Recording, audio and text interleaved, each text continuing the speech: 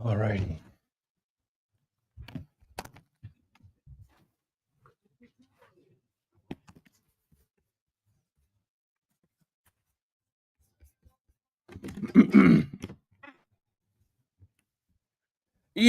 Let's get right into it. New York City is one of those nights. Tonight, your New York Knicks could wrap up the series.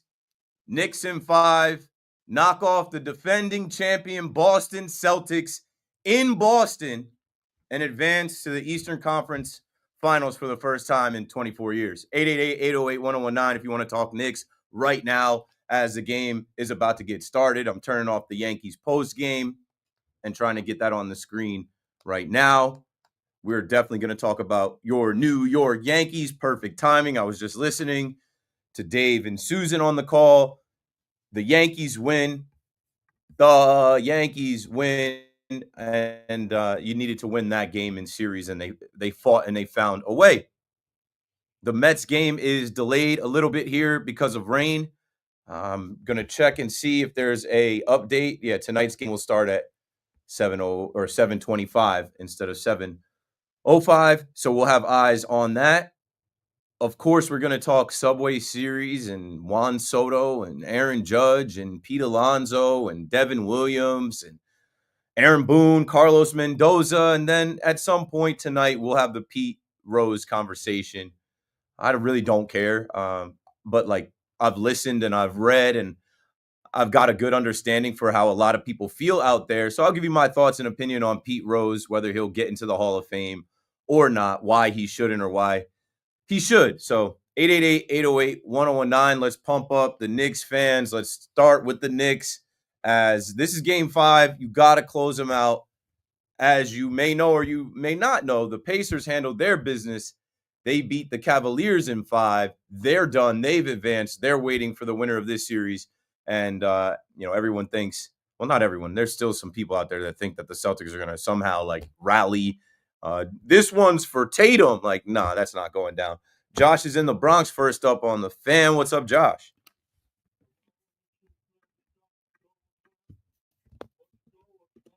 Like a birthday present, send it home, and take on Indiana.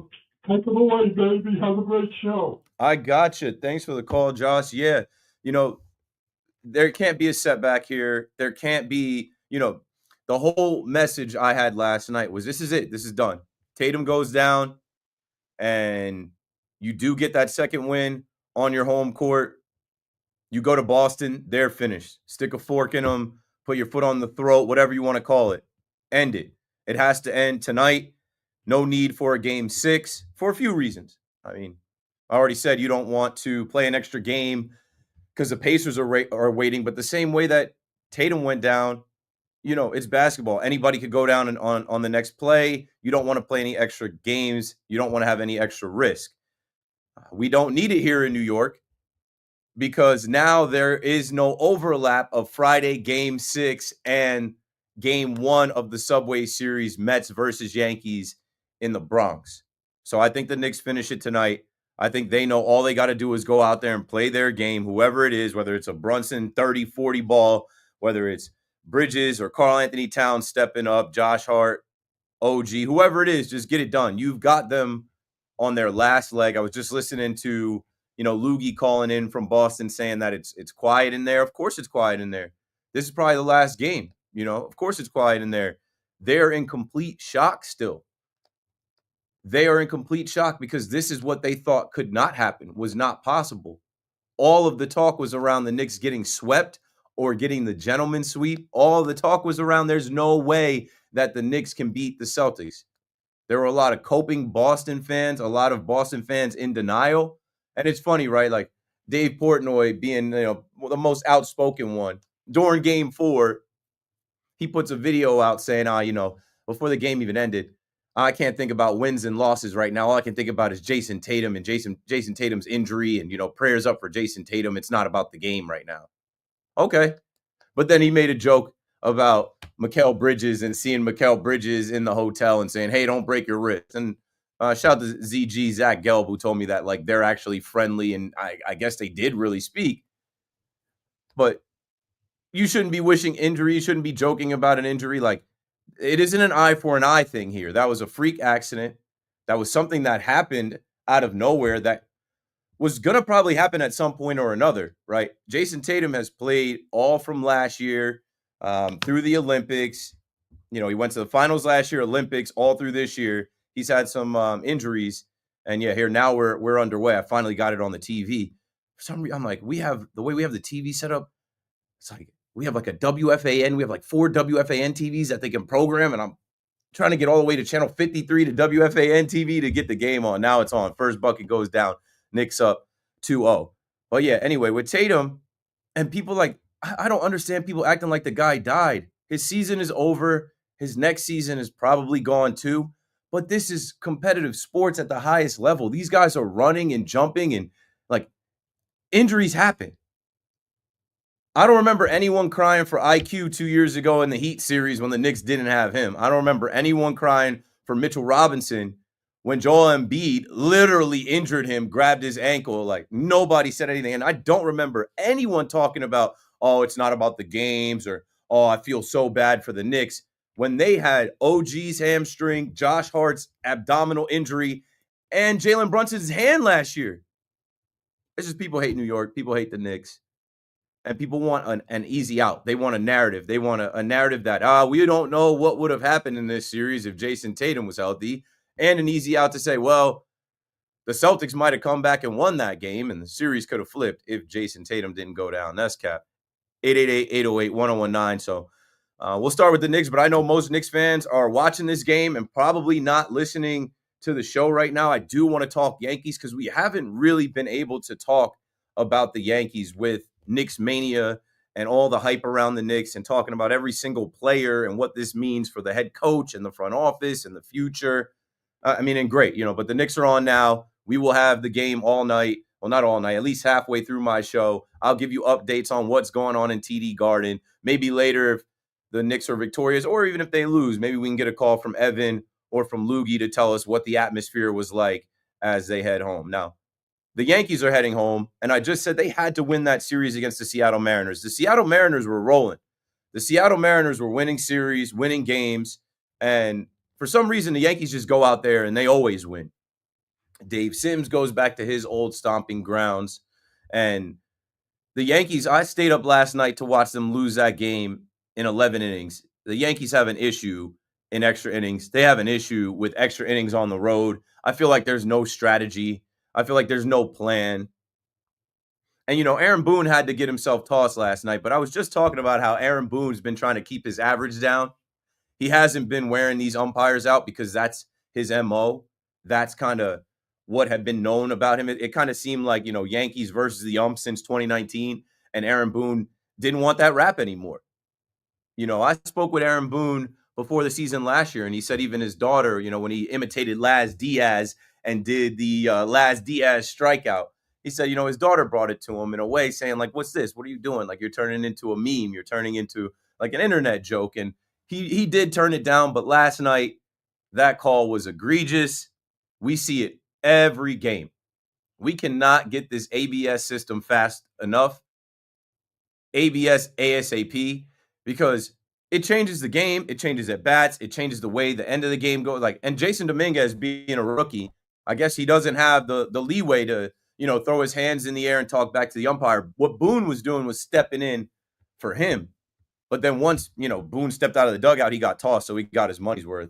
888-808-1019. And then coming into today, Will Warren, another young guy I've been impressed with. Just when you're looking at the Yankees rotation, like, this is patchwork, this is not good. They DFA Carlos Carrasco. They got to turn Ryan Yarbrough into a starter. Marcus Stroman had a setback. He's not coming back. You've got back-to-back performances out of young Will Warren, who has certainly found his stuff, the stuff that we were seeing in spring training, his strikeout stuff. He just had his season high in strikeouts in Sacramento against the A's. He just topped that today. And I've been saying this the entire season. When Will Warren is on the mound, I don't know what it is, TWTW, the will to win, the will to Warren. They have a chance. When Will Warren is on the mound, even the games that he's lost, you can go back and look at those games and say, those are games that the Yankees could have won. different from the games that the Yankees could have won that were blown late by Devin Williams or Mark Leiter Jr. or the bullpen. But what I'm saying here is Will Warren, they can't quit on him. They got to keep working with him. They got to keep going. I mean, he was rolling today. He had multiple strikeouts in a row. He got out of that fifth inning, and I'm like, good, great. Now steal the game. And part of stealing the game is knowing when to pinch hit guys. Shout out to Aaron Boone. I know we don't give Boone a lot of credit. I know we don't shout out Aaron Boone for defending his guys, right? And then that carries over into today, knowing when to send in Goldie Knox, Paul Goldschmidt. You send in Goldschmidt, and Goldschmidt is ready. Shout out to the live chat that's watching right now. We were in the live chat yesterday for Dinger Tuesdays talking about who we should bet on. And I think it was Adam G who said to bet on Goldschmidt. We were just a day early and $1 short. Goldie homers today. And, man, Judge had to silence the critics. I've called Judge the silencer, and I'm so glad that he got one. He had some shaky at-bats. He was chasing a little bit. It seemed like, give credit to the Mariners. They have good pitching. They have a good plan of attack for the best hitter in the game, one of the best hitters all time. They had Judge looking human, but Judge is superhuman. When you need him, there he is, all rise in the 8th inning with the game and the series on the line. Judge homers, and that's the difference in the game. 3-2, Yankees win. And he just quiets a little bit of that chatter on Yankees Twitter. He quiets just a little bit of that conversation about his at-bats and how he fares against elite pitching and, what time of the games he homers, if he's clutch, if he's not clutch. Now, we're going to need Judge to be clutch this weekend coming up. And I'm glad that the Yankees are going to have a happy flight. I'm glad that the Yankees have won the series, have won multiple series now after they had lost some series. They kind of had a little bit of, some early bumps in the road here. But here comes the biggest series of the year in Yankee Stadium. Here comes the biggest series as far as Subway series in the regular season that I can remember. And it's obviously because of Juan Soto and the whole back and forth between Yankee fans and Met fans. So today, I'm looking at lineups, and the lineup comes out, and I notice Juan Soto is not in the Mets lineup. And I said, it's his first day off. They have the off day tomorrow, and Juan Soto is not in the lineup. Obviously, the Mets have already taken 2 games from the Pirates to take the series. The Mets have the best record in baseball. They're in first place. But as many people use the term rent-free, as many people talk about Juan Soto being in Yankee fans' heads, the Yankees are in the Mets' head. The Yankees are in the mind of Carlos Mendoza, David Stearns, whoever's decision it was. Why now are you giving Juan Soto a rest? I know. For his mental health, his physical health, double off day. Maybe he pinch hits tonight late if the game is on the line and, they got to steal one. He wouldn't be my guy to pinch hit. But anyway, resting Juan Soto here shows me that they're very mindful of what Yankee Stadium is going to be when he returns, and they should be. Resting Juan Soto the day before an off day shows me that they're like, hey, we want you to be fresh. We want you to be ready to go. You have been pressing at times, and we don't want you to press in this series because that place is going to be loud.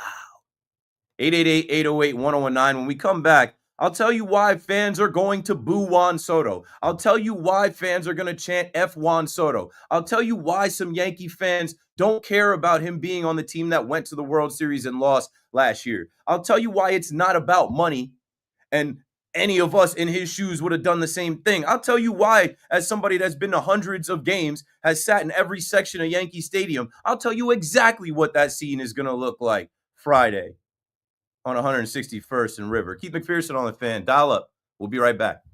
Oh,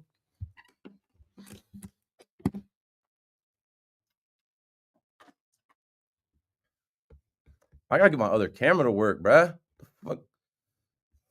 I just come in sometimes and it's like I don't have enough time. I don't have enough time to get in here and get set, bro. Like Morash and Tiki were just in here 20 minutes ago. Let me see if I can flip my camera. Give me a second, yo.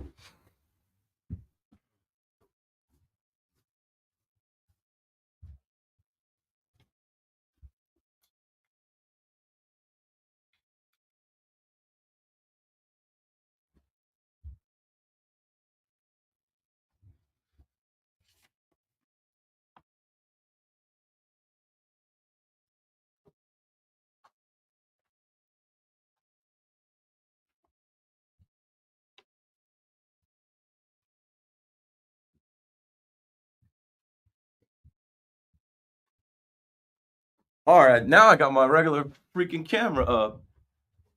I think the wire is shortening out on me a little bit here. For the 9 o'clock hour, Yeah. 3 breaks. For the 11 o'clock hour, we have 3 breaks. Okay. The rest of them we're just gonna do the 2. okay. All right. So they can be at like 20 and 15, 40, or it could be 30 and the top 20 and 40, I think, because I just took that one at 15. So Yeah. the next one at like 7:40. Yeah, that's perfect. And then for 8 o'clock, you can decide. You can switch it up. You can do the same thing.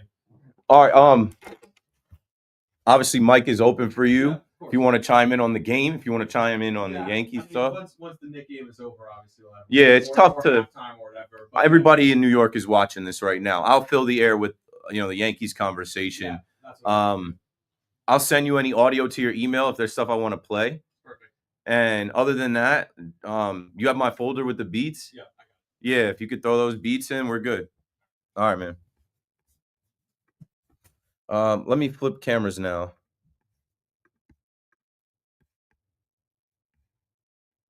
Yeah. Oh, that's better. You can't be all close. Can't be all close on the cam, bro. Let's see.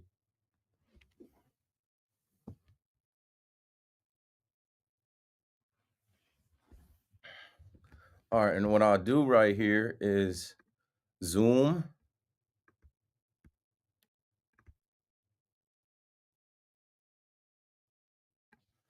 How I look? I look fresh. Y'all like the New York or nowhere fit? Got the khakis, but they're a little off khaki color. Got the Uptowns. Got the all white G Fazos. Got the braids still intact. I ain't take them out. Fade still faded. All right, we good. We good. Hold on. Let me lock the camera up. Lock here. Lock here.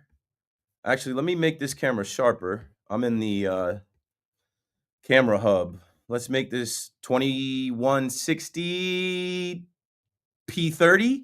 Oh. Oh.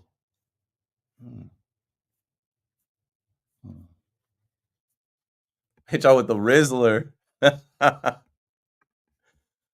right. Now we're good. Number to dial if you'd like to join the show, 888-808-1019. I'm going to do this till 12 o'clock. We're going to talk about everything from the Knicks to the Yankees, Mets, the series they just cut. Oh, Derek White. The series that the Yankees just came out of, the series that the Mets are in. We'll also talk about the Subway Series coming up. And how could I not talk about Juan Soto and his effect? Pete Alonso versus Devin Williams. What color I want to use out here today? Black? Yeah, let's go black.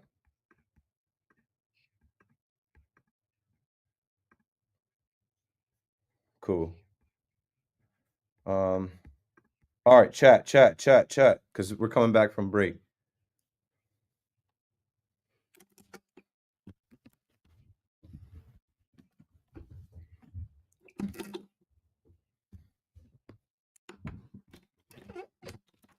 All right, getting set up.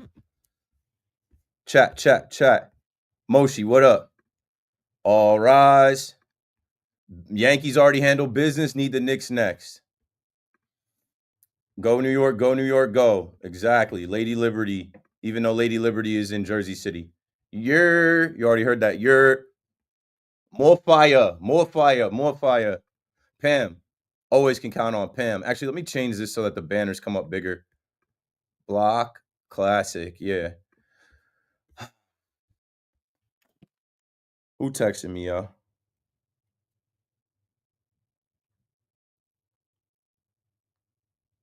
All right, we're coming back.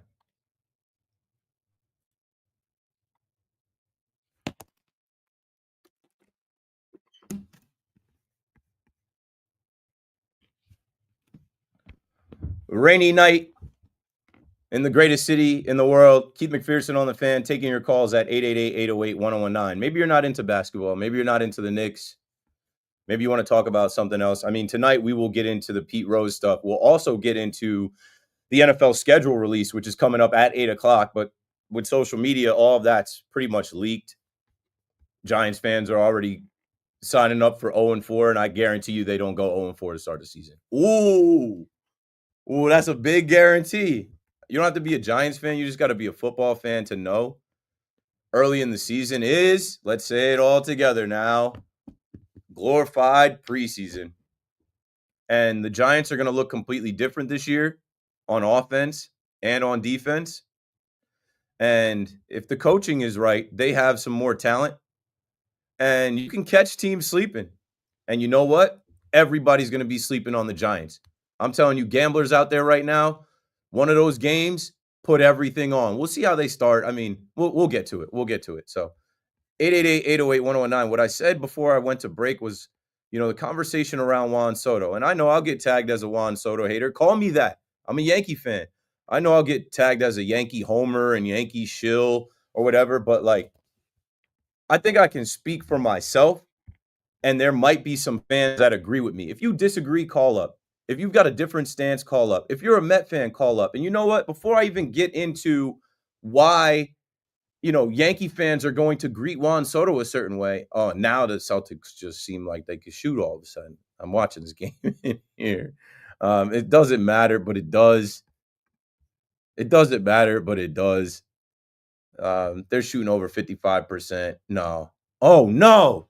Oh, no. Josh Hart just went down. His face is full of blood. I can't even. Oh, no. His face is cracked open. He's got to leave.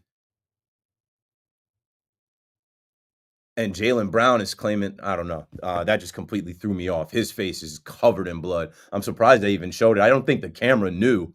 His face is cracked open. He's got to get a new jersey. He's covered in blood. Let me see this. So the foul, did they call a foul on Brunson with Brown? The foul's on Cornette, I guess.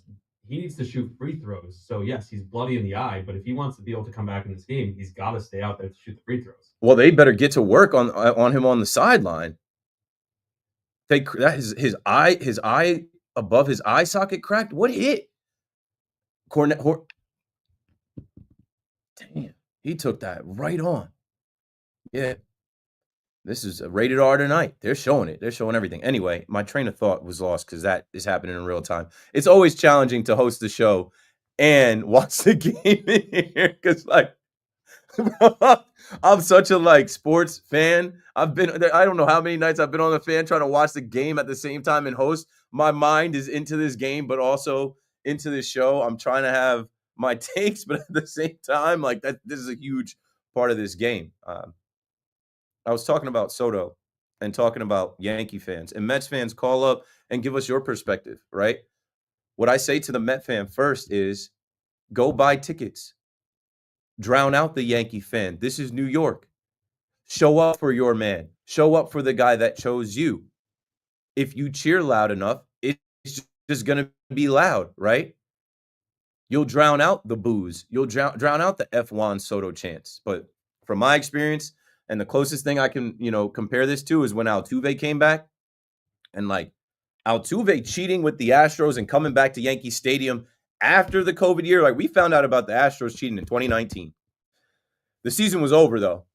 So then we wanted to see them in 2020. COVID hit. They didn't come back. People don't forget. It took almost 2 years, 2021, for Jose Altuve to come to Yankee Stadium. And have to, hear it from fans and have to deal with it. And like that was Yankee fans' way of trying to make him pay because Major League Baseball didn't. Now put a pin in that one because we'll get back to the Astros and the cheating and MLB not making them pay. We'll talk about integrity of the game, right? Because there's so many people talking about Pete Rose and the integrity of the game. Don't leave out the cheating Astros when you talk about the integrity of the game being compromised. 888-808-1019. Let's take calls because we have calls. And I will give you my full-on reasons why I believe Yankee fans are going to be very loud and nasty and negative, and there is no turning your back. There is no being quiet. There is no ignoring. Why would you come to the game? Why would you pay that much money to be there live for Juan Soto's return and not go there to absolutely wear this man out, heckle him, try and get him uncomfortable? You know what I'm saying? I think I saw John Boy suggested to chant, "We have Grisham." Grisham's better. That's not going to hit, though. I just know from my experience. Now, maybe the Creatures could coordinate in 203 because, like, they all know it. But to get a whole section in Yankee Stadium to chant, or even the whole stadium, you'll never get the whole stadium to chant anything outside of, like, F. Altuve, which I was there for, or "Let's go Yankees," or "Oh, oh, oh, oh, oh, oh." You can get the whole stadium to do the wave easy. I've got a big problem with that, but it is what it is. Take the wave to Shea. Take the wave to Shea. No, but we have Grisham. I think that would be great, especially since last year, some goofy Yankee fans during the Dodgers series, which came in June, that was the first time we saw Juan Soto miss a game. He's already out for the Mets because they got to, use kid gloves with him and prep him and make sure he's okay to go into the Bronx. Yankee fans, just a few, but loud enough for you to hear it on TV, chanted, "We want Soto," when Trent Grisham was at bat. That rubbed me the wrong way. I wasn't at that game because by the time Sunday Night Baseball came, I had no voice from fighting Dodgers fans in the stadium the 2 games before. But I was so disappointed to hear Yankee fans chant, "We want Soto." Soto was on the bench, and Soto is a 1-year guy. And Soto don't love you like that. Trent Grisham is out there in the pinstripes. And look at Trent Grisham now. So, yeah, if some of you want to chant some Trent Grisham stuff at Juan Soto like he's going to care, like what he doesn't, like what he makes isn't, 10 times what Trent Grisham is going to make, like he's not going to care about that. It's valid, though. Like I understand John Boy and Jake on Talking Yanks being like, "We have Trent Grisham." And let me say this before we take a call. What'd you say? Another homer today. He was close. Julio. Trent Grisham's been amazing. What I'll say is this worked out for both parties. This worked out for both sides. The Yankees have replaced Juan Soto's production that fast. And if the Yankees don't get Max Fried, I don't know where we are right now in this early going in the season. And for the Mets, just that feeling you had like you won the World Series because you took something from the Yankees, because you listen to Yankee fans like Keith McPherson tell you no way would Juan Soto want to be a Met. You listen to all these Yankee fans tell you how we're going to give him a blank check. He's never going to leave. He got to hit in front of Judge. He got to wear the pinstripes. No way would he go across town. Like you won. You got that feeling of like, yes, somebody actually chose us. And we'll get to more of that. And that is baked into the reason why some Yankee fans hate Juan Soto. Jeff is in Middlesex on the Fan. Go for it, Jeff. Hi, Keith. This is the first time I've ever called the station, but it's only because some I don't know what you want to call him, person called last week and abused you for you talking about your family and your past and your life. That's the reason I listen to the show, because I'm in the car all night during most of all your shifts, and you make me feel like I'm listening to a friend talk.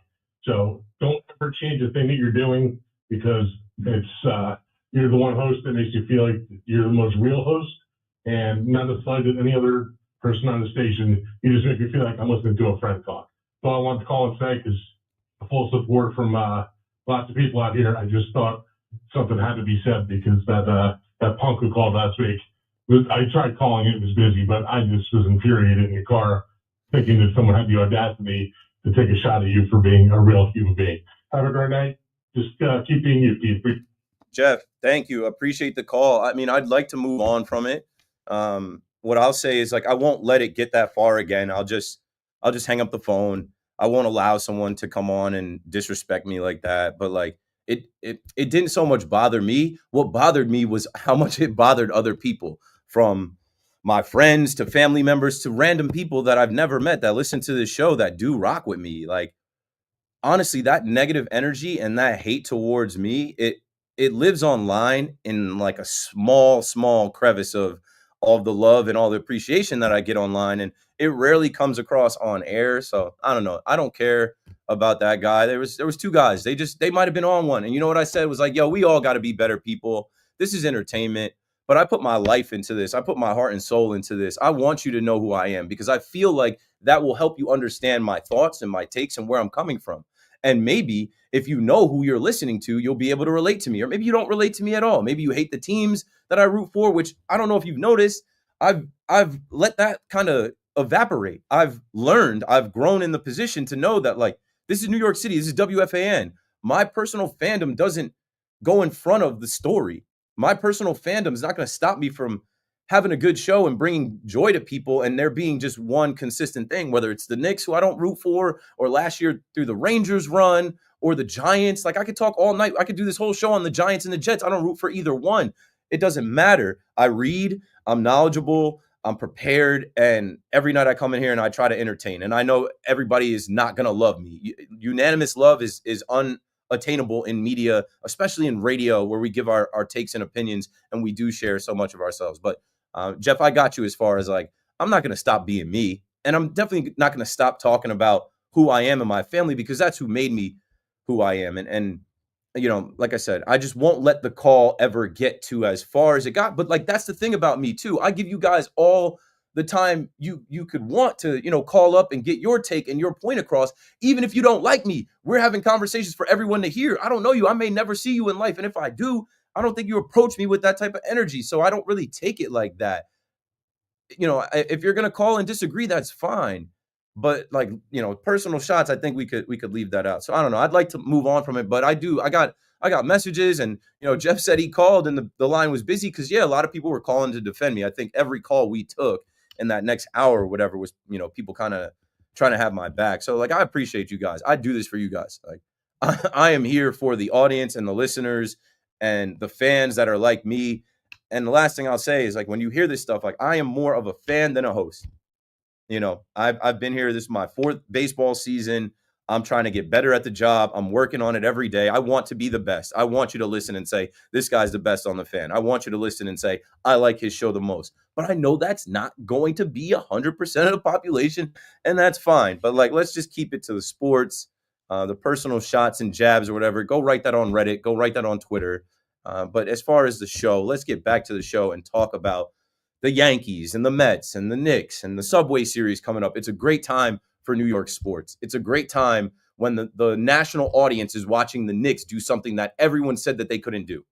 The national audience is looking at 7th Ave and seeing a mob of Knicks fans celebrating, chanting Knicks in 5.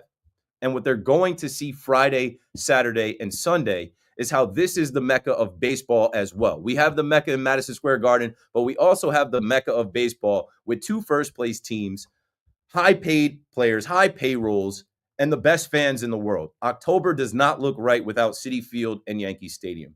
We got to see it last year. I think we got a good chance of seeing it this year. And now we get to see a Subway Series, which every year, hey, Keith, would you want to see a World Series, Subway Series? No. But like, let's see what this 3-game set looks like. The first time we've had a 3-game set since 2021 in the Bronx. There's so many narratives and storylines from who's pitching to obviously Juan Soto Judge. You know, will Pete Alonso face Devin Williams? And I've said this since the whole Juan Soto thing went down. The New York Yankees will approach these games like they really matter. And I think in the past, they've approached these games like they were just any other opponent. And I've talked about Jahmai Jones and J.D. Davis and, you know, pinch hitting Joey Gallo or setting up your pitching where your best pitchers aren't lined up or not rushing Giancarlo Stanton back. There were just so many little things over the years where I'm like, the Yankees are not just underestimating their opponent. It's just like another day. It's just like another day in the ballpark. But I don't think they'll have that kind of energy with these 3 games coming up. You've got Carlos Rodon, Clark Schmidt, and Max Fried lined up. And I think the Yankees are going to be juiced up to put on a show for their fans and get some bragging rights for their fans, because that's all it really is. It's just early bragging rights. And reminder, Yankee fans, the Mets swept us last year, so we need to just get on the board again. We just need to get in the win column again. James is in Ocean Point on the Fan. What's up, James? Hey Keith, how's it going? I really appreciate that you're fired up for the Yankees series. I'm a Mets fan, and you know I just love it. You guys are still worried about what you're gonna do for Juan Soto. We don't Not worried. like. Yeah, I mean it's been like 20 minutes of you talking about whether or not he'll get booed, and No, he will get booed. it's really you know. I mean, you guys can have Trent Grisham, but I'm very happy with where the team is, and you know. Are you happy with Juan Soto's performance so far to start the season? It's been worth the return on investment. As Paul Skeen said, his slump is still good. Yeah, he kind of was talking about Lindor and Alonso. He kind of grouped those guys together. Yep, that's what we did. That's what Uncle Stevie did, and I don't really care about his investment. It's his money, you know. Beer's still going to cost $15 at the stadium, but you know, Juan Soto is going to be a Met until I'm 46. That's hilarious. It is hilarious. That's a long time. Thanks for the call, James. It is hilarious because he's the highest paid player by a lot, and I don't know if you could say he looks like what you thought he was going to look like. I know that I could say last year he had a better start to the season, and he looked like Juan Soto. It looks like there's something a little off with Juan Soto this year. I don't know if it's the Supreme Court of Soto, right? When he had his press conference, he talked so much about family and how much there was a family environment. Your family doesn't go on the field with you. They can't help you hit. They're not in the batter's box. They can't help you field. So it's good that they got a suite. You know, the Yankees weren't going to give a suite. But, like, now you got to perform. You got to post. You got to play. And Juan Soto's giving you some 2-homer games. And don't get me wrong. How many times have I told you Juan Soto is Juan Soto? He's going to be Juan Soto. And I think he'll respond well in this environment. I think this is all healthy. I think this is good for baseball, good for the city, good for the Yankees and the Mets. It isn't the Yankee fan worrying about what we're going to do.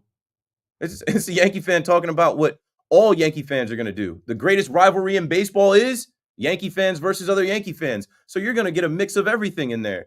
Somebody might roll up with a sign that says, "We love you, Juan," and be wearing a pinstripe 22 jersey. I've already seen the Juan Soto, King of New York signs. Juan Soto, the Bronx still loves you signs. But I'm telling you, there's going to be also people in there wearing shirts that say F Juan Soto. And that chant is going to ring out like F Altuve. It's a fact. It's going to happen.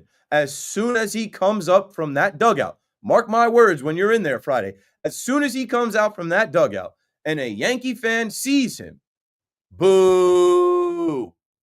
There's no debating. There's no calling for fans not to boo. There's none of that. He's going to get booed. And I know I said for a while, I don't know if I'm going to boo him or not. It's got to be something that I got to feel in there. I'm probably going to boo him. If I hear boos, I'm going to join in on the boos because it just sets the atmosphere. It's just going to make it that much more of like, yo, he is a villain, right? This guy is a villain to Yankee fans. And before I give you my full, reasons why, stay tuned for that because we still haven't gotten to that. When we come back from this next break, I'll lay out like 3 to 5 reasons why Yankee fans don't rock with him. But I'll always remember Game 5, and I've blamed him for this jokingly, but that 5th inning started. There was a single to right field. Juan Soto's hand was the first hand to touch the ball, and that Boris Corp juju that he put on the ball, as a guy that already had his speech ready, because if the Yankees got swept, he would have been prepared to tell everybody, "Oh, I'm available to all 30 teams." I'll always remember coming back from that game, coming here to WFAN, listening to the extended post game, listening to how the players were sobbing, how players were crying, embracing, hugging, how down they were after collapsing like that. These guys were 1 foot in the air back to LA thinking that they were going to force a game 6. But there was one guy on the team that turned his hat to the back and started campaigning. He became a free agent. He was no longer a Yankee. And that was Juan Soto. And right there is where it started for me. Right there as I watched Juan Soto hold court. And many media members ask him questions about Steve Cohen, about the Mets. Right there was where I was like, okay. This guy on brand is all about himself and the money. And they asked him about the bleacher creatures and the roll call and the pinstripes. And he turned that question around so fast. They asked if that would matter to him. He said, no, it should matter to management. It should matter to ownership upstairs. Keith McPherson on the Fan. We got plenty to do while the Knicks are playing. It's 32-30 Knicks at the end of the first quarter. The Met game is just now underway. In the bottom of the first, it's 0-0. We'll keep eyes on both games. We will talk about the Subway Series, Juan Soto, the Yankees, the Mets, the Knicks, and of course later we'll get into Pete Rose and the NFL schedule release. This is KM to AM. We'll be back right after this.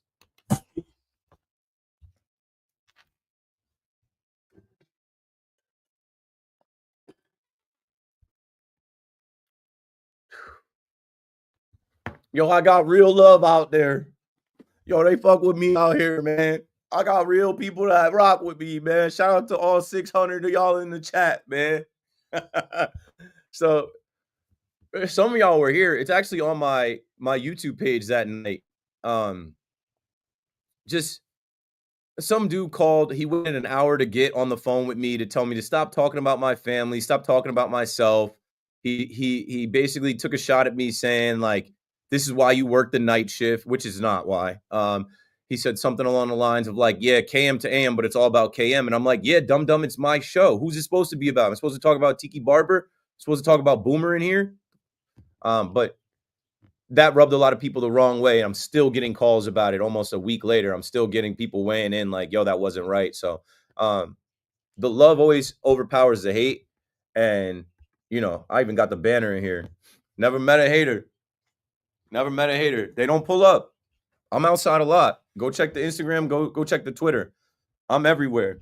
I do events. I'm at games. I never met a hater. Nobody has ever approached me with that negative energy. Not one person. This has been 4 years of being on the radio. You know how many people I've met? There are people in the chat right now that have met me in real life. I've never met someone that walked up and been like, you suck. Your show sucks. You're the worst. Like it doesn't happen. Those people only exist online. So back to the chat. Levi, what's up? Keith, have a great show. Appreciate you, Jack. KM to AM, you all ready. The 5-hour KM to AM. Must win for the Knicks. Close them out. Close them out tonight.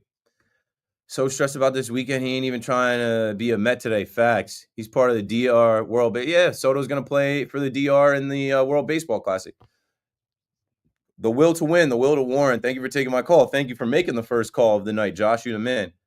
Yep, to call KM to AM, he got right on. They will boo Soto. I know it. Of course they will. Of course they will. You're a villain. You're an enemy now. You're not with us. Will you be at the game Friday night? Of course I will. If so, Hard Rock, 7 p.m. First round's on me, bro. Let's go Yankees. I'm not drinking because I got the show after on Friday, but I'll pull up and say what's up. I'm always in the Hard Rock. Tell Chris, the manager in there, to text me and I'll pull up. Yes, you look great. I look real good today. I look real good today.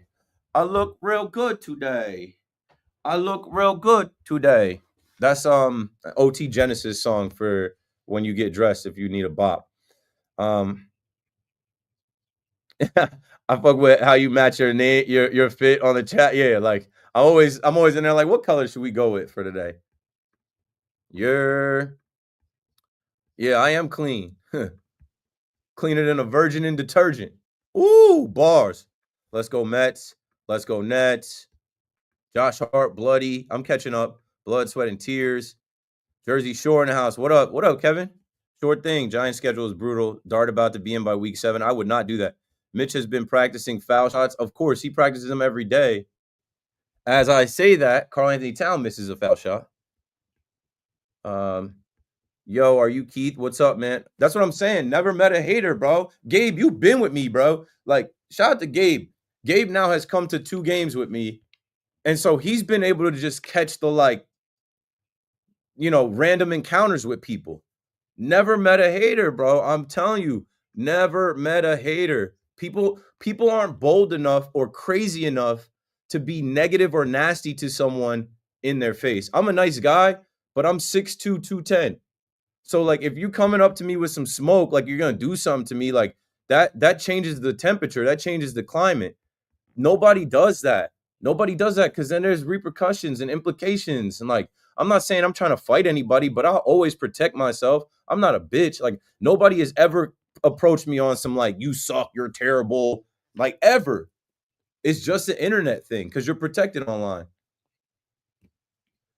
You're protected on the interwebs. Yeah, and I don't even call people fans of me. I'm not big like that, but I have real love from people that rock with me. Appreciate it.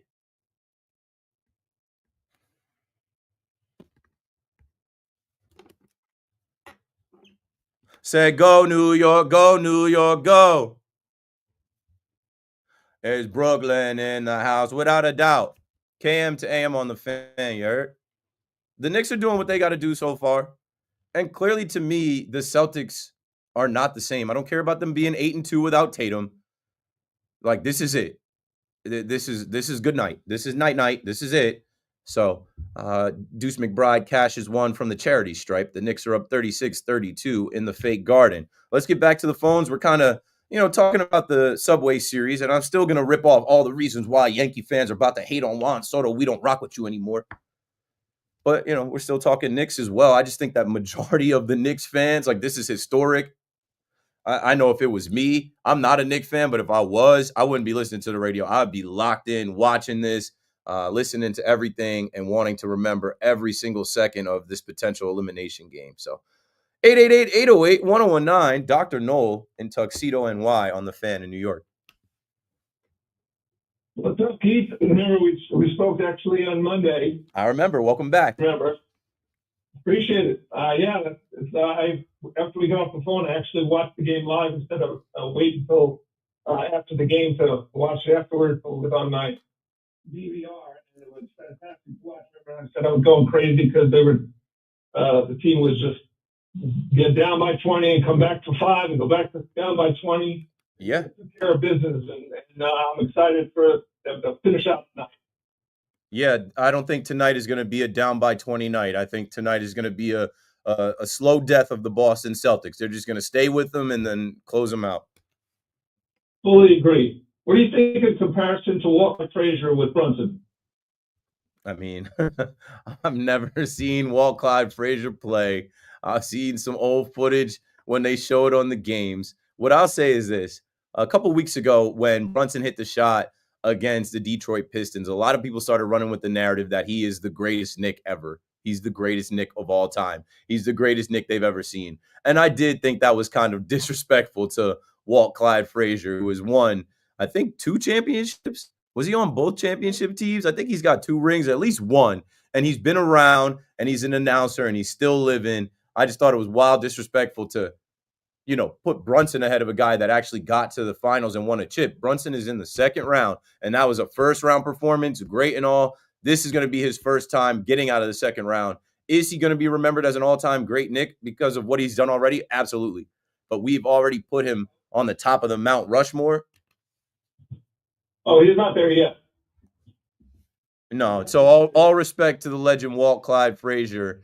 I can't say that. I'm not a Knick fan. I'm not old enough to even kind of think about watching Walt Clyde Frazier. My favorite Knick of all time is J.R. Smith. Well, that's a good one. 57. I'm 57, so I got to see a little bit of the Knicks as a kid. And definitely, Walt was just unbelievable to watch, even as a young kid, not necessarily knowing very much at that time. But yeah, I got to get a photo with him. I was at a game 2 years ago, and I got to get a photo with Walt, and it was awesome. He's just super guy. Hey, by the way, did you? You probably didn't speak because you're on the radio, but my nephew's band had such a great time playing at halftime, and they said they had an unbelievable experience. What was the name of the band again? What was their name? Laundry Day.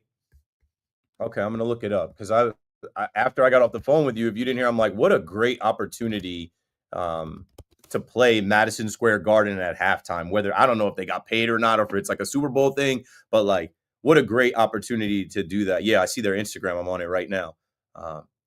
Awesome, great for them. They're getting, and they're not big time yet, but they're doing really well. So they look young, like they look like they're all under 30, so they got time.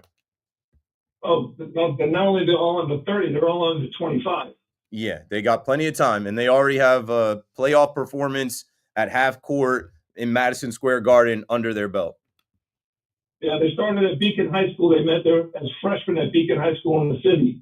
And so they've been together for 8 years already, and they've got 6 different albums, and they've traveled to Europe, and they've traveled to the United States, and they're doing all kinds of shows at colleges and stuff. So they're doing a really good job. Yeah, they look great. I just followed them. Thanks for the call, Dr. Knoll. So it's actually like I searched Laundry Day, but their Instagram is Daundry Lay. So they just switched the first L and the first D in the 2 words and flipped them. So Daundry Lay. They have 2,401 followers on Instagram. I just broke 23,000 today, and I told at least 5 people about it. 241,000 followers. These kids are under 25. You know what it is? Just from looking at it, they're real New Yorkers. I can't listen to the music right now, but I'm going to. I think they just have a real New York vibe and presence about them. They're young. And you know what? You don't see too many of these bands anymore. When I was growing up, it was like garage band, not on the MacBook, but like guys playing in a garage, like somebody being on the drums, somebody being on the bass, somebody being on the, somebody being a lead singer. Like you don't see too much of that anymore. So, man, good luck to these kids. They might be the next big thing out of the city. They're already performing at Madison Square Garden. 888-808-1019. Yeah, I can't jump and say that Brunson, I can't compare him to Walt Clyde Frazier. I never saw Clyde Frazier play, but I can't say that Brunson is until now they win tonight and he gets them to the Eastern Conference Finals. That's something that hasn't been done in 24 years. I saw maybe one of the Knicks accounts posted Rick Brunson on the bench with the Knicks in 2000, and then also now, him in 2025 on the bench as a coach. Like, that's crazy to think about, like, your son becoming this guy. And, also in my notes from Knicks Everything, I have these stats from Brunson, right? Hoops Hype.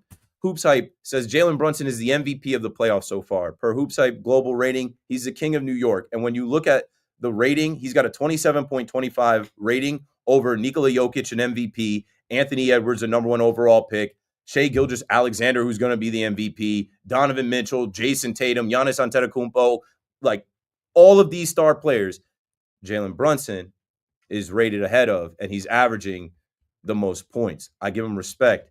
Adam Silverstein wrote on Twitter, this is insane. 4th quarter points through the first 10 games of one NBA playoff since 1997. Jalen Brunson and his performance in 2025 with 102 points ranks above 2003 Kobe Bryant with 100 points, 2001 Kobe Bryant with 100 points, 2023 Steph Curry with 99 points, and 2008 Kobe Bryant with 99 points. So that tells you he is at the elite of elite closers in this game, right?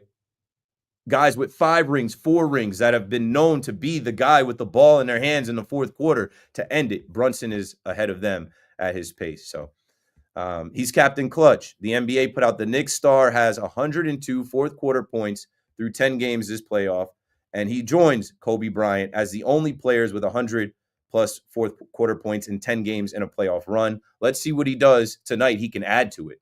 Brunson has the most 35-point playoff games in the entire NBA since joining the Knicks. That was put out there by Real Sports. And yeah, just more flowers thrown his way. Jalen Brunson became the fastest Knick to reach 1,000 career playoff points.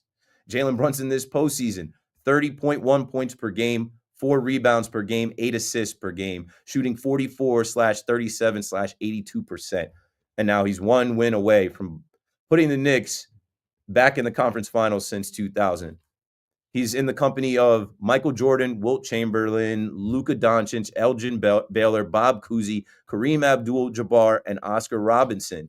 Through their first 34 playoff games with the franchise, only 8 players in history have been able to surpass 1,000 points. So that post is on Instagram under Knicks Everything. Shout out to them. They do a great job curating stats and data and stuff. I had to pull that from them. I was scrolling and I saw that. I'm like, what this guy is doing, and let alone he's doing it at 5'10", smallest guy on the floor, never seen him dunk, big body Brunson they call him. Like, what we are seeing with this Knicks team is powered by the heart and soul of the team, the captain of the team, the most clutch player of the year, Jalen Brunson. Now it's 42-35 Knicks with about 8 minutes to go in the first half.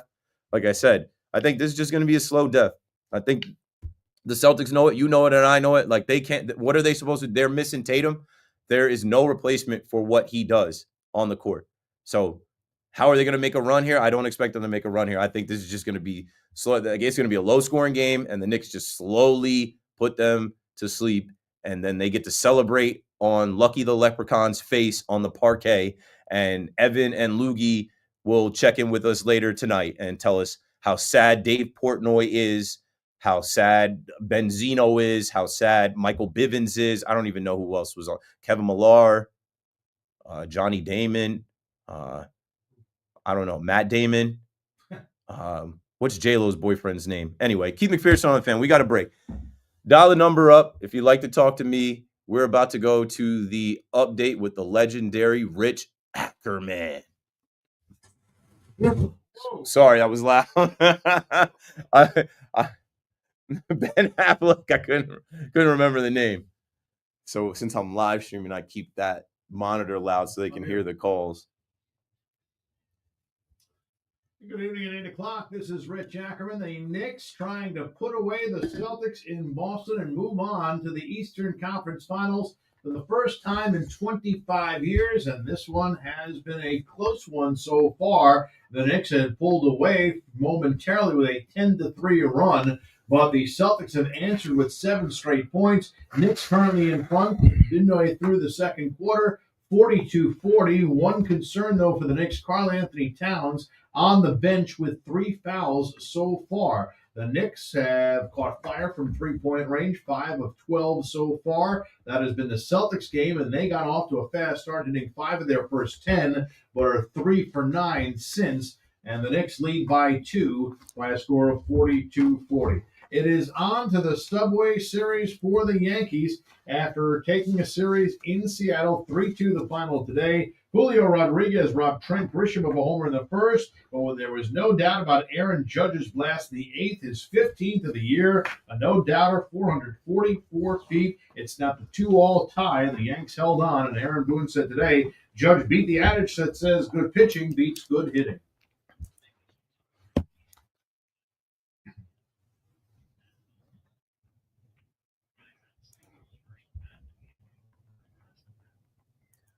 Paul Goldschmidt came off the bench in the 7th with a pinch hit home run, his first since his rookie year. Right now at Citi Field, the Pirates lead the Mets by a score of 2-0 in the bottom half of the second inning at Citi Field after this one was delayed about 15 minutes for rain earlier tonight. The NFL schedule is out. The Jets have back-to-back weeks in Florida before heading overseas in Week 6. They'll face the Bucs in Tampa in Week 3, the Dolphins in Miami the following week, and then Week 6 in Europe. The Giants will open the season in Washington, kicking off a very first tough month. They will host the Chiefs Sunday night in Week 3.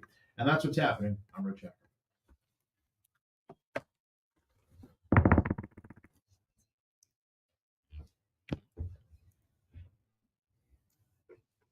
New York and Odyssey Sports Station. You're juggling work, life, and imploding. All right, I'm seeing you. We get it. Hear him say. We got you. No sports, no filter. The Fan, 101.9 FM, and always live on the free Odyssey app. Lakewood.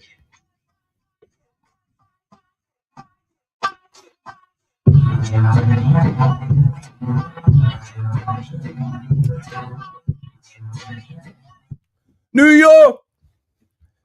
Queens, get the money. Well, we're about to get the money in the Bronx first. Keith McPherson on the Fan. Let's get back into the conversation around the Subway Series. Here's why Yankee fans are going to boo Juan Soto. There's so many things. It's not about his contract, right? $760 million is enough for anyone to be a Yankee. John Sterling told me that when he was on air with me. He said, well, clearly he didn't want to be a Yankee. I didn't want to offer him $760 million, but Hal Steinbrenner did, because Hal Steinbrenner heard the fans and understood how much fans wanted this guy, how much this guy helped Aaron Judge and the team get to the World Series, how clutch this guy is. So It's not about the money, and it's not about fans that were in Juan Soto. Like, what are we talking about with that? Stop using that as an example. If you were in his shoes, you do the same thing. We'll never be in his shoes. We'll never get the opportunity to choose between 765 million and 760 million. But it wasn't just the money. And if you do want to lay out the money, the Mets contract was masterful. It was much more. The actual value of $1 million suite every year for 15 years, security detail, a shopping spree for your mom whenever she would like, a clothing allowance. That's a lot of money on top of the premium seats in the Clover Field Club that you're getting. The Yankees weren't doing that. The Yankees are about their business. And the Yankees have had so many legends come through. Juan Soto is not bigger or better than the legends of the past or the legend that they have on this team now. Could you imagine the Yankees right now with Juan Soto in right field? We wouldn't have seen so much of Trent Grisham. We wouldn't have seen so much of just what we have right now with Aaron Judge being Aaron Judge. He'd have to play center field. Maybe he doesn't have the same start to the year. Trent Grisham would be glued on the bench. They wouldn't play him in left field. Maybe we wouldn't see as much of Dominguez because Cody Bellinger would be there more times than not. So everything worked out for both sides. Juan Soto was a need for the Mets. When you have the richest owner in the sport who has spent money and burnt money on guys like Max Scherzer and Justin Verlander, and now it was time. Go get the highest paid free agent ever. Go make that deal to have the largest contract in the history of American sports. Good. But what it was for the Yankee fan, and I can't speak for all Yankee fans, but the one that I talked to and the ones that I talked to and myself, this guy was showered with love. He was boo-proof. No one is boo-proof. Judge, Hal. I don't know how many times I told you I was in there Derek Jeter night. Hal walked out with a check for Jeter. The fans booed him, and I think it was over the trade deadline or somebody that they didn't get or whatever. Juan Soto was boo-proof. Fans would not boo him because they wanted him to come back. He had the loudest roll call. Juan Soto, louder than Aaron Judge. So those fans showed you all that love. You came out there every game, and it was lit from start to finish. Those fans bought your jersey. Those fans backed you up. They followed you. They hyped you up. They put you on this level that made you so appealing to the team across town. And it's the way that you left. Like I said, after the World Series, where every Yankee fan was destroyed, crushed, because the Yankees brought us up to the highest of highs, thinking, hey, we're about to force a game 6, and then they unraveled in the 5th inning. After that game, I think the way that he handled his press conference was in bad taste a bit. I think that he could have handled that differently. We know that you're the prize free agent on the market. You don't need to hold court in Yankee Stadium. That was one of those, if George was alive moments, George would have came right down there and shooed him away, got him along. Hey, enough already. You're holding court for all of these media members about Steve Cohen in my building, about the Mets in my building, about you being available to all 30 teams. You're not available to all 30 teams, Juan. Don't lie to us. We watched the game. You're not going back to Nationals Park. You're not going back to Petco Park. There was only one place that you were going to go if it wasn't the Yankees. And it's about the way that you did it. 888-808-1019. In our darkest, lowest moment, you were good because you were one step closer to the money. And then when you did take the money and we learned about, which some fans still think is just a $5 million difference, it's not.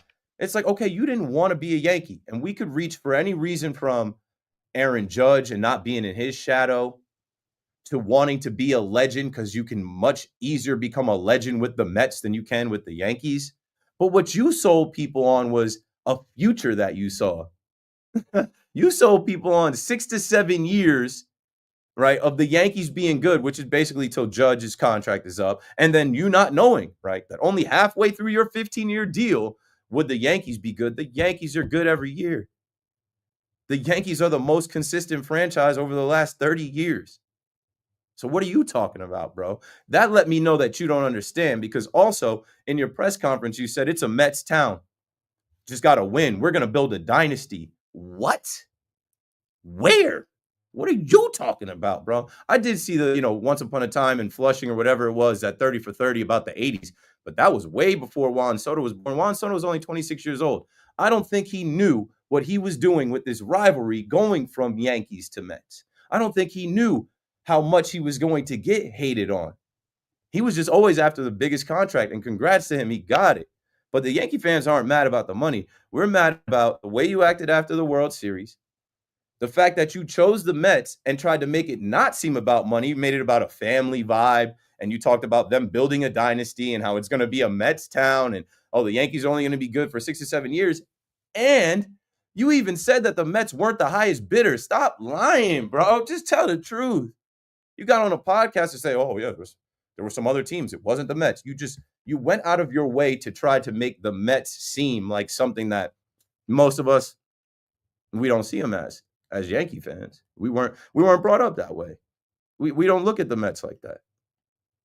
We don't look at the Mets like you look at the Mets, Juan. So when you come into Yankee Stadium with that Met uniform on, which is at least negative 15 swag points, you look better in the pinstripes. Just understand all of this pent-up aggression and all of these feelings and all of these things that people have had to deal with from Met fans coming into Yankee Stadium wearing a Juan Soto Mets jersey. And that's why you really started to hear the F Juan Soto chants break out. Like, now you're going to hear them. Now you're going to see people turn. There's a thin line between love and hate. Now you're about to actually see the Yankee fan, the Bronx Zoo, these wild and crazy fans. They're not going to do anything to you. So any of you goofies talking about people getting thrown out or Juan Soto say, they're not going to throw anything at them or do anything to them. Nobody's going to rush the field. But yeah, they're going to heckle. They're going to say everything that they could think of. There's going to be some creative ones. There's going to be some not so creative ones. But that is the spirit of all of this. It's a rivalry. It's a crosstown rivalry. And you went across town thinking that you could live. You went across town thinking that we were going to let you live. Hell no. I can't wait for Friday. 888-808-1019. Mo is in Queens on the fan. What's up, Mo? Yeah, hey Keith, long-time listener, first-time caller. So I am in Queens, but I am a Yankee fan. I was thinking, everyone's been saying that, Watson, are we going to boo him? Are we going to not when he comes up? There was a headline from last year when Soto was out for whatever reason. I remember he was injured or something. But the Yankee fans were chanting during Grisham's at-bats, "We want Soto." And Judge said afterwards that he didn't like that. How about maybe Grisham's doing so well this year? How about when Soto's at-bat, we get the place pumping with Trent Grisham chants? I think that could happen. I think that's already been floated out there. I think that is clever, right? Trent Grisham. If we're chanting Trent Grisham every time he comes up to bat instead of just loud boos, which are going to happen anyway, that is more creative. And I'm glad you brought that up. Thanks for the call, Mo. Right? I do remember the Captain Judge coming out there and echoing what I was saying. I come up in the bleachers, and I know some goofies online think that that's some type of joke or that's not valid or enough about the bleachers, but the bleachers are the heartbeat of that stadium. They are the core of the fans, and there is a code in a way. And that's why you hear the roll call loud where they chant the players' names, but then you don't really hear any other time. Judge could hit 3 home runs. You might get an MVP, but not really from the bleachers. Like, we root for the laundry. You would never hear the bleacher creature chant, "We want Soto," while Trent Grisham has the bat in his hand with the ability to homer. So when Judge spoke on that, I remember then saying Judge was a silencer because Judge homered that night. So the Yankees didn't get swept. Even today, Judge homered, silencer again, just to silence some of these Yankee fans that are super critical and crazy and ridiculous and irrational. And you're going to get a mix of that with Juan Soto. Now, there is a small percentage of Yankee fans that are going to say, man, I love what that guy did for us last year. We knew he was a one-year rental. And we got to the World Series, and he was a big part of that. He gave us some great moments. I'm going to applaud him for that. I don't hate him for that. But I'm telling you, that's like 10% of the 100%. There's 90% of Yankee fans that are either going to boo, chant F. Juan Soto, or chant some type of Trent Grisham or something to heckle him when he's in there. And that's another thing, too. Regardless of all that, you're not on our team. You're on the opposing team. Nobody's have got it in right field. So get ready for it, Juan. I can't wait. They're not going to DH him. That's another thing that we can put to bed, too, especially after getting the mental health day today. As I check the Mets score, the Mets are down 2-0 at the end of the second inning. Maybe we will see a Juan Soto pinch hit appearance. But yeah, he got the mental health day today, and he's got the off day tomorrow. All of that, why? Because obviously the Yankee fan and the environment in Yankee Stadium has been talked about so much, it's in their heads. All right, let's give Juan the day off, his first day off, and obviously the day off tomorrow. You don't even have to get on a plane. You don't have to travel. It's from Queens to the Bronx. Let's go to Gary and Waterbury back on the fan. Mr. the Cavalier, You're Foo Philly, and Foo Soda. Buck Foston. Yeah. Well, yeah, that too. But so he's not just getting booed once. He is gonna see the loudest boos we've seen there every single time. Oh, you're spot on. There'll be different people at each game, so everybody's coming to get their pound of flesh. Friday, Saturday, Sunday. Of course, would you beat him? The question is, would you beat him to turn it up another notch? Nah. I'm not. I'm not throwing at anybody. I'm honestly not giving him a pitch to hit. We know he'll work his walks. I'm not giving him a pitch to hit.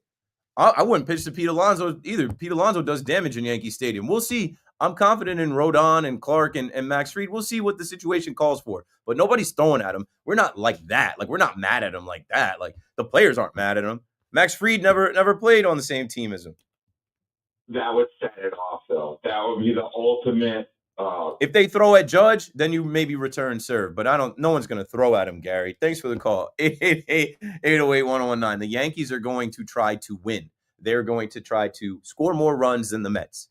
They're going to try to limit the damage of Juan Soto. I'll tell you this. I bet on Juan Soto every week. I've definitely already lost like $300 to $400 betting on Juan Soto this season because he hasn't been what I thought he was going to be. I'll have bets on him to homer every single game. I'll be taking his total bases.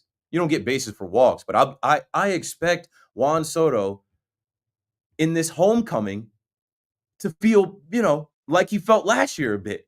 And then also breathe it in like, oh, yeah, I'm the villain now. This is different. And channel it. He's that type of player. He's that type of robot. He's that type of cyborg. In his programming, like he's going to download the hate, process it, and then he's going to be operating his operating system on a very high level. He's going to be dialed. That's what I'm saying. I wouldn't give him anything to hit, but I also wouldn't be throwing at him. We're not doing that. John and Massbeth on the fan. What's up, John? What's up, Keith? Yeah, I was gonna call and say something about the Knicks, but all this Juan Soto talk, you know how it's got me feeling, man. I know you can't wait. No, I can't wait either, and I think I might do something stupid come this weekend. I don't want to. What? Pay $500 for tickets? What? Do something stupid like pay $500 for one ticket? That's what's happening. Dollars in ones. Got a couple $100 in ones, and might go make it rain on them over there in right field. If you throw money onto the field, you're out of there. I don't care. Listen, if I dump that $500 ones right on Juan Soto ahead, have my fat ass not even jump the walls, maybe just fall off the wall and then go right over there, dump $500 in ones on his head, man. I would love for that. You're gonna need that. You need that money for bail, John. Thanks for the call. 888-808-1019. That's creative. I haven't heard that. Make it rain on him. He's a money man. He's all about the money. Can you imagine there being, even if somebody just throws 10 $1 bills onto the warning track, just the optics of that is hilarious. But don't do that. I'm not encouraging that. You'll get thrown out. And like I said, you'll need that money for bail. I now know where the Yankee jail is in Yankee Stadium, and now I understand when they take them off the field where they go. Now when I've seen people be escorted, now I know exactly where they're going. Don't let that be you. Don't be stupid. Don't do that at all. Lou is in Astoria on the fan next. How are you, Lou? How you doing, Keith? Long. I'm good. Listen, on the Knicks, tonight they better get it done because these guys, they can go wild with throwing, making the threes, and I don't want to see a game that we lose because their superstar is out. We got to get it done today. As far as Brunson is concerned, I watch both the Knicks now and before, way back, and I think he's right now the most talented player I have seen. But you have to get the championship, just like Willis Reed and Clyde Frazier did. You got to get it done, okay? I love Georgia. My son loves it too, but you know what? Until he makes it done in the playoff, we win a championship. Personal record, I don't really care, okay? That's the way I look at the thing. And as far as the Silver Series is concerned, listen, if they Soto like they have Altuve, with a Mets fan when it comes to City Field, F Judge, even though he doesn't deserve it. How about that? It wouldn't have the same ring to it. Thanks for the call, Lou. F Aaron Judge. I don't know. You got to run that by the 7 line. I don't think they would do that, but it doesn't have the same ring to it. I don't expect the Juan Soto chance to ring out like Altuve. Honestly, I was trying to police that in the stadium. That got super corny. I was there the first time, right? 10% capacity. It was Cinco de Mayo weekend. I believe it was May 3rd. I was in the bleachers, and it was something that happened organically. Altuve came out for warm-ups, and I don't know who started it in the bleachers, but we all joined in. And I even have the video on my Twitter. I'll try and resurface it and put it out tonight. I even said, I'm like, I know there are children in here. We usually don't do this. I don't encourage the profanity. This is before I was even on the radio. I definitely don't encourage profanity now. You can't curse on the radio. But I'm like, this guy, like, we're about to wear this guy out. This guy's going to hear it. He's going to feel it. And in a 10% capacity crowd, it felt like a full Yankee Stadium. It sounded like that on TV. What was bad about that was I think in the last game of that series, it was actually Altuve's birthday. He homered, he shut us up. And then what I did not know was that from 2021, 2022, 2023, and even still parts of 2024, Goofies were showing up to Yankee Stadium to get drunk and chant F Altuve when he wasn't there. I'm like, what have we done? What have we done? This has now become a more popular chant than Let's Go Yankees. I don't expect that with Juan Soto. There will be some F Juan Soto chants, but I don't expect the whole stadium to break out into it. Just expect boos. It's the Bronx cheer. There will be a lot of boos. Cooper is in New Rochelle before we take our next break on the Fan. What's up, Coop? Hey, how are you, my man? Good. How are you? When you give predictions, I'm doing great. I love when you give predictions because you had the Celtics written off. They were down by 7. Now they're around 2 points away. So it will come back to the Madison Square Garden for Game 6, which will be great. It's halftime. It's tied. Really celebrate. It's. Yeah, but you had him buried Is the game over? by 7. You had him buried. They're gonna most likely lose the game, and it doesn't matter if I have them buried. Listen, they're playing without Tatum. It makes sense. But why this whole Soto thing on May 14th? The Yankees are playing well. They're probably doing better without Soto, and the Mets are playing well. You listen to the station at all today? All this hate. You listened to the station at all over the last few months? Last few months, of course I have, but it's about what the results are on the field, isn't it?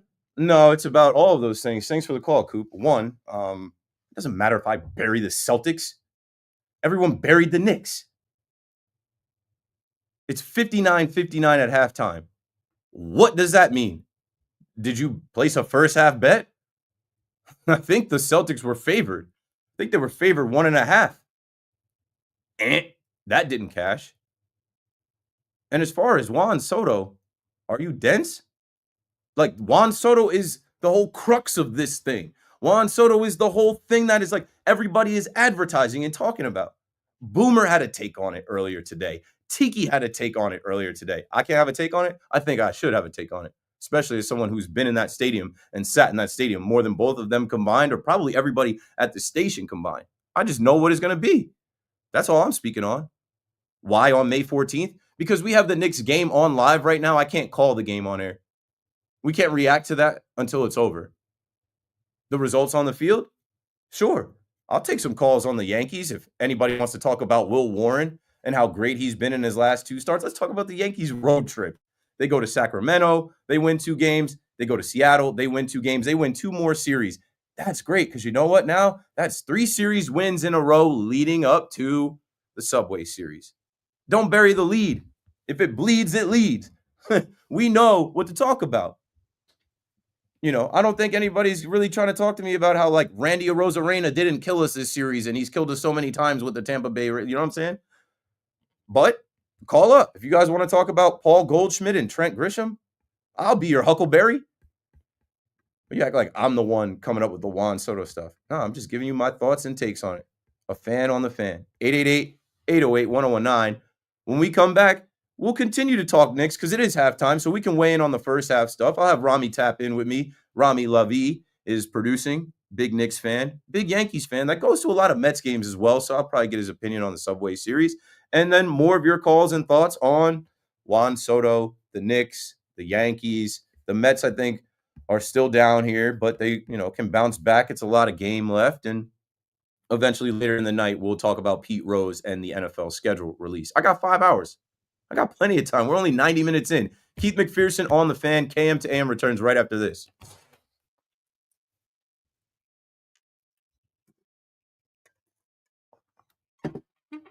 Goofy ass. I love when you give predictions and then you're wrong. What are you talking about, bro? You had the Celtics buried. Yeah, they're down 3-1 in the series. It's 59-59 at half. Are they advancing tonight? Did they win this game tonight, or are they going to be done tonight? I think they're going to be done tonight. Jalen Brunson, if he's standing on 2 feet in that fourth quarter and it's close, it's wraps.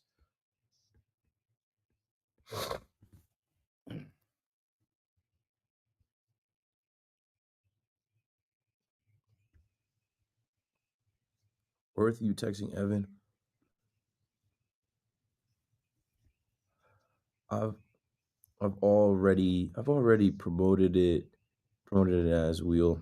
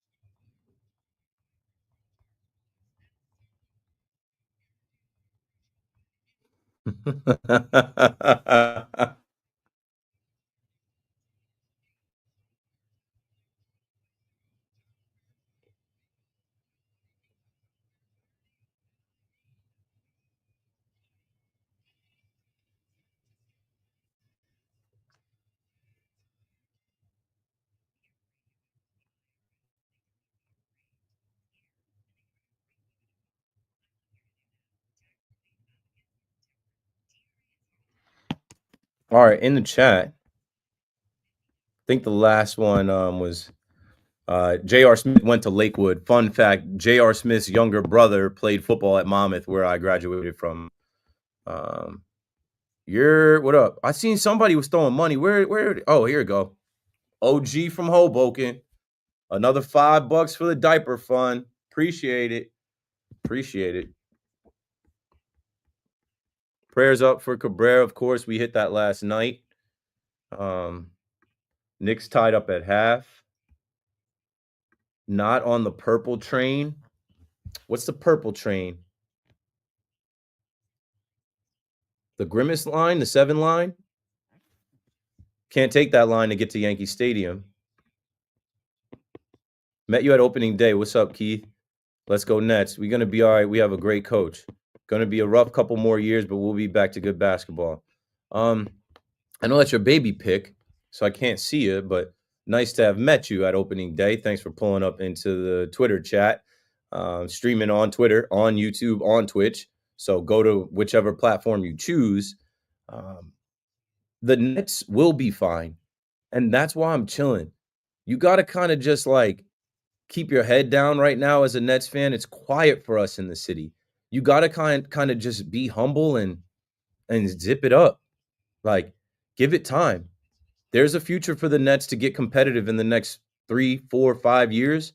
But right now, it's not the time for Nets fans to be hating on the Knicks or proclaiming what they're going to do with the 8th pick or what's going to happen or go get Giannis. It's cricket for us. It's crickets for us. And I'm mad at the ownership. I'm mad at the GM, and I'm mad at the players that they had in here. Should have never took on Ben Simmons. Huge mistake. Huge mistake.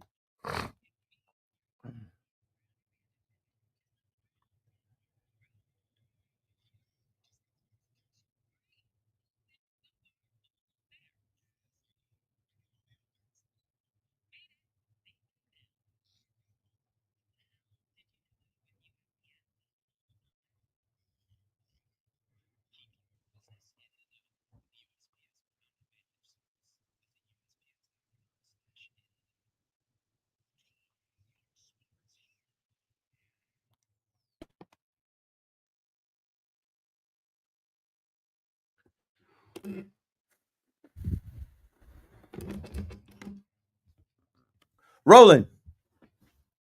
Halftime at TD Garden. The New York Knicks and the Boston Celtics tied 59-59 as we await the second half. And we look at the box score quickly here. Keith McPherson on the fan. 888-808-1019. Jalen Brunson leads the Knicks with 13 points. Right behind him is Josh Hart with 12. Mikal Bridges, 7. Karl-Anthony Towns, 8. Got some points off the bench. Deuce McBride with 8. Mitchell Robinson with 6. OG with 5. As for who's carrying the weight for Boston with Tatum out, Derek White has 19. He's hit 5 out of 9 threes. Jaylen Brown has 17. He's hit all 3 of his three-point shot attempts. Al Horford with 7. And Peyton Pritchard off the bench with 6, a 6th man of the year. Look, I think it's this simple. We've seen the Knicks come out at halftime with a different energy since Mikal Bridges talked about them doing layup lines in the first round. We've seen them come out with a real urgency to start the second half. If they do that or if they don't do that, which I expect them to do that, in the fourth quarter, they have a stone cold killer, an absolute demon, number 11, the smallest guy on the floor in Jalen Brunson. So if it's a 20-point game, if it's a 10-point game, a 1-point game, I expect Brunson to close. Let's bring in Rami Lavi, producing the show. Knicks fan, has been watching the game in here and has been looking at some stuff as well. Rami, what have you seen as the second half gets underway? Who do you want to give any props or credit to, and what are you looking for as far as the Knicks closing this one and ending this series? The Knicks are down 20 points. Maybe I'd be a little bit nervous. No, it's a close game. As long as they're within 5 or 10 points going into the fourth quarter, Brunson's going to do what he does in the fourth quarter. So this is fine for the Knicks. Did you think? And now we got. Yeah, because I think what I just saw, because Cornette is who ended. Yeah, and he just got physical with Josh Hart, and Josh Hart didn't like it because his eye is probably really sensitive right now. And this is what happens when you are on your last leg. Okay, no, that was Jaylen Brown pushing him. I thought it was Jaylen Brown getting physical with him. But like they're trying to be tough right now, and it's corny. Look, this is a championship team. They still have the heart of a champion. They didn't win a championship because of Jason Tatum. Brown was the finals MVP. They have a whole team. It wasn't just Tatum. Obviously, Tatum was a big part of it. He's their best player, but no, I don't think they're going away, but I think it looks Bush League when you're doing that extra handsy stuff. Like, now you want to get physical because you can't outright beat them, so you're trying to get in their head. The Knicks have been the more physical team all series. The Knicks' toughness is what's led them to this point. And just a couple things from the first half. Derek White and Jaylen Brown, their 2 stars now, are carrying them. They're a combined 8 of 12 from 3 in the first half. And you said who I want to give props to. Mitchell Robinson, 4 for 4 from the free throw line. If he's going 4 for 4 from the free throw line.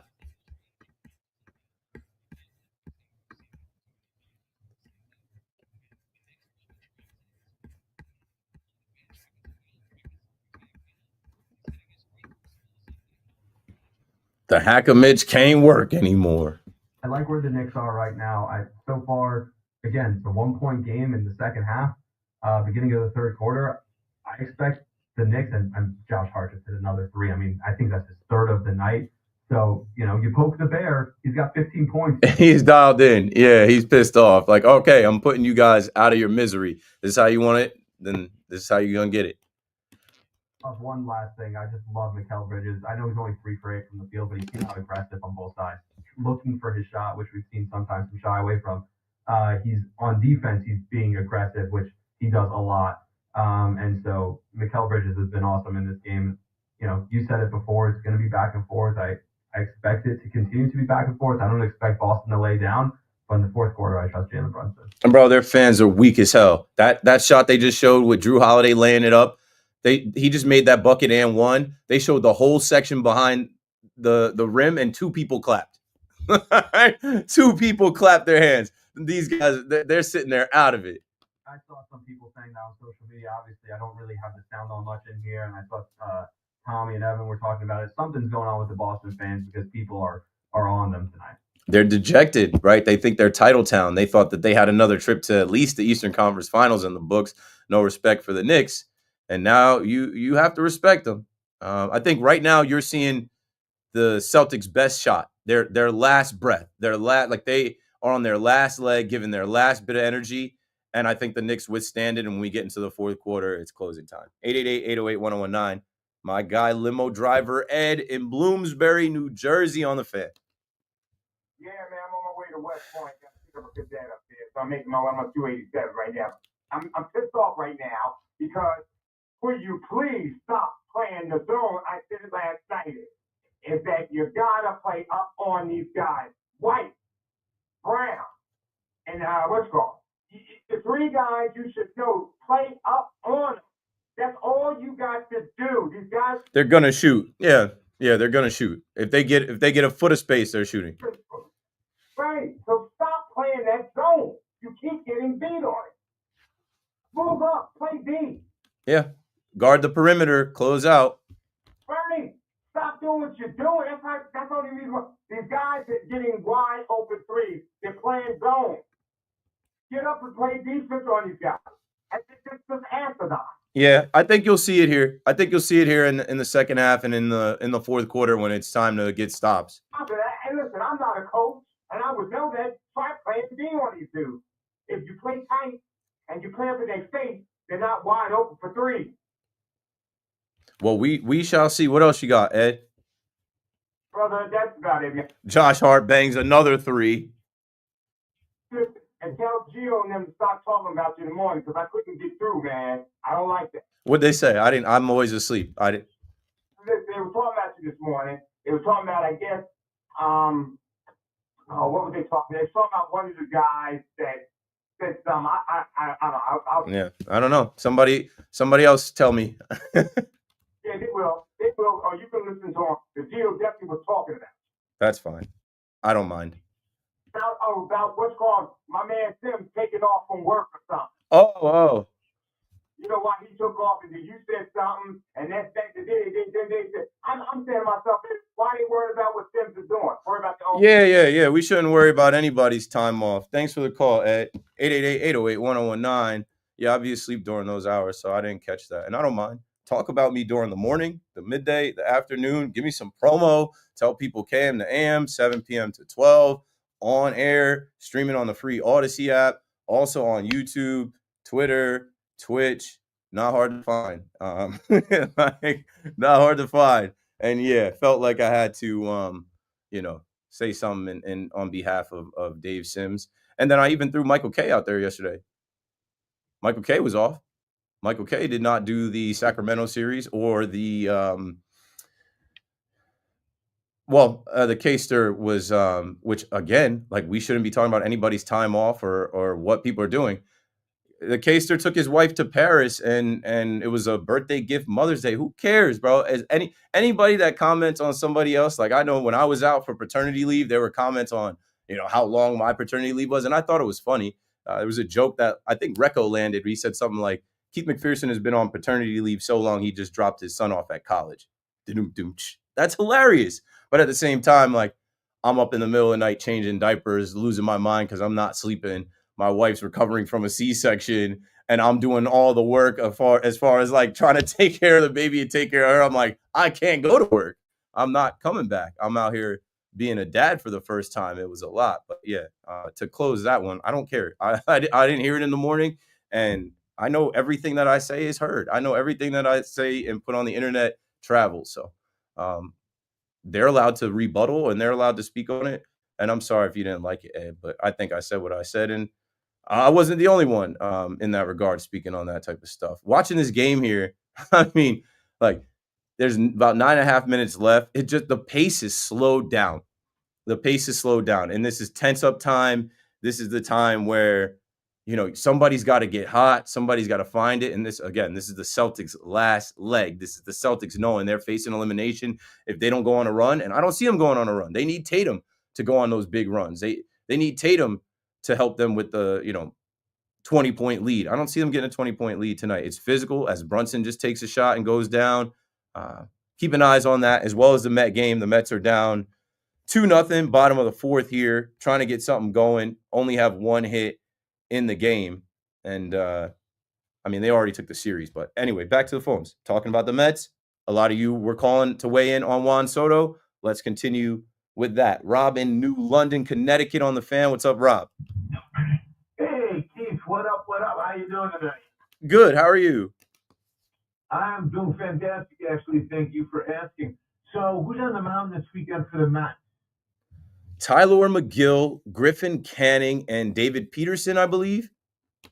Okay, I guess I'm worried about Canning because we've never seen him before. And the Yankees historically, are we worried about that? We've never seen him. Remember? We saw him with the Angels.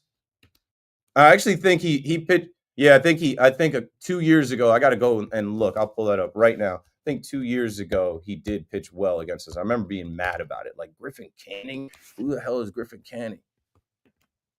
Well, then he can't do any.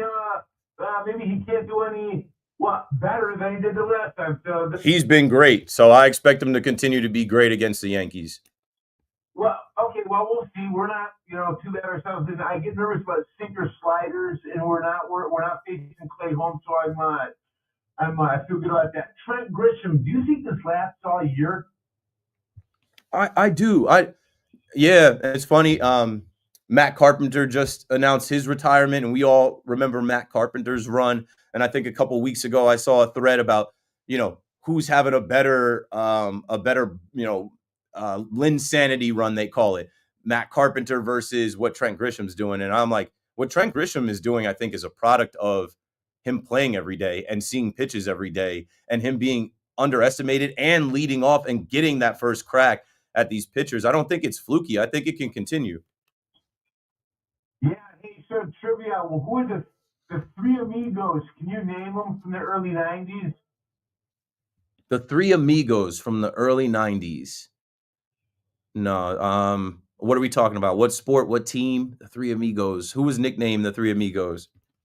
New York. It was the New York Yankees, and it was they were pitchers, and they were in the 90s. They were called the Three Amigos. I have the answer. I'll tell you if you want to tap out. I was about to say I'm on Google already. I'm like, I've never heard this. The Yankees Three Amigos in the early 90s. Yeah, all right. So give us the answer. Give us the answer. Jeff Johnson, Wade Taylor, Scott Kamenicki. Yeah, I wouldn't have guessed that. That was the 1990 Yankees.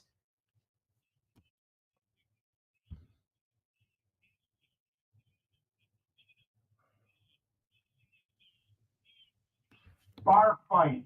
And he was that Prodigy. You remember Brian Taylor? No. Thanks for the call, Rob. I was my son's age at that time. I was 2. I don't remember that. And then when I went to, the 3 different colleges I went to, there was no course on the 1990 Yankees. I didn't learn that. I missed that one completely. You got it, though. 888-808-1019. Looking for Griffin Canning. Okay, let's see. Going back to 2004, Griffin Canning versus NYY, May 28th, LA hosts New York. The Anaheim Angels win 4-3. He goes 5 innings pitched, gives up 9 hits, 3 earned runs, 2 walks, 5 strikeouts, 1 homer. So he didn't exactly dominate the New York Yankees then.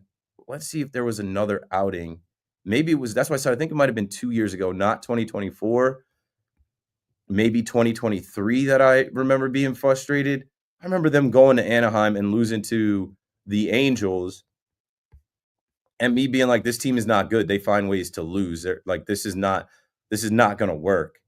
And it was around the time that, like, I think I got off the quote unquote roller coaster, and Buster only floated an idea out about the Yankees trading for Shohei Ohtani, and I knew it was nonsense. Okay, yes, July 17th, the Anaheim Angels versus the New York Yankees. Griffin Canning goes 5 2/3, gives up 6 hits, 2 runs, 2 earned runs, 3 walks, 12 strikeouts. That's exactly when it was. That's exactly what it was. Because that next day I had a show, and I'm like, Griffin Canning, bro, 12 strikeouts? Like, this team is cooked. They're not trading for Ohtani. They're not making the postseason. I'm like, you glass half full Yankee fans can keep hope alive, but I'm out. I'm off the roller coaster. I did not enjoy the ride. July 17th, I was out. And I think the day before, Griffin Canning shut down the Yankees in Anaheim, struck out 12. So don't be surprised if he remembers some of that. Obviously, it's a different team, but there's a couple guys still here. And with this Mets pitching lab, you just got to give them like respect and credit for what they've done with all of these guys. They're all pitching well, and their bullpen. And not one of these guys is like a household name or a sought after guy. They're all projects. They're all, like, for the most part, like guys that weren't thought of to be what they have been, and collectively they've been really good. Carlos is in Queens on the Fan. What's up, Los? Hey, what's happening? You know, watching the game, looking up stats, talking about the Mets, the Yanks. Listen, I gotta be honest with you. I was over there at Saks Fifth Avenue. I see this new brand, McPherson brand. You heard me. I see you shining out there, you know. So that's first things first. Congrats. Imagine I get my clothing line in Saks Fifth Ave one day. Anything is possible. Listen, you're definitely shining. So shout out to that. I love it. But we gotta talk about, you know, what we always talk about, the Mets against the Yankees. So listen, I understand you always commenting on Soto. You always commenting like right away. You like one of the ones right away to comment on Soto. So I know it hurts a little bit, you know, that we signed him still. Nah, it's just easy money. I like this Yankees team. Much deeper lineup. It's easy money for me to comment online about Juan Soto. People get like so triggered by me, and I just mute the conversation. One of my boys, shout out to Boker. Boker's like, yo, I'm just gonna text you instead of tweeting at you. I'm like, dude, I didn't even see your tweet. I muted the conversation. And he laughed like, yo, like, I bet you get a bunch of notifications from Twitter. I'm like, I don't. My notifications are off. I chuck and duck. I say something on Twitter and then I mute the conversation. But listen, at the end of the day, you know, it's gonna be a good series. We're not really throwing, you know, I'm not happy that we throwing Cannon and Miguel. They're not really, you know, they pitching good, but like we faced subpar 500 teams. You know, it's gonna show a lot what we're capable of. This because you guys are, you know, look what you did to Seattle. Like you guys are just rolling through everybody in the American League. So you know, we will see, but definitely a good weekend to, you know, catch up on the good old rivalry, and you know, but I almost guarantee you guys are gonna go hard on Soto, and I really think that he's gonna come through and shut y'all up because that's what he does. When the pressure's cooking, you know, he levels up and he says, you know what? Hold my bat. Hold on. Let me put the tie to the side. Superman comes out the booth, and you know that's. I'm betting on it. I'm literally going to bet on it every day. Thanks for the call, Carlos. Yeah, you know, and I'll say something too about the Subway Series. I used to duck the Subway Series because it brings out hella casuals. And what I mean by casuals, I don't care about your knowledge, like what you know or don't know about baseball. I hate that. I hate the know-it-all baseball fans that think they're like, oh, you know, this guy doesn't know anything. Like, you can't know everything about baseball. There's too much to know. But when I talk about casuals, I mean like people that are just looking for somewhere to go, to be in the vibe, it's New York, right? So Yankee Stadium, Juan Soto, Mets versus Yankees, that dynamic. There are going to be a lot of casuals that don't usually go to games, that are just looking for a place to drink. Some people are going to not know what to do. That's why when people are saying, oh, you know, how many people are going to get thrown out? What are Yankee fans going to do? I'm like, for the most part, people that are in those seats around right field, around the right field foul pole, are paying a lot of money to be there, or they're season ticket holders, and they don't want to get thrown out, especially if they plan on coming to all 3 games. Like, you know, you have to behave. But there are going to be a select few individuals that are just hammered on a Friday night. Don't let us get the rain delay. Don't let us get the rain delay on Friday night where there's extra time to booze up. And you got to watch out for those people. I've been at the Subway Series. I've seen people get drinks thrown on them. I've seen people get punched. I've seen people get disrespected. I've seen things elevate so fast I'm telling y'all to like leave that energy at home and protect each other and look out for one another. And that's the other side of it too. Somebody that lives in your hood, somebody that you went to high school with, somebody that's a Met fan that doesn't usually come to Yankee Stadium is going to be there. There are going to be Yankee and Met fan family members and friends that are together, and that is the vibe. That is the energy. New York City coming together and watching our teams go at it and being good hosts to the Met fan, right? You can obviously heckle and have banter, but there's got to be a line. I'm encouraging y'all to just like be respectful, because a lot of times I see people that just don't know how to behave in the ballpark take it to a level that it doesn't need to get to. There are also kids around.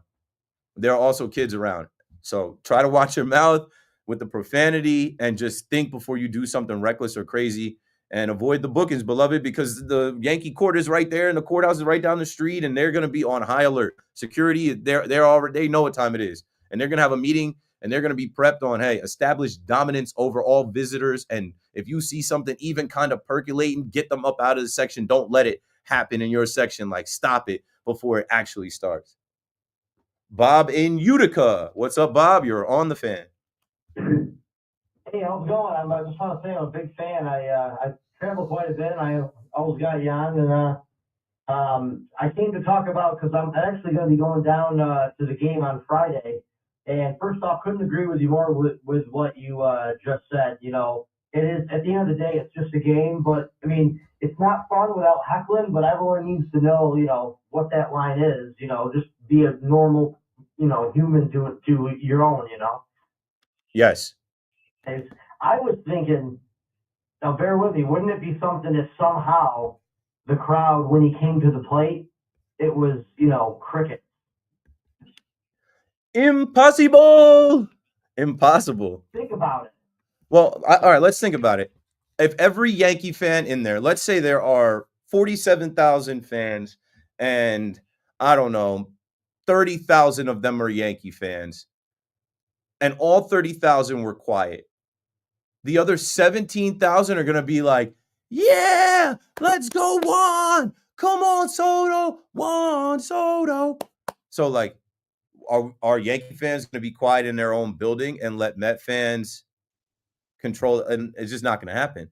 I'll say this. Assume there'd be more Yankee fans than Met fans, but maybe it would be like a good, what, you think? I mean, I gave it 30 to, if there's 47,000, 30,000 Yankee fans, maybe let's say 15,000 Met fans, and then 2,000 tweeners. I don't really know the exact numbers. There's no way to know. But I do know this. There is no way to police fans. There is no way to command a group to do one thing. There is no silence. There is no turning your back. It is a little bit of everything. And it's monkey see, monkey do. It's group think. It's follow the next person. If one person starts booing, the next guy is booing, because that doesn't take much thought or creativity. That's just easy to do. Well, in that case, we'll just have to, you know, rain the booze on them then. The Bronx cheer. Expect it. Thanks for the call, Bob. 808-888-808-1019. I just think it's funny to hear anybody campaign for all the fans to do one thing. It's not possible. I also think it's funny for people to question why fans are going to boo or be negative. What? It's obvious. It's obvious. You'll hear it. You'll see it. And it'll be a mix of everything. And one thing I guarantee is it's not just going to be the first pop. It's not going to be the bottom of the first when Soto first gets out there.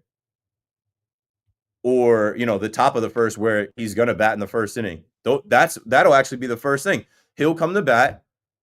Number 22, Juan Soto, whatever his walkout music is. It won't be the El Alfa song that he had, about Yankee, 22, the El Bronx song. It'll be whatever it is, and it'll be drowned out by boo. And then some group of fans will get a F. Juan Soto chant. How many people join in? I don't know. And then Juan could silence the crowd and homer. And then it's going to be throw it back, throw the ball back. I wouldn't throw that ball back if I was actually, if it's me, I'm taking that ball. I'm probably gonna hold that Juan Soto homer, like Juan Soto's first homer as a Met in Yankee Stadium. If you get that ball and the fans around you are saying throw it back, I'm gonna have to leave the section with that one. But yeah, you'll get the throw it back chance, and then when the inning ends and Juan Soto gets his glove and runs out to the field, it's gonna be mostly boos. It is what it is. Hell yeah, Andre. Andre in the Bronx on the fan. Yeah, Dre, you ready to go? Yup. You live. You live, baby. Yeah, I'm good. All right, number one, I hope nobody don't do anything stupid. If they do, they should get locked up and thrown out. Right? That's the first. They will. They will.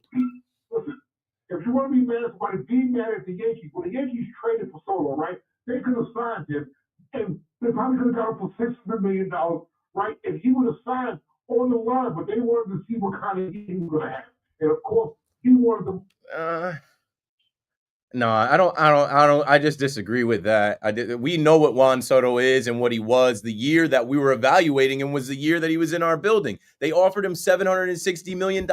They've never offered anyone that. They didn't offer Judge anywhere close to that. No, they did, but at the end of the day, right, they knew what they were getting into when they made the trade. So my whole thing, I was telling my brother, I said, you know what? Sign Soto, give him something that he won't refuse before he even goes on the market, and then you got him locked up. But the thing about it is, he was here for 1 year. I've been a Yankee fan all my life, and I'm 60 years old. So we had him. He took us to a World Series. It's over. Don't boo him. You know, just let him do his thing, because he's going to wish that he never signed with the Mets after a while. He's getting booed. He's getting booed every at bat. He's getting booed in the outfield every time he comes out. It's a guarantee. It's a lock. If you could bet on it, bet the house on it. Okay, man. And if that's what they want to do, fine, man. But, I mean, we're okay.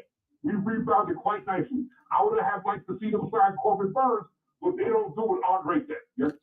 They got Max Fried. But we need another stuff. Corbin Burns didn't want to come here. Corbin Burns went back to Arizona where I believe he already had a place, and he didn't want to be a Yankee. It's cheaper out there. Yeah, I'm glad that they got Max Fried. I love watching Max Fried pitch. Max Fried didn't have it per se last night. They should have won that game though. But Max Fried, like the pivot to get Max Fried happens because Juan Soto chose to be a Met. Everything happened perfectly fine by me. I'm good with it. But we need one more pitcher.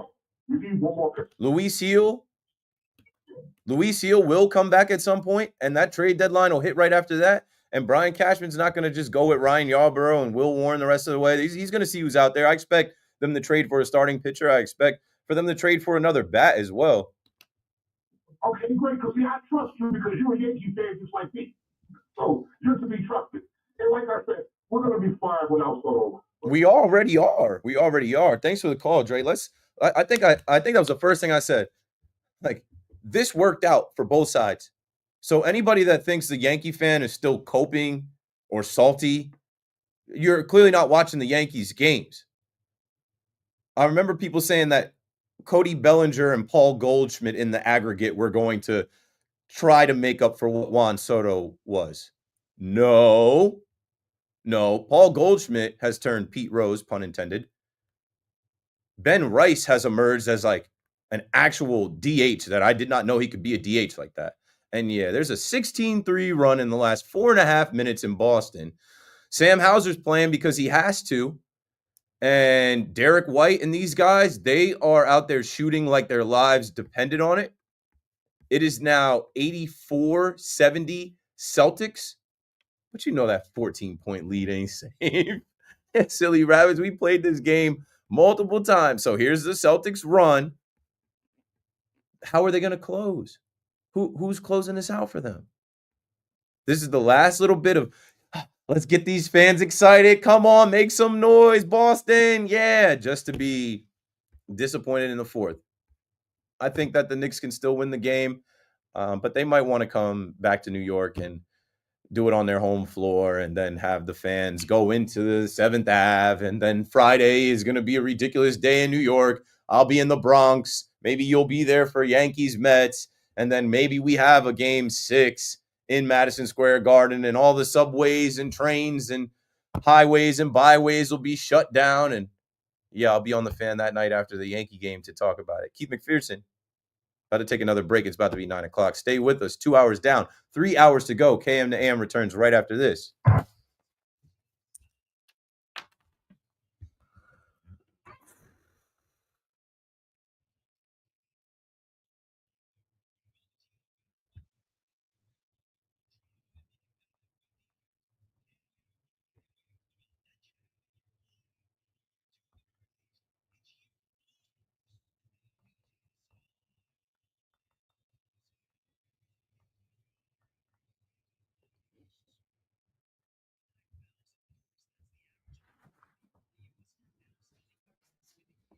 Keith, what's going on, man? How are you? Gordon, what's up, man? I'm good. Good to see you Good again. to see you. Listen to your first show. It was fine. It was perfectly fine. You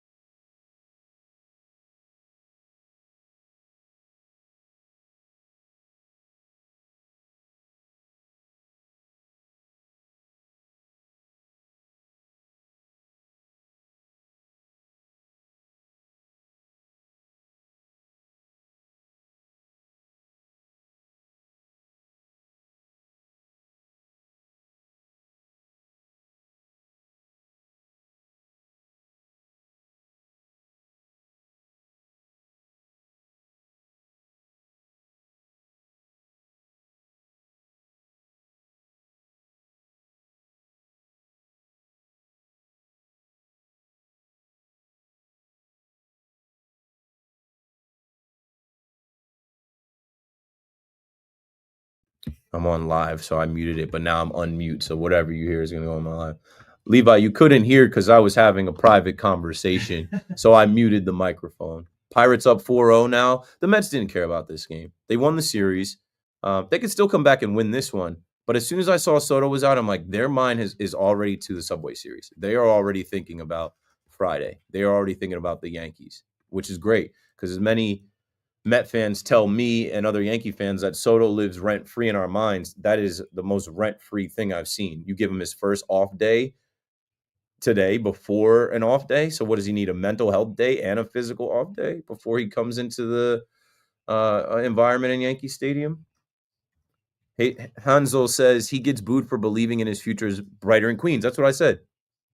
I said, like, people forget that he vocalized multiple things about, like, oh, in 6-7 years, I mean, the Yankees are gonna be good for 6-7 years. I don't know about after that. What are you talking about? The Yankees are good every year. What does that mean? When Judge is done, that the Yankees are done? And then also he said in his press conference, it's a Mets town. That rubbed a lot of us the wrong way, and that, like, they're building a dynasty over there. You can't say that. Like, do you know how ridiculous it is to say that the Mets are building a dynasty? Like, you have to overcome your own history. Like, to build a dynasty, don't even say dynasty until you win one. Because you got to the NLCS last year and he wasn't a part of that. They're building a dynasty. So some of the things that Soto said, I even said this. The fact that he said, oh, the Mets weren't the highest bidder, to make it seem even more like he chose the Mets for reasons that weren't money related. It's like, stop lying, bro. Just tell, like, we don't need all of the other stuff. We don't like, we get it. 760 million. John Sterling came on my show and he said, well, he obviously didn't want to be a Yankee. 760 million is enough to make anybody want to be a Yankee. Exactly. So he wanted to be a Met. And I think why you saw him pressing and being a little upset is because he thought he was going to go over there and be the best player right away, be the man right away. Lindor is the captain of the team. Pete is the face of the franchise for all these years now. Like, Juan Soto's taking a backseat to them, and he's hitting between them. They're actually seeing success because of him. All right, back to the show.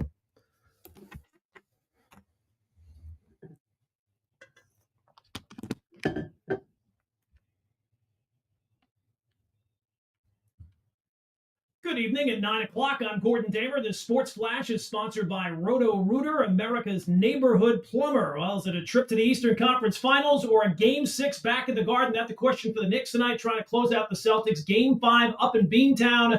Game was tied at the half. Third quarter right now. Celtics, a big third quarter. They lead at 87-76, about 2.5 to go in that one. Josh Hart leading the way for the Knicks with 21.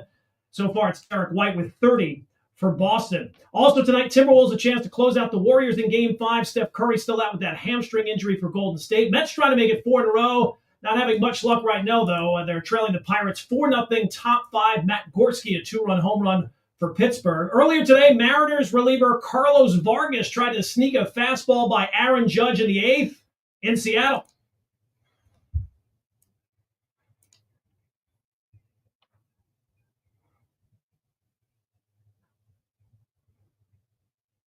Measured at 444 feet. Dave Sims, the call here on the Fan. Yankees beat the Mariners 3-2. Yanks battle back from down 2-0 in the 6th. Thanks to an RBI double from Jason Dominguez in the 6th. Paul Goldschmidt, a pinch hit solo home run in the 7th. Will Warren, 9 Ks in 5 innings. Ian Hamilton to win. Luke Weaver struck out the side in the 9th for the save. NFL regular season schedules released today. Giants will open with 2 straight road games starting in Washington on September 7th. The Cowboys the 14th. The Jets set to open at home against the Steelers, which could mean a matchup against Aaron Rodgers if he ever makes up his mind. It's 60 degrees and raining in Central Park, and that's what's happening. I'm Gordon Damer.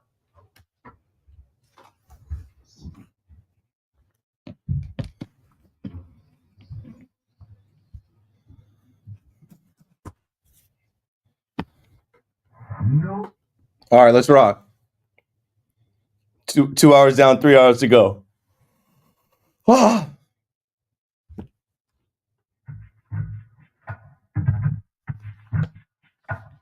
Yeah.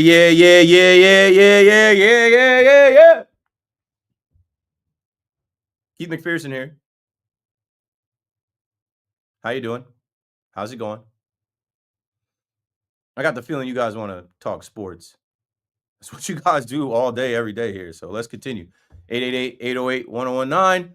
Watching the Knicks game, and it's a little different in this third quarter, but like you just can't convince me that like the Celtics are running away with this thing because I've seen too many leads like this evaporate, and I still think that they have the best closer in the Knicks, but whatever. Some of you may be feeling like they're going to lose a game. Who's the caller? Was it Cooper? Brunson has 5 fouls. I think I did see. Well, the NBA is rigged anyway, so it's got to go. It's got to go 6, right? The other series is over in 5. The Cavs were all banged up. Now that Tatum's hurt, we got to get another cha-ching Madison Square Garden game in on Friday, Game 6, and have the Knicks clinch at home on their home floor because they don't ever do that, right? So I did see Fred Katz's Twitter 4 minutes ago. Jalen Brunson has committed 4 fouls in 8.5 third quarter minutes. So take it as you may. It's 91-76 in favor of the Leprechauns. And I don't know, maybe the Knicks don't turn it on in the fourth quarter and close it out. They got to fly back to New York either way. It was Knicks in 6 in the first series. Maybe it'll be Knicks in 6 in the next one. But again, I said this last night. I just feel like it's playing with fire. It's tempting fate. But, I mean, these guys are competing. Ooh, Brown just came down awkward. If that was an ankle for him or something for him, then that's definitely wrapped. But I think it's tempting fate to not finish your food. And, you know, it is what it is. To play an extra game. And I'm not saying that the Knicks aren't playing hard. It just doesn't seem like things are going their way. You saw Tatum go down randomly in the fourth quarter. The Knicks can't afford to lose one of their starters in the fourth quarter. They also can't afford to lose somebody in a Game 6 because then that could swing it to a Game 7 if they lose back-to-back, and then anything can happen in a Game 7. I'm not going that far. I still think that the Knicks they have a chance in this one, and they obviously have a chance to close. They're up 3-1. OG strong, going the other way. I don't know. Let's get back to talking about the Mets and the Yankees. Actually, Mark in California has been holding. You called in when Derek White was going off. What are you seeing out there on the west side, Mark? Listen, man, I'll tell you. So I'm like, Derek White, lead all NBA shooters and 3 points. That's really all he does is just shoot threes. And if you watch the Detroit series, there were a lot of open looks against Detroit. And I was like, there's no way that you can beat Boston because Boston just shoots threes after. In theory, right? If you take a look at all of Boston's shots, they are all not even contested. You letting Peyton Pritchard pull up in the right corner for three. Luke Cornett, by the way, is turning into Wemby and Dwight Howard. He has 6 blocks tonight. You see that one play? He blocked them, ran the pick, dunked it on him. Like, dude is insane. And the thing about the Knicks, let me tell you something, all Knicks fans that are listening. If Sid blows a 3-1 lead to Boston without Tatum, goodbye. Nah. Or what? Well, let's calm down. As the final seconds are ticking away, under 20 seconds here in the third quarter, Boston up 91-76 over your New York Knicks. We're not talking about losing the series. We're not talking about firing the coach. They could turn it on right here in the fourth quarter, and then that is all she wrote for the Celtics. And if it comes back to New York, so what? You get another game at the Garden. The NBA would love that. Like I said, the other series is done. Pacers in 5. It's not great for the Knicks because, like I said, the Knicks need to finish this one and have an extra day to rest. They need to finish this one and not have the liability of someone potentially getting hurt in a game 6, which could swing the series. But this is competitive basketball at the highest level. This is sports. How many times do I tell you, like, this is why we bet on this. This is why we watch. This is why there's a WFAN that all day, every day, callers are calling in. People are listening to. We have a live person on the microphone, multiple people. You know, shows with 4 or 5 people in the room talking about this stuff because people care. And they care because it's unpredictable. No one knows. No one knows. This whole thing is unpredictable. No one had this. No one had Tatum getting hurt and the Celtics being down 3-1 when we got to game 5 in TD Garden. Most people thought that this would be the gentleman's sweep, that the Celtics would be celebrating tonight on their home floor. So let's see what else happens in the movie. As far as the Mets are concerned, you take Juan Soto out of the lineup. They got a couple more hits now, 3 hits on the night. But Juan Soto not in the lineup. Vientos has a knock. Nimmo and Torrens, but still scoreless in Flushing as the Pirates are up 4-0. Just trying to fight for some pride, not trying to be swept. 888-808-1019. Obviously, the conversation is around tonight and tomorrow and literally all day Friday. So if you're not into it, if you're tired of it, I get it. It ain't just me. It is the fans. It is the host on the fan. It is the conversation. Subway Series, finally. Like, I think I saw a take from Salicata that he had this date circled. I wouldn't say I had it circled, but I knew I'd be there. I'm planning on being there. I'm going to see it with my own eyes, and I'll be here Friday night after the game. I'm not taking off. I'm Lord willing, I'm healthy and able to come here and talk about it, win or lose. If the Yankees win, whatever. If the Mets win, whatever.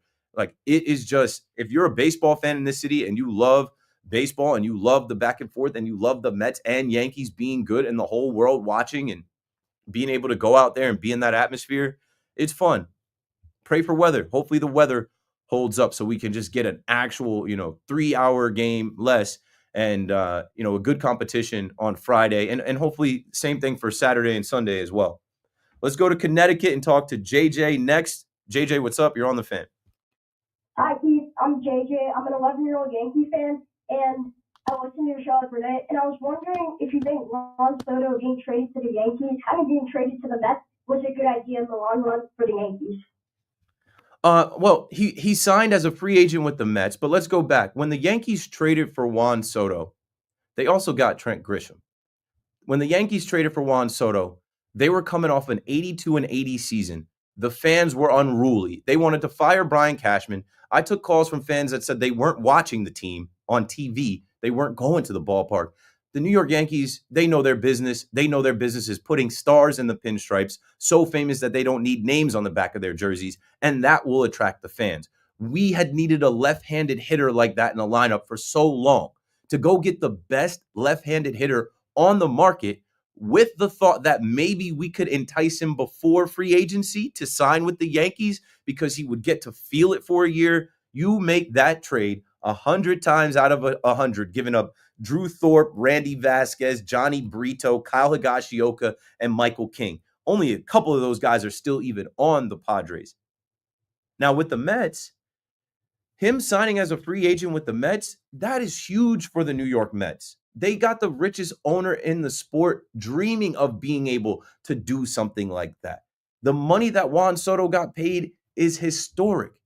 The Mets are now in the Steve Cohen era where they're going to be perennial contenders, and Juan Soto is on their team for the next decade and a half. So I think everything worked out because you know what? As Yankees fans and the Yankees got to see Juan Soto every day, so did the Mets right here in New York. And the Met fans that call this station were telling us, Evan Roberts said it. He's renting in the Bronx. He's going to buy in Queens. And so that's actually what happened. And they had a front row seat looking at the guy, and the guy made the decision. One of the only guys ever to choose the Mets over the Yankees. He made the decision, and congrats. The Mets have that guy now. And even if he hasn't been his whole self or what he's, was for the Yankees or what we know him to be, he's a clutch player. And when they put him in, moments where you need somebody to rise, he's going to rise. I can't wait for the series this weekend. Yeah, I'm also very excited, and I think getting Grisham out of the trade was also a good part of it. And I think that trading Soto was a pretty good move. Yeah, not re-signing Soto. Not, because if we tried to re-sign him, Hal Steinbrenner offered him $760 million for 16 years. And that's a ridiculous contract. I think we dodged one with that. Like, not to be the guy to say it, JJ, but like, I don't know how old you'll be in 16 years. In 16 years, I'll be teaching my son how to drive. My son will be going to the prom. I'll be an old man.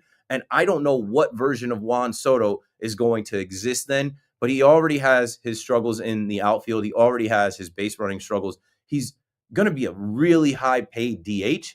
And the Yankees have learned from the Jacoby Ellsbury contracts to Alex Rodriguez or just any of these long contracts that they have given out in the past that it's like you pay a guy for what he's done, not what he's going to do. They already signed, Max Fried for 8 years. We don't know how that's going to turn out. Great right now. I am glad that they did not sign any one player for 16 years at that much money because it would stop them from going out and getting other great players that are going to come along. Right now, when you watch the Yankees, JJ, you're a young guy. You have these NYY young boys that you can really rally around. Will Warren, Clark Schmidt is young enough in our rotation. And then even when you look at Anthony Volpe, Austin Wells, go younger, Ben Reese and Jason Dominguez, like, there's a lot to be excited about with homegrown Yankees. Even the guys like Spencer Jones and George Lombard Jr. that are coming up, the Yankees are going to be able to have cost-effective homegrown talent and then fill in the blanks with the free agents that they choose. Yeah, I think that Soto would have taken up way too much money and for too long of a deal. Like, we don't know what can happen with injuries with him or over time. So, yeah, thank you. Thank you, JJ. And I think you're correct. We don't know what would happen with Juan Soto. It's better for the Mets. It is much better that he decided to be a Met. 888-808-1019. It's just my humble opinion that like everything happens for a reason. The universe never unconnects. I've had this take and I've said it on the fan. The Yankees lost the World Series last year. What if they won the World Series? Would that have swayed Juan Soto? I don't think so. What if they won the World Series? That would have been super awkward, right? Because if they won the World Series and Juan Soto is coming back, would he be getting a ring? How would the fans receive him then if they actually won? And then, like, does he come to Old Timers Day in 20 years after deciding to be a career Met and like finish his career? I don't know. I don't know. I think that would be hella awkward, right? Like, you had 1 year with the Yankees, you won the World Series, and then you decided to go across town. It wasn't meant to be. And what will be shall always be. And whatever they want to do in Yankee Stadium, from section 120 to 420 to 203 to 103 underneath, like, fans are going to be fans. You pay your money to go in there, and those tickets are high right now. Go look at the tickets right now. You need 150 plus to sit on the roof where Juan Soto can't hear whether you cheer or boo. Let's go out to Seattle. Gavin, were you at T-Mobile Park? Did you watch that game? Are you from there? You a Yankee fan? What's up? I've been a Yankees fan quite some time, man. I was there Monday night. Got to see Grisham here twice. Awesome, man. That place is so nice. I love that ballpark. I was talking the other night about the what's it, Muckleshoot Diamond Club. They're like legends. It's sick. Oh man, I have no idea. I'm 17. I ain't never been up there. You never been to their fancy spot. Nah, man. Yeah, I've got Knicks. Yeah, I ain't a Knicks fan, but I got the Knicks. Man, Williams, man, he's taking over this game a little bit. Somebody has to rise. You never know, right? They lose Tatum, and it does something to guys. I did not have Luke Cornett coming out here. He's almost got a double-double with his rebounds and blocks. Yeah, he's got eight rebounds, 6 blocks, 8 points. So he's approaching the double-double one way or the other. Yeah, but Monday night, that was the night I was well aware got hurt, obviously. I was sitting behind first base, dugout, American dugout for my birthday present ticket, and I got it on video live and sliding in home with his ankle going the wrong way. Oh, delete that. After, yeah, me and my dad would look at each other, we're like, yeah. We actually thought it was a ligament in his ankle just from the way he slid in, but luckily it's just a fracture and hopefully he'll be back. Yeah, hopefully it doesn't end his season and he can come back. He's the nicest guy, and that's all everybody's been saying. Like, couldn't have happened to a nicer guy. Like such a terrible thing to happen to a guy like that who has fought his whole life to be where he is. And this year was getting a real opportunity, and now it's been cut short. I blame the cleats. He was wearing the J Balvin Medellin Sunset Jordan 3s that I don't think they make those as cleats. I think you got to get cleats added on to those. And like trying to make these old school Jordan basketball shoes into baseball cleats, it looks fly, but it's not safe. Yeah, that's what I saw the guys in the baseball team that get those at my high school, man. They're like, oh, yeah, I'm like, you're break your ankle. Yeah, and even in the NBA, these guys want to wear these low top shoes because they look cool. Like, you need protection around your ankle, your Achilles, your like you just, I don't know, you gotta, it's not about fashion, it's about safety. Yeah, definitely. One last point, with Oliver getting hurt, do you think with Ben Rice obviously being catcher and then moving over to first base, he's done an excellent job with the bat. I don't know what the timeline is looking like, but I know he's supposed to come back eventually. If he does come back early, first base, do you think Ben Rice will get a shot over at third or something? No. How he can play anywhere. No. I mean, we saw Ben Rice get behind the dish. I think that is the most likely place. It's DH, first base, and maybe some late innings catching. Gavin, thanks for the call and the perspective from the Pacific Northwest. With Ben Rice and Stanton, these are good problems to have. I know a lot of people say these things work themselves out. Like I heard Susan Waldman say today about like the DJ situation. We'll talk about DJ a little bit. I think DJ is cooked, but I'm giving him an opportunity. He did come through today, and I just think there's not many other options. We're working with Yorbit Vivas at second base and third base. He's batting 174. Peraza is batting 189, who's also playing third base. And then you have Pablo Reyes batting 160. DJ LeMahieu off to a hot 250. But, like, they love DJ. I also heard Susan harken back to him being a batting title champ. We got to move off of that. Love you, Susan, but it's been a long time since that DJ LeMahieu. Like, we got to go off of what we saw last year. He didn't win the batting title. He actually won the title of the worst statistical hitter in baseball for the sample size that he gave us in like 67 games. So can he improve from that? Sure. The Yankees have enough. They have the best offense in baseball. Depending on what numbers you look at, they have the best hitter in the game. And they have pleasant surprises like Trent Grisham and Ben Rice and Stanton coming back. And then any given night, can we give some respect to Anthony Volpe, who like a couple weeks ago, people were saying he needs to get sent down. He needs a rest. He has performed. Still leaves some on the plate, but it is what it is. He's come through. Jason Dominguez has shown himself. And you just need to get a little bit more out of the Cody Bellingers of the world. And before you know it, like Stanton will be back, Jazz will be back, and this team will add at the deadline to make sure that they can march through the American League and get back to the Fall Classic. Keith McPherson on the Fan. It's 99-81 with 9 minutes to go in the fourth quarter. Here it is. This is it, folks. Will Jalen Brunson and the Knicks close out the Celtics in Boston, Knicks in 5, or will it be coming back to Madison Square Garden Friday for a Game 6? KM to AM returns right after this. Pritchard lighting them up. I'll be right back.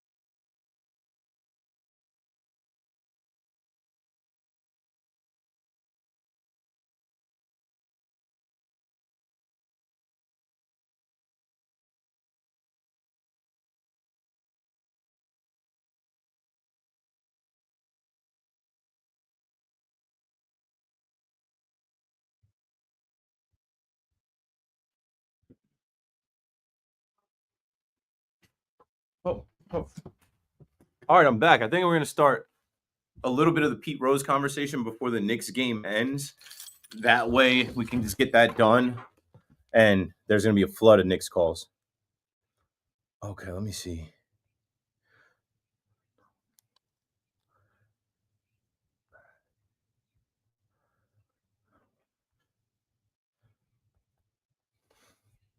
Here's why Yankee fans. Shout out to Gabe. I'm checking the video. It's not his contract. After that game, I think the way that he handled his press conference was in bad taste a bit. I think that he could have handled that differently. We know that you're the prize free agent on the market. You don't need the whole court in Yankee Stadium about you being available to all 30 teams. You're not available to all 30 teams, Juan.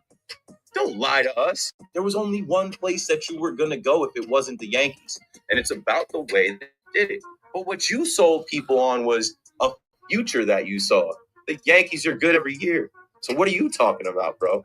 That let me know that you don't understand, because also in your press conference, you said it's a Mets town. What? Where? What are you talking about, bro?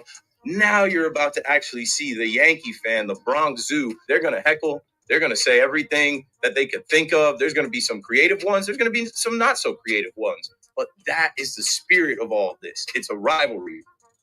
It's a crosstown rivalry. And you went across town thinking that you could live. You went across town thinking that we were going to let you live. Hell no, I can't wait for Friday. Nice. My man Gabe killed it again. The boy don't miss.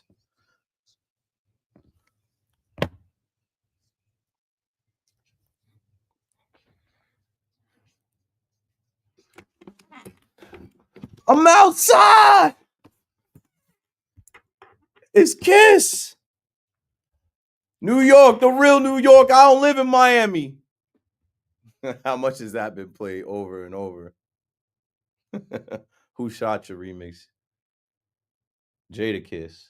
I wish we could play that on the fan. We can't. It's too many curses in it. Anyway, the Knicks are looking different in this fourth quarter. They're down 22. It's 106-84. I'm gonna let that stew, and I'm sure we're gonna get a bunch of reaction and calls soon. But I think now that we're right in the halfway of another 5-hour KM to AM, I'll tell you how I feel about Pete Rose. I don't really care. After hearing everybody's take and thoughts about Pete Rose and him now being eligible for the Hall of Fame, the Eras Committee, the Veterans Committee, can vote him in. And hearing all the discourse about his past, it is so far removed from him playing and the player that he was, Charlie Hustle. We all know how great the Hit King was, on the field, playing the game the way that you wanted him to play the game. Obviously, way before my time, but I've seen enough clips and I know the Big Red Machine and all that stuff. But I think what a lot of people are arguing about is like, okay, he bet on baseball and that compromised the integrity of the game. And even though he's passed on, we can't celebrate that. Now, obviously, this would be for his family, right? Like, when I read the statement from Rob Manfred, it said, in response to a petition from the family of Pete Rose, Commissioner Rob D. Manfred issued a policy decision regarding the status of 17 individuals who passed away while on the permanently ineligible list. So it's not just Pete Rose, but it starts off with the petition of the family of Pete Rose. So this would be for his family to celebrate and his family to, I guess, mourn. And like, if you remember, I'm pretty sure it was President Donald Trump who, when he did pass, either tweeted or spoke on, I think it might have been a tweet. October 1st. This is from Donald Trump. The great Pete Rose just died. He was one of the most magnificent baseball players ever to play the game. He paid the price. Major League Baseball should have allowed him into the Hall of Fame many years ago. Do it now before his funeral. So I'm sure they already have the funeral. And I'm sure Rob Manfred is just trying to get this off of his desk, get this off of his plate. The statement goes on and it says, in my view, once an individual has passed away, the purpose of Rule 21 has been served. Rule 21 is the gambling rule. Players can't bet on the game, obviously. And it goes on to say, obviously, a person person no longer with us cannot represent a threat to the integrity of the game. Moreover, it is hard to conceive a penalty that has more deterrent effect than one that lasts a lifetime with no reprieve. Yada, yada, yada. This is my take, the short and long of it. I consider myself still a young guy, even though I'm washed, even though I'm not athletic anymore. I have a child and I'm married, and my best days, I won't even say are behind me. I'm in the middle somewhere. I still think I'm young, but I know I'm old. But I think like I'm a millennial, and I think a lot of millennials, we don't care about the Hall of Fame at all. Not just Pete Rose, whether he gets in or not. We don't care at all. So like millennials did not watch Pete Rose, so they have no affinity towards Pete Rose. The millennial conversation has come up here. If we're talking about integrity of the game and you excuse what Pete Rose did after all these years of keeping him out, whether you talk about what happened with Ohtani last year, whether you talk about the fact that MLB is actively promoting, Dinger Tuesdays and parlays and betting on the game, and everybody's betting on the game except the players. Like if you start to excuse that stuff with Pete Rose, what about steroids? What about Barry Bonds? What about Alex Rodriguez? What about Roger Clemens? What about Mark McGwire, Sammy Sosa? You know what I'm saying? Like millennials watch those guys play. And those are the guys that we have an affinity towards, not Pete Rose. Where many of us are saying now, all right, well, if you don't care about him betting on baseball or only betting on the Reds to win or whatever, him betting on baseball and going out there and affecting the outcome, in most of the millennial, baseball fans' eyes, that's worse than guys doing steroids, taking PEDs that everybody in the game was doing. And the guys that I just mentioned were great players and probably would have still been good players with or without it. And we look at them as heroes, icons. When we were young, we didn't understand steroids and PEDs. Why Mark McGwire looked like the Incredible Hulk. Why Barry Bonds' head was size 9, So the long and short of it for me is like, if we're talking integrity, whatever. But if you put Pete Rose in, it gets louder for the steroid era guys that are kept out to get their fair shake. 888-808-1019. Ultimately, it comes down to the Veterans Committee, the Errors Committee, and I think those guys are going to gatekeep. I think those guys, I can't name them. I don't know who they are, but I imagine those guys are going to say, hey, he's been out this long. We don't have to vote him in because he passed. He's been out this long. He ain't going to get to celebrate it. He's been out this long. Like, what's the point now? And again, I don't think young people really care that much about PEDs, gambling, or the Hall of Fame itself. Let's go to Cherry Hill and talk to Chief on the Fan. What's up, Chief? Well, how are you, Keith? Good. Watching the Celtics and probably their best actual effort without Jason Tatum tonight. Yeah, no, it's expected. They're going to try to salvage whatever they can of their pride. I was calling more about, you were just talking about Pete Rose, and you're talking about millennials. I mean, I'm only 26, turned 26, and I don't think he should be in the Hall of Fame. I don't think any of the steroid users should be in the Hall of Fame, for sure. I don't think that Pete should be in the Hall of Fame based on what he did with gambling, but you're saying, you just made a point that if he's allowed in, then the steroid user should be allowed in. And I think that's even worse than what Pete Rose did. I mean, betting on the game and all of that, but over here with the PEDs, I mean, that's just See, but stay with me, Chief, but then it becomes very opinion-based and it depends on feeling, right? I feel like the Houston Astros, they cheated the integrity of the game directly. Like they were stealing signs. They had technology in the game to tell them what was coming. I watched those games thinking that they were just that good and come to find out that they had an advantage. Those guys shouldn't be like Altuve, no shot. They should have been reprimanded much more than they actually were. So then it comes down to opinion about how do you feel about steroids, how you feel about cheating, and how do you feel about betting on baseball and a guy that literally was like the best player having money on himself going out there to win, and then maybe not having money on himself on other days. Like it compromises the integrity of the sport. Okay, I hear your point. My question to you then, Keith, would be if those guys, let's say Barry Bonds or A-Rod, should be allowed in the Hall of Fame, because it's okay now. So then could Aaron Judge decide to take steroids and then hit 85 bombs next year? I would love it. I think that would be awesome. Thanks for the call, Chief. I would love for them to say, hey, whatever. The steroid users are in the Hall of Fame and you guys can go back to using PEDs. Could you imagine? Could you imagine what Judge would be? Judge would be hitting 600-foot homers. Judge definitely catching Barry Bonds. He's catching Barry Bonds by August. Robbie's in Lennox on the Fan. What's up, Robbie? Hey, how you doing, Keith? Thanks for taking the call. I'm ready to turn off this nausea about Boston. I mean, it's just ridiculous to watch. They just didn't show up tonight, Keith. They showed up in the first half, and the second half, just too many bad shots right now. The Carl Anthony Towns not enough, only 18 points tonight so far with 4:20 left. Just not enough sharing the basketball. A lot of turnovers. And the Celtics bench, we all know about their bench, Keith, and how good they are. And Richard comes off the bench, and tonight they had the third-man center come off the bench, score like 14, 15 points, whatever it was. But they got the depth off the bench, and Drew Holiday's a wonderful player. They've just been, going backdoor to him on a lot of plays. A lot of good cuts and screens tonight by the Celtics, but they're just still bad for basketball, though. They still take too many threes. And the Knicks, he said, I tell you this all the time, it's a copycat league, and the Knicks are just going to take three after three after three, too. Now, OG finally rolling to the rim, finally. But, I just don't get it. Now the pressure's on the Knicks. They're supposed to win the series, Doc Keith. They're supposed to go back to Madison Square Garden to win this. All the pressure's on the Knicks. The Celtics are without their best player. They're going to go in there and house money and say, hey, we don't even have our best player now, so let's go out and play loose. Right? You think so? What do you think? You think all the pressure's now on the Knicks?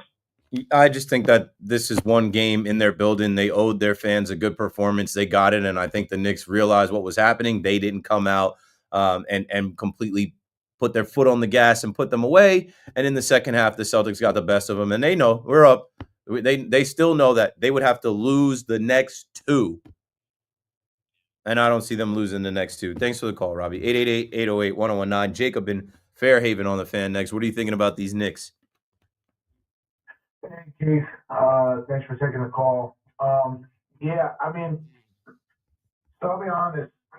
When I was watching the game on Monday, and I was watching with my friend, I turned to my friend, and he goes, congratulations for making the Eastern Conference Final. I'm like, yo, we ain't won anything yet. Do you know who we're playing? I understand what you're saying, Keith, about is it likely that they're going to do this in all, statistically likelihood? No. But is it possible? Yes. And the reason why I see it as possible is because now we go back to the Garden, right? Now, like you said, like the previous caller said, all the pressure's on the Knicks. I agree with him 100%. All the pressure is on the Knicks, right? And I can tell you now, that place is going to be tense. It's going to be nervous. And I think we're all lying to ourselves if we're not admitting that has an effect on the game. That has an effect on the game. And does that mean they're going to lose? No. Obviously, I know this. But, I've seen, obviously, we know the Knicks have a history, of struggling to close games out at home, series out at home. It's been how long since they won a series at home? Right. And B, they have a history of kind of choking these games where they kind of come back home and have a chance to clinch. So I just think you're spiraling. I think the nervousness and thanks for the call, Jacob. I think this is the time when you need someone who is not a fan of the team to weigh in. I don't see them losing this series. I think this is a game that the Celtics owed their fans. They needed to win one game in their building. They needed to rally and win one game, give their best effort for Jason Tatum. And they did. And the Knicks, knowing that they were up, right? Mikal Bridges talked about human natures. When they were up 2-0 and Saturday when the Celtics came here, he said, I think we gave into human nature, knowing that the game doesn't end them. It doesn't eliminate them. It doesn't matter. The Boston Celtics were facing elimination on their floor tonight. So every man that stepped out on the parquet knew we will never live this down, being the team that allows the New York Knicks to come in here and end us. They rose to the occasion as champions. They rose to the occasion as professional athletes and grown men. But I don't think that turns into there being more pressure on the Knicks. And now the nervousness. And if I'm a Knicks fan going to Game 6 on Friday, party in the USA. The Knicks are about to close them out on that floor in Madison Square Garden. We're going to party in the streets. They're going to shut down the city because it's been 24 years since the Knicks have gone to the Eastern Conference Finals, and I get to go see it in New York. It gets to happen. They get to clinch at the world's most famous arena now. And if you don't think that isn't in the mind of these Knicks players, of course it is. I don't see the Celtics winning 3 in a row here without Jason Tatum. 888-808-1019. Bobby's in Belmore on the Fan next. What's up, Bobby? Bobby. All right, we're going to put Bobby on hold. Missed opportunity for Bobby, but I didn't hang up on you. Let's go to Mole out on Staten Island on the Fan. What you got for us? What's up, man? Happy listening. I agree with what you're saying that, the pressure isn't completely on the Knicks, but at the same time, this is a beautiful perfect opportunity to put them away.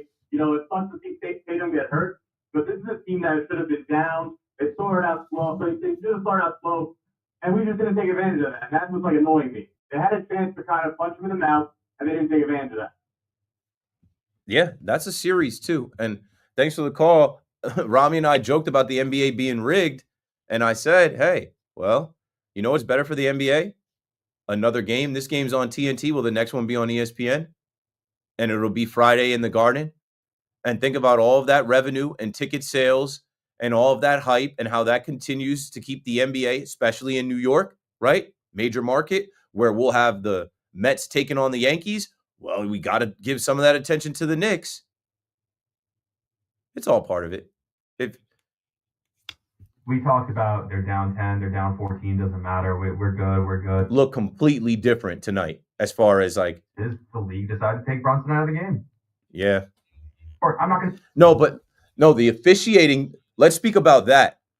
Ticky-tack calls on Brunson, where if you watch each one of them individually, you can say, okay, that's a foul. But the way the playoffs have been getting called, the way these series have been getting called, yeah, you can call all 6 of those in a span of 10. Now that is always the thing you cannot leave out. There's pressure, there's injuries, there's momentum, there's playing hard, but there's also the human element of officiating. And in the playoffs, sometimes they let them go, sometimes they let them play tough, and then also sometimes they tighten up and it gets ticky-tack.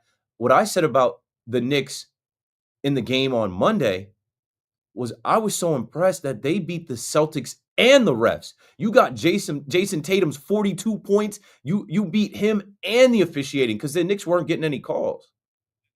It's the playoffs. I don't expect to get every call, but it's got to be somewhat consistent. And I don't believe in conspiracy theories. I don't think the league had put an edict out like, hey, we need to get another game of Madison Square Garden. But the way that third quarter was officiated was clearly leaning in one direction. And you took out the best player, the guy who is the reason why when the Knicks are down 10 in the fourth quarter, you believe they can come back. He wasn't allowed to play in the fourth quarter. You take the most clutch player out of the game. You take the killer. You take the guy that, like, I was just reading all those stats that were putting him with Kobe and Jordan. And yeah, it looked a little different tonight. And that's how the cookie crumbles. Final in Boston. 127-102. The Celtics defeat the Knicks to get their second win in the series and force a Game 6 Friday in Madison Square Garden. Let's go to Joe in the Bronx on the Fan with his reaction. Joe, how you feeling? Keith just turned the game off. I'm honestly disgusted. In your opinion, do you see them coming back and winning either Game 6 or Game 7? The Celtics, I do not. No. Because I have no faith at all. I'm looking forward to next year. As a Knicks fan? Yeah, I think we just gotta, get Giannis, trade Cat. I just. Oh, you gotta be trolling, bro. Are you joking? You're playing around? Are you being serious? Without Tatum in the game, you lose by 25 points. Are you kidding me? Yeah, but we were just going through the officiating, and we were also going through just like they didn't have the same look about them. I think they could feel it. The building. I'm going to tap in with Evan Roberts and I'm sure Evan and Loogie are not in the building right now. I'm sure they got out of Dodge. I'm going to tap in with them to get the feeling because Rami and I are in here watching it and talking, but we can't hear it. I think that it was one of those things where it's just like, we're not getting this one tonight. But that doesn't mean to quit on the rest of the series and advancing to the Eastern Conference Finals. And then next year, and Giannis, no, I think they win it in 6. And I just see that if you can't beat this Celtics team without Tatum, you can't beat the Pacers. I just think it's a different. Thanks for the call, Joe. Let me say this: it's one game. It's the first to 4, not who wins game 6, not who wins. Like it's the first to 4. Do the math. Now the math is shortened up. The Knicks have to win one more game out of the next 2. Are they about to lose 3 games in a row without Jason Tatum? I don't see it. I don't see it. Are they about to play the same game in the Garden that they played tonight? No, there are no 2 games that are the same. That's why we were so shocked about the first 2 games. They were eerily similar. I just think it's a loss that you take knowing you got to get on the flight back to New York anyway. It's a loss that you take knowing, hey, the calls didn't go our way. The shots didn't fall tonight. Let's look at the team stats now. And I know, there's pessimism because you haven't done it. There's pessimism because even going into this game, the national media, a lot of them picked the Celtics. The Celtics were favored. Guys like Brian Windhorst, I was playing his comments yesterday about, I'm not counting the Celtics out. Whenever you think they're going to lose, they rise up and somebody's going to rise. And a few guys rose to the occasion tonight for the Celtics, from Luke Cornett to Sam Hauser, who was clearly hobbled. The Celtics shot 52% from the field. The Knicks shot 35%. From deep, from 3, the Knicks shot 40% to the Celtics 44.9%. Free throws, the Knicks hit 80% to their 65. The Celtics out-rebounded them 44-40. The Celtics passed the ball better. They had 27 assists to 17. Block party. Luke Cornett, they had 12 blocks. So clearly their defensive intensity was ramped up because they're facing elimination. Their back's against the wall. Now the Knicks turned the ball over 11 times to 9. And what's another glaring stat? Points in the paint, 36-26 in favor of the Celtics. 25 fouls to 20 fouls in favor of the Celtics. And the largest lead that the Celtics had tonight is their largest lead that they've had in this series, I believe, 28 points. So you want to talk about glaring stats. Luke Cornett had 7 block shots. You want to tell me he didn't make marginal contact on any of those? But that's what I'm talking about, bro. That's what I'm talking about with the officiating. That is the thing that can swing game to game, how they call the game. And I know people don't want to hear conspiracy theories or being rigged. That is the human element that can change in a game, that can change the flow of a game, the feel of a game, the outcome of a game. And then as that clock tick, tick, tick, tick, tick, tick, like you get to the point where, like you said, Brunson in the third quarter, I think I read a Fred Katz tweet where he said Brunson in the in the third quarter had 4 fouls in 8 minutes. So were they like paying extra close attention to him, singling him out? Jonathan in Glen Ridge on the Fan. Go for it, John. Hey, Keith. How are you? Good evening. Good evening. So let's be honest. Do you think the Dolan curse is still alive? Nah, Dolan's out there giving game balls to kids, tipping his hat. Dolan is all smiles. This is the best Knicks team he's had in a long time. I don't want to put it on James Dolan. Well, I have to tell you, I completely agree with you with the refereeing. This is a business.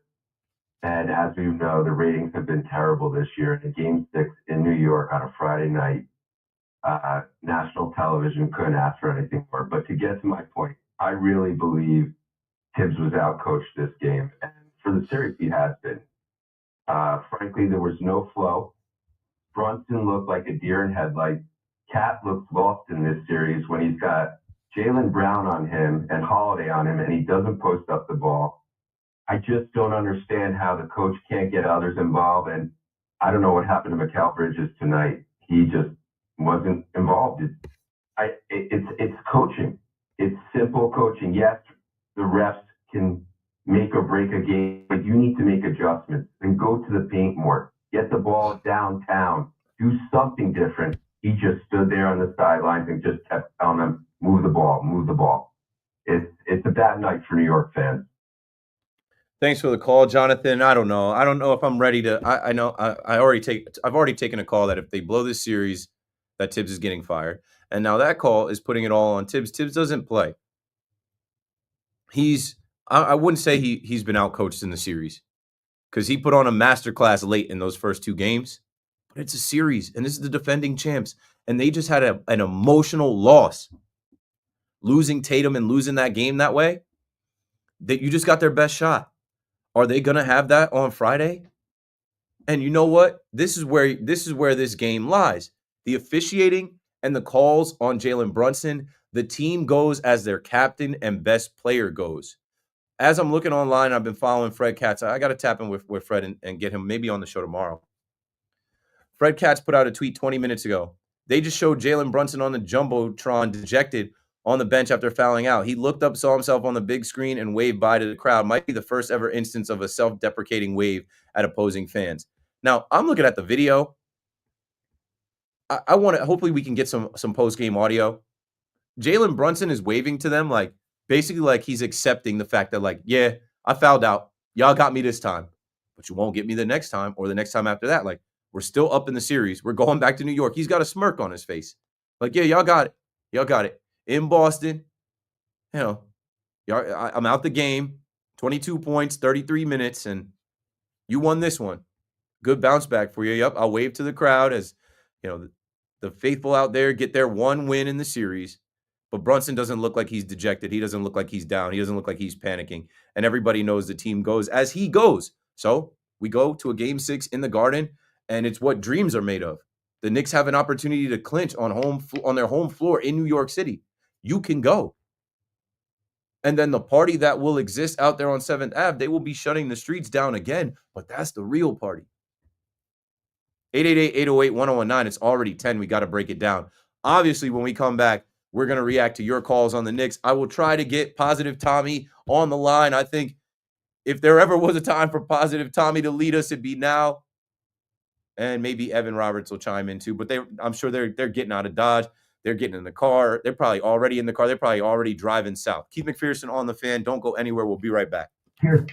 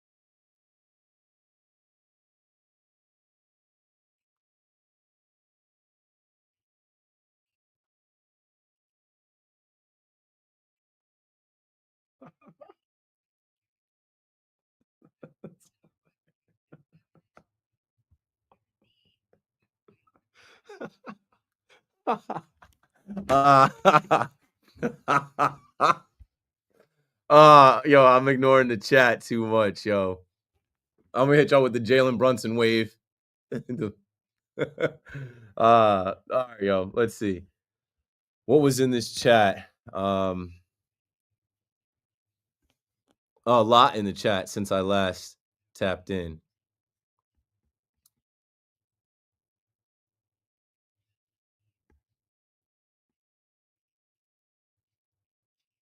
Zebras doing everything in their power to get Boston that W. You said that at 9:16. I will reference that when we get back on air. Levi says the Knicks are cooked. Knicks winning it in the Garden. I think so. Knicks trash losing tonight. It is what it is. In the end, it's about money, and all these games have a script. There you go. Another 20-point comeback. Not tonight. Jack says Knicks in 6. They did it for Tatum. Sure. Knicks losing this game killed the series? Nah. Still Knicks in 6. It's time the Knicks give their fans a home clincher. There it is. Sounds like a lot like Game 5, L to the Pistons, the previous series. Yes. They were facing elimination. They still are facing elimination. The Knicks are not. Knicks game was embarrassing. Sorry, I made my sons watch it with me. But this is a series, man. This is what you do. You told me Knicks fans to act like we've been here before. Facts. I'm going to say it again.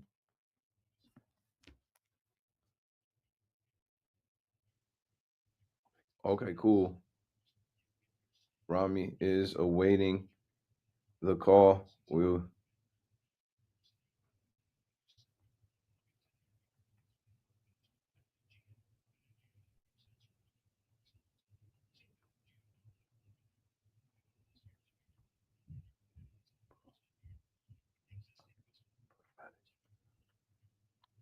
I'm texting Tommy right now.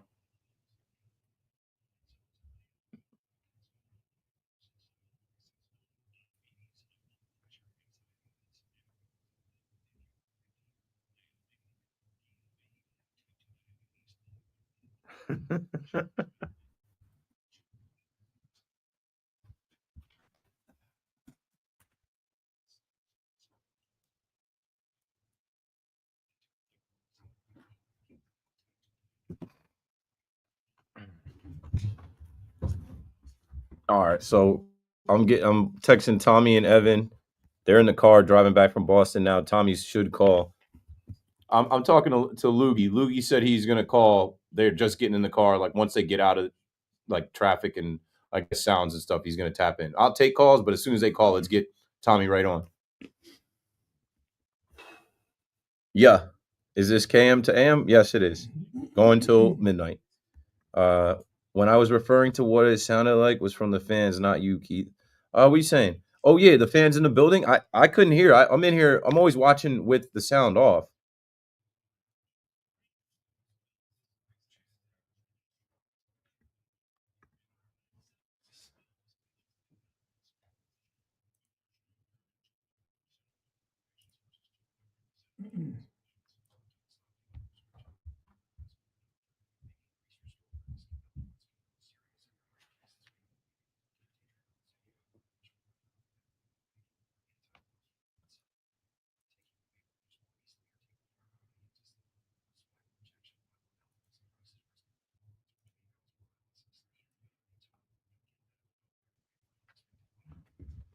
Let me charge my phone. None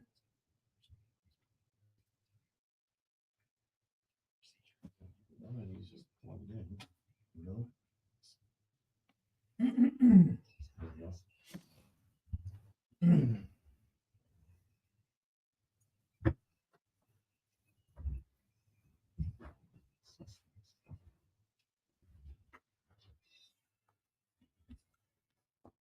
10 o'clock, I'm Gordon Damer. We knew the Knicks would be coming back to New York after their Game 5 in Boston, but we now know they'll be bringing the Celtics with them. Boston, without Jason Tatum, able to stave off elimination tonight to take Game 5, 127-102. No fourth quarter comebacks for the Knicks this time. Game was tied at the half. Boston outscored the Knicks 32-17 in the third. And for a change, did not blow that lead in the fourth. Derek White, 34. Jaylen Brown, 26 and 12 assists. And Luke Cornett with 7 block shots. Jalen Brunson picked up 5 fouls in a 9-minute span of the third. He fouled out in the fourth with 22 points. So that means Game 6 at the Garden on Friday night. Also, it's Game 5 between the T-Wolves and the Warriors. Right now, T-Wolves up 15-9 as they're playing early on first quarter there. Offense tough to come by for the Mets tonight. They trail the Pirates 4-0 as they play in the 8th inning over at Citi Field. Mets with just 5 hits on the evening. Yankees rallied to take the finale of their series in Seattle 3-2. Aaron Judge is 15th of the season, put the Yanks ahead to stay. Aaron Boone liked it. Okay.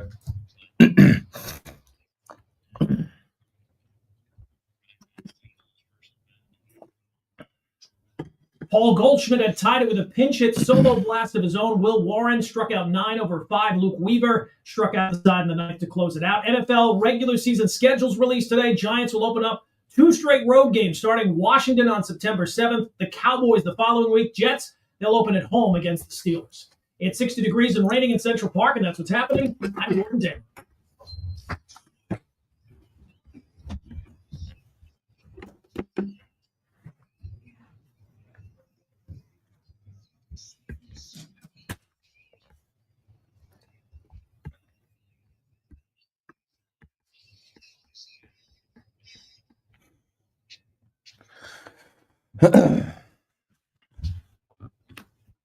And we're back. A little bit after 10 p.m. on the Fan in New York, the Knicks lose Game 5 in TD Garden, 127-102. And now the series is 3-2. The only 2 options left on the table here for the Knicks are Knicks in 7 or the prophetic Knicks in 6 that was put out there by our very own positive Tommy. Tommy Lugauer is live on the line, coming back from Boston with Evan Roberts. Tommy, talk to us. Tell us what you saw. Let me first start by saying this, and you know this all too well, the rivalry that exists between New York and Boston. I just want to say this. The Celtic fan, who I hate, I hate the Celtic fan. I hate the franchise. I hate the fans. Their fans couldn't have been classier tonight.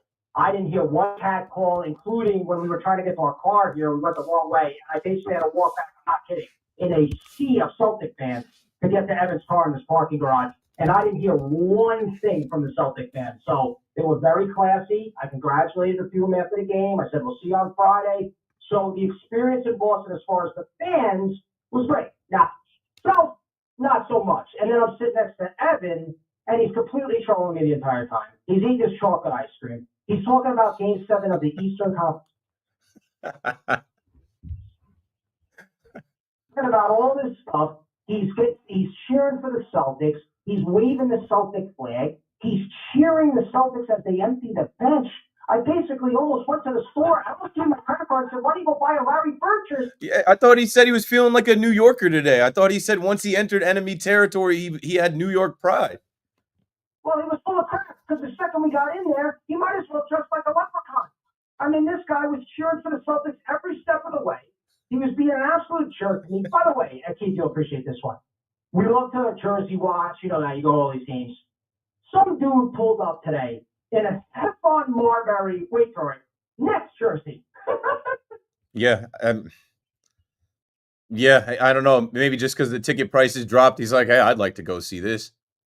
No doubt. It was a New York-Boston event, and it went to the Bostons, and now Friday night, really this sets up to me. You are a New York sports fan. Obviously, we know what's going on at Yankee Stadium, and now what's going on at Madison Square Garden. Hell, you got the concert at MetLife Stadium, Pitbull, Shakira. It is going to be an absolute crazy weekend in New York. And Friday night, no matter what the outcomes are, obviously, like I said, I guaranteed the Knicks in 6, and it's setting up and it's lining up exactly the way Tommy said it would. We are lining up for one of the biggest nights in the history of New York sports on Friday night. With the Soto return, Knicks Celtics Game 6, it's going to be wild. It's the most wonderful time. You got to love it. If you're a New York sports fan in New York, you got options of where you're going to go, where you might want to go. I'm surprised to hear you say the Boston fans weren't, crazy. And I guess they had to get humbled a bit. But I mean, I heard you guys talking to the guy that went viral with the Boston fans putting the beats on him. There was no fights. There was no, I'm sure some Knicks fans went up there thinking they were going to get what they got in game 1 and 2, get a victory, take over the building. But even watching it in here, Rami and I'm like, it didn't seem like a crazy crowd until the end where it was pretty clear that Boston was going to win. Then those fans got into it. That's probably the one win that they get on their floor in this series. Yeah, so the feeling in the building, the electricity, the noise level was very, very, very loud. The Knicks, they didn't do much, especially in the second half, and Brunson has 5,009 minutes, which I've never seen before. I'd have to look it up if that's ever happened in the history of basketball, but it was very, very, very loud in the building. And my feeling with the Celtic fan here is they are now, and I understand it, they're down 3-1, Tatum's out. They almost are taking on this role of, we won the championship last year, we had no pressure, we're up 3-1, we're almost like now we were this major favorite, heavy favorite, now we're the underdog. And I think that was the vibes, almost like, all right, if we're going to lose the series, don't lose at home, don't die on the shield, on the sword here, let's win this game. And now they have like kind of spunkiness to them. So there wasn't really a vitriol. Like we were chopping it up with some of the Celtic fans up there. Everybody was cool. Like there wasn't that hate. Evan thinks it's because they have no respect for the Knicks, but that's Evan coming from a hater's perspective. Because I don't care if they don't have any respect for the Knicks. This is New York and Boston. I'm sorry. This is a major rivalry. We know the baseball teams, and even the Jets and Pats for sure. So I think people put that hatred to the side tonight, and it was really, especially in the first half, a fun, exciting basketball game, and then it got away from the Knicks in the second half for sure. The hatred wasn't put to the side on the floor. We saw Josh Hart bloodied early. We saw Jaylen Brown getting into it. And here's the question for you, right? A lot of fans are blaming the officiating. And Rami and I were just talking about, like, that's one of the things that can swing any of the games in this series. They go from letting them play, letting it be physical, then kind of having a whistle and singling out one player. There's a moment where Jalen Brunson was put on the big screen kind of waving once he fouled out. Can you speak to, like, how it felt in real time with the calls and the officiating, and if that's something that you think cost the Knicks the game, or if you're just looking at them, they didn't play well enough, they didn't come out and do what they were supposed to do? Yeah, no, I'm not going to blame the officials. I'm not big on blaming officials. I understand that's the Discord and that's Twitter, that's online. People love to complain about the officials, win or loss. That's always, unfortunately, especially in basketball, I think a lot of times it takes away from the game when people are complaining about fouls. It's also, people are flopping, we know that, and they're foul hunting. That wasn't the case. The Knicks lost because the Celtics had pride. They're a championship team. Now, as far as the Josh Hart situation, obviously he takes that shot from Cornette. Now, where we were sitting, you couldn't see like the blood that was coming out of his face. And we saw our WFAN social media on Twitter. They posted a pic, and for no joke, we thought that was doctor. We were like, did we doctor that up? No, it was bad. It was really bad. Yeah, he was gushing, and then early on in the second half, I think it was Hart and Cornette or Hart and Brown. They got into a little kerfuffle, and the officials called it a lot tighter after that. That's where you got the Brunson 5,009 minutes. So I think the officials saw that it was getting a little chippy. It was getting a little spicy. So they called it super tight in the second half because they didn't want to have any kind of issues. And that's where Brunson gets into foul trouble. Cat was in the foul trouble. Brunson fouls out. And the waving. Now, let me just say this. That's one of those things I haven't checked yet. I'm sure it's already viral on social media. One way or another, that's one of those things that's going to go down where no matter who wins, that's going to be a meme that everybody's tweeting out here Friday, wherever this goes, with Jalen Brunson waving at the crowd. Because they were doing the hey, goodbye. So JB was having a little fun with it. But that's definitely something social media is getting up. The way I see it, they had to fly back to New York anyway. The Knicks have the opportunity to clinch on their home floor. I think, like I said, your call before this all even started, Knicks in 6, is going to come true. It's going to be a wild night. Are you trying to go to the game Friday at the Garden? Or are you trying to go to the Subway Series? Or where are you going to be at? So here's my plan for Friday. We are, Evan and Tiki, we are doing the show from Yankee Stadium. Here's my plan. Game 6 is at 8 o'clock. So I am going to stay for Soto's at bat and the top of the first inning. I have to feel that moment.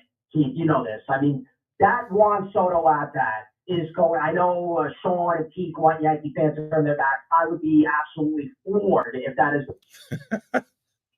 You know what I'm saying? Like, indifference would be brilliant. Like, that's such a cool thing if they did that.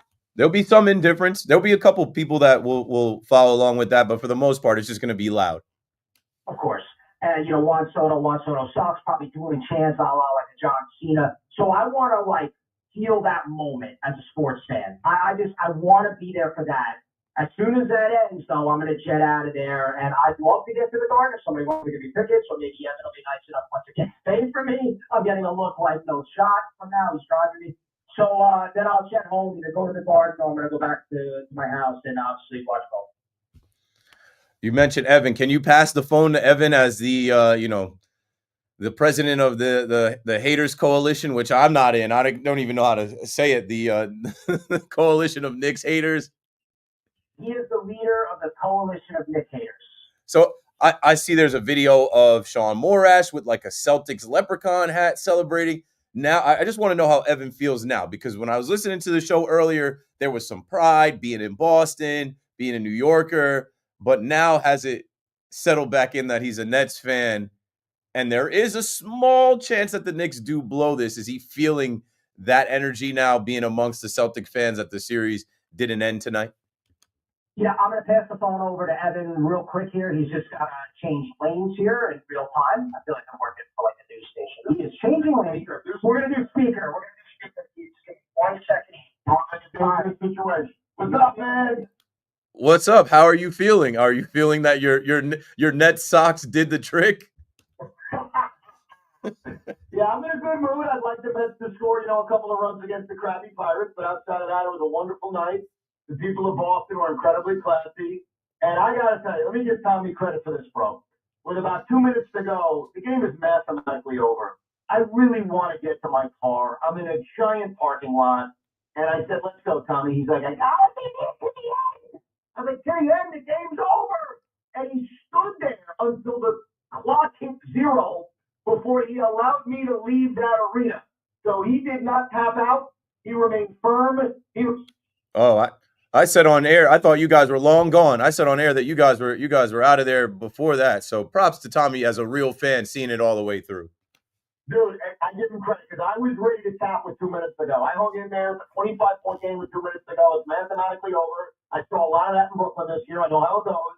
And he stayed there until the end. And now, we're paying the reward by sitting in horrible traffic. So thanks to Tommy. Got it. If there is a game 7, you guys going back up on Monday? See, I would love to, Keith, but I don't think the Knicks fans would allow me because we were here to watch this series turn a little bit. So even though we had success last year in Philly, I can't do that to the Knicks fans. So I think game 7 we will sit out. Plus my wallet needs a break. My wife would not be happy with me dropping any more money on a team I despise. Understood. Knicks in 6, so Tommy can bask in his glory of his call being spot on. I'll let you guys focus on the road and be safe driving. That's a hell of a trip. I've never made the trip. I don't look forward to ever driving that far, but get home safe, guys. Thanks for calling. As the Mets are shut out. Thanks for the call. 888-808-1019. The Mets are in the bottom of the 9th here. Shut out in Citi Field. Looking to just scratch at least a run across, but what does it matter? You already took the series from the Pirates, and all attention will shift to the Subway Series. But let's keep our attention here. I want to talk to the Knicks fans that are on hold, that are listening. How do you feel? So far, all of the calls that I've taken, outside of positive Tommy, they've been pessimistic. That the Knicks should have closed them out. That was a huge opportunity. Now you're letting the Celtics feel themselves a bit. They did it without Tatum. They've come alive. Now it comes back to New York. They could potentially force a game 7. Let's see what you guys are thinking and feeling out there. Frankie is in Bethpage on the Fan. Frankie, what's up? Hey, Keith. Thanks for taking my call. Listen, I have a huge problem with the officiating tonight. Luke Cornet, how many blocks do you have? 6? That tell me there wasn't contact on a single one of those. That's awful. And Brunson, what was it? 5 fouls, 9 minutes? You gotta be kidding me. It's peculiar. It is a little peculiar. I just know, watching basketball, they can be selective about who they're calling things on and who they're not. It can be ticky-tack, or they can let them play, especially in the playoffs. Go on. Yeah, I get what you're saying, but once you take Brunson out of that equation, Anunoby's cold, Bridges is cold. Brunson is the only guy scoring, and once you take him out of the equation, the game's over. And you know that, and I know that, and everybody watching knows that. If you don't have your closer, if you don't have the guy that they literally chuck the ball to in the 4th quarter and say, take us home, then that's game blouses. It's wraps. It was ridiculous, Keith. Listen, it's not all the officials' fault. Like I just said, Anunoby was cold, Bridges was cold, Pat was in foul trouble too. There's an opportunity in this tonight, but it sets up for what's going to happen Friday night at Madison Square Garden. The Knicks will take down the Boston Celtics. I've been saying this since the start. Knicks in 6. But they gotta come out firing. They can't have like an 8-2, 8. They can't be down like 8-2, 10-2. They gotta get out to an early lead and stick to the lead. And they can't get in foul trouble. And by the way, I can't stand the Luke Cornett. Ever since he left the Knicks, I just Yeah. Funny how that comes back around. I know, especially after tonight, I just can't. I'm like sitting at the TV. I'm like, oh, this guy again. Kill him off. Somebody had to rise. They had a few guys rise up tonight. Frankie, thanks for the call. 888-808-1019. Again, I keep going back to that third quarter and the amount of calls that were on Brunson. And everybody knows that he's the guy, he's the leader, he's the captain. And if he gets in foul trouble and fouls out, which hasn't happened in any other game, I don't know. Some people give credit to Joe Mazzulla and say that's coaching, that's strategy. Some people say that's the officiating. But ultimately, that's GG's. A good game to the Celtics. They fought for their brother, Jason Tatum, who they lost. They fought for their home crowd. They got one win on the parquet. But if you ask me, it's the Knicks versus the Celtics without their best player in New York, in the Garden, which is New York versus everybody. Everybody in New York that can go to that game, bearing down on the Celtics. If they don't play the perfect game, I think the Knicks outgrind them. I think we've already seen the Knicks overcome the officiating and beat the Celtics. I think it's Knicks in 6. Let's go to Brooklyn and talk to Leon. Leon, you're on the fan. Hey, Keith. I wasn't going to call in today. I wasn't. But I heard a couple minutes ago Joe from the Bronx speaking to you, and Keith, I was very upset. Talking about next season. Nah. Well, Keith, I couldn't believe it, Keith. I wasn't going to call. Not going to call. What I was hearing, Keith, I have to call in to say something. The Knicks are up 3-2 on the Celtics. We're up 3-1 a game ago. If you told any Knicks fan that we would be up 3-1, to do it themselves, Keith. You take it every time. Giannis, the next season is over, Keith. I'm very upset. No, now is the time to believe. Belief was needed before the series. Now is not the time to start packing it up. About not believing in this team. We're up 3-2. Listen, Keith, I'm not a guy that roots for injuries over here. But Tatum's down. We have a real shot at this. I'm a believer here. And we have guys calling about getting ready for next season. I'm sorry for the rant, but I'm very upset. I'm very upset with the call. No, you're all good. We need that balance. That's why I said let's talk to some Knicks fans, because I talked to some pessimistic fans that said, "Oh, that's it. They had it. They were up 3-1. They lose that game. Now win the next game." You beat the Pistons in 6. I remember being on the fan taking some similar calls, worried about the Detroit Pistons. Oh no, they came to the Garden. Oh no, they took that game 5 from the Garden. And now we're giving them life. No, you're not. It's a series. It's a series. It's a 1st to 4. Again, I do not expect this Knicks team to lose 3 in a row. Again, I don't expect them to lose another game. Tonight was a night where you tip your cap. And that's what Jalen Brunson looked like to me. He looked like he was tipping his cap to him. Like, y'all got it. Y'all got me. Fred Katz again wrote, Jalen Brunson has committed 4 fouls in 8.5 minutes in the third quarter. But then he went on to say Jalen Brunson is really smart while playing in foul trouble, which is why Tom Thibodeau often leaves him out there in these situations. But that was a tough gamble to make, to pick up a 5th foul in the third quarter. All 5 of his fouls have come in the third. Like, to me, that is a little fishy. To me, we were in here watching, and I'm kind of just like looking at Rami through the glass, looking at the screen, like, you call a spade, bro. Obviously, we can't say that the NFL is bogus and rigged. The NBA is rigged. We can't blame it on the officials. But there was something peculiar about how the guy that you expect to take the ball and bring the Knicks home in the fourth quarter got into all that foul trouble. And I've never seen that before. Josh is in Miami. Josh, you're on the fan. Hey, Keith, thanks for taking my call. I mean, I don't even know where to start. I'm just super upset about the game, but I mean, I'm just gonna start with the officiating in the third quarter. I mean, it's a close game, and for Jalen Brunson to pick up 5 fouls within 8 minutes, and for the Celtics to be in the bonus with 9.5 minutes left in the quarter is, I don't know what's up with that. I mean, That's what we were saying. We're like, this is kind of odd.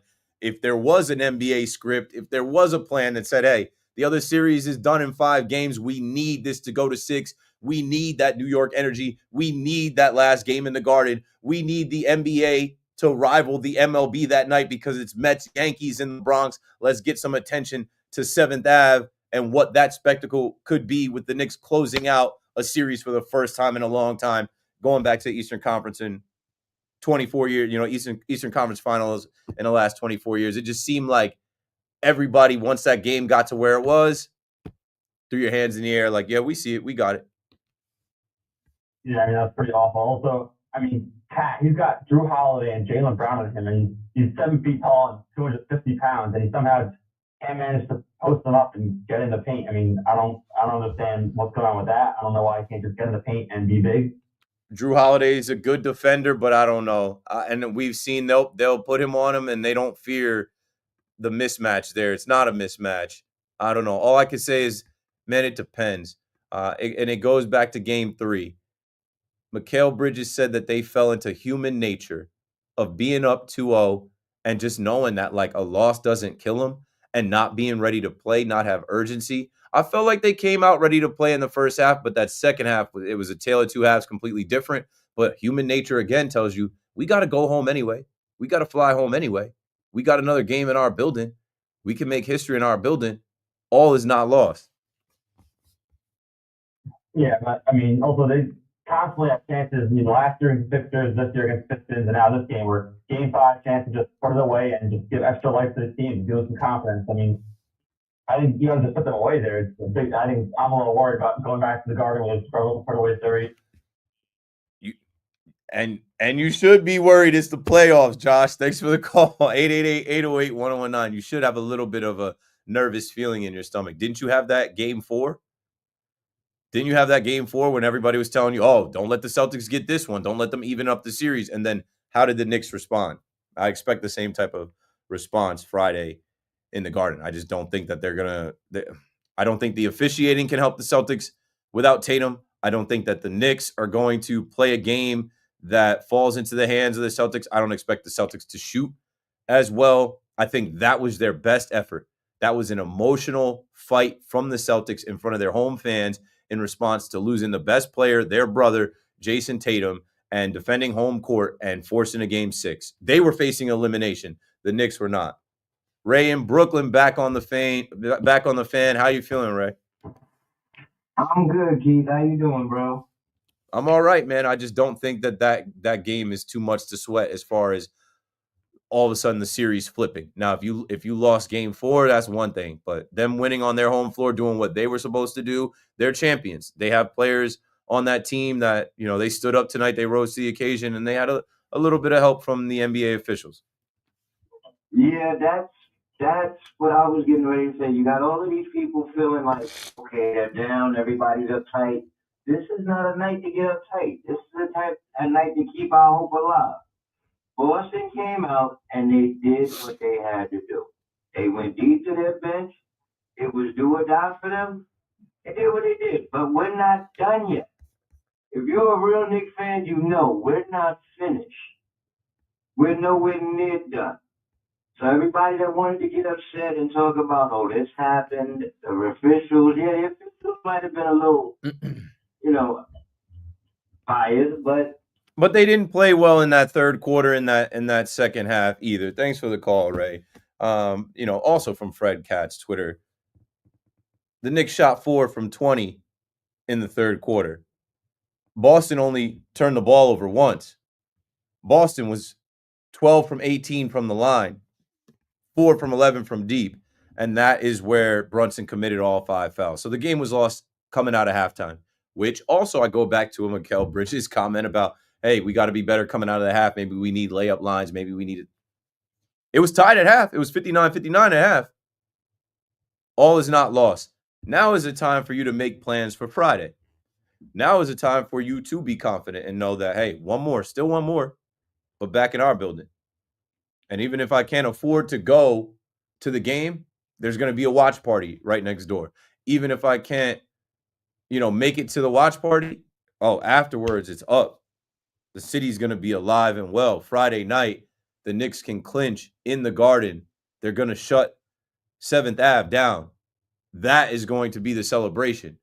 Not when the Knicks won the first game, second game, third game. Like that fourth final closeout game on a Friday night in New York City, where you are going to have fans in this city all day walking around in Knicks uniforms, Knicks hats, Knicks paraphernalia, Yankees, Mets. The city will be alive and well on Friday. It's going to be a scene everywhere. We'll have the Subway Series and we'll have Game 6 for the New York Knicks. I'll be on to talk about it after. I look forward to a Yankees win and a Knicks win and taking your calls. 888-808-1019 as more folks are weighing in. Jason is in Brooklyn on the Fan before we get to the next break. So we don't have as many in the 9 o'clock. You got it. We don't have as many breaks in this. Well, tonight, if they would have, if they need to win tonight, to have a little break before the Pacers game, because tonight they would have lost. If they lost tonight, it's causing them a big problem. But not to jump in front of you, we were saying that on the last series, right? Because the Celtics had the gentleman sweep against the Magic. So we were saying, we got to play an extra game against the Pistons. And what happened? It seemed like the Knicks playing that extra game and having less time to kick their feet up helped them against the Celtics. They took the first games. They were scrappier. They were in better shape. They were a more conditioned team. They played all the way to the clock hit 0. That might bode well for them again against the Pacers, who, I'm not respecting those farmers out there. I don't think Indiana is like that. I mean, we'll have to see. I know they're deep. I know it's back-to-back years that they're in the Eastern Conference Finals, but I think matching up with the Knicks, I think the Knicks can beat them. So I don't know. I'm not leaning so much into the yes, ideally, it would have been nice to rest. Ideally, you don't want to play another game because that's another game where you could potentially lose one of your starters, but it is what it is. The silver lining and the bright side is you're coming back home anyway. They were always getting on that flight to come back to New York. Now, Friday night, they get to clinch on home floor and make history going back to the Eastern Conference Finals for the first time in 24 years. Pressure because it's just going to catch up to them.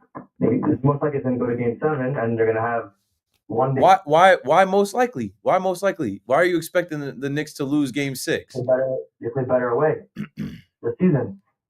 They won the last game at home. And Tatum dropped 42 in that game. He doesn't exist in the next game.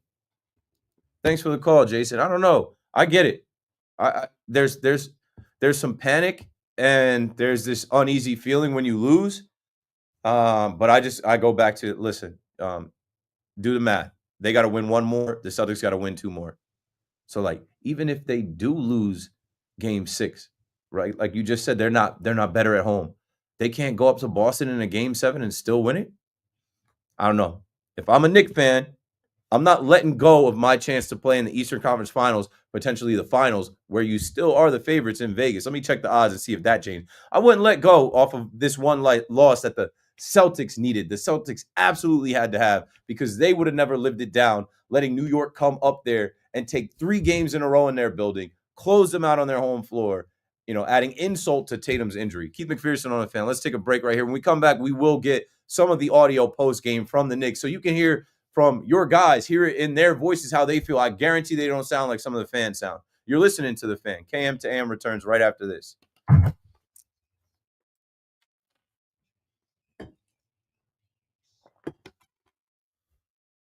See, this is where it comes in handy not being a Knicks fan.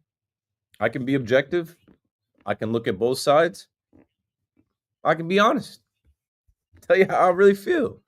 Man, I really feel good about y'all throwing money. I don't ask for money, but I'm working. I'm on the clock. I'm getting paid.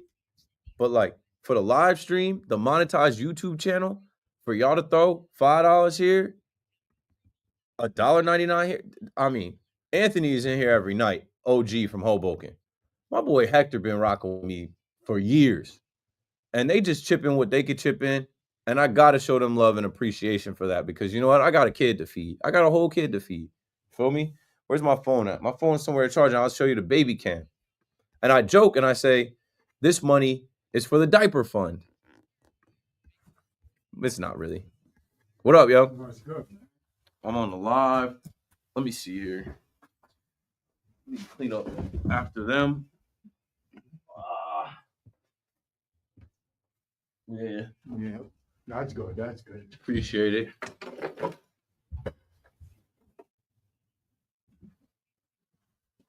I got it in my to-do list to send you them drops, bro. Yeah. Don't think I forgot. I know it's been I know. a couple months. I know. I want it to be right, but I got it in my to-do list. Maybe tomorrow I'll get around to it. I got your email. You're just going to get the email with the audio and the drops, but I ain't forget. Okay, sir. I'll see you in a minute. All right.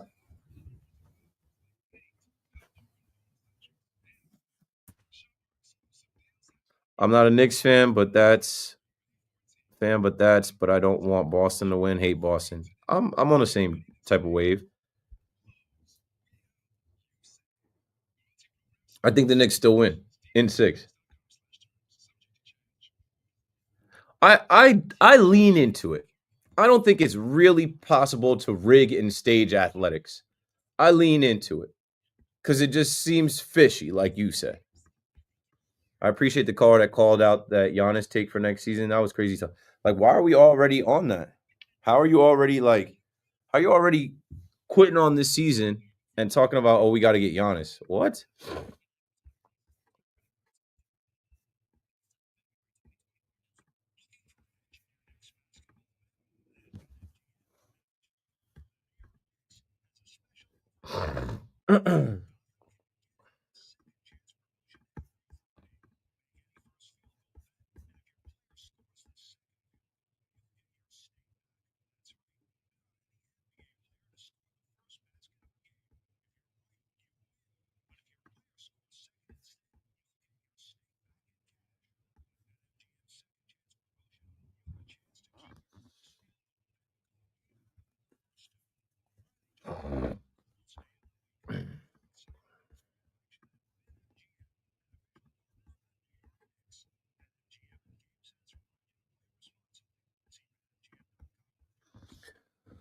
Um,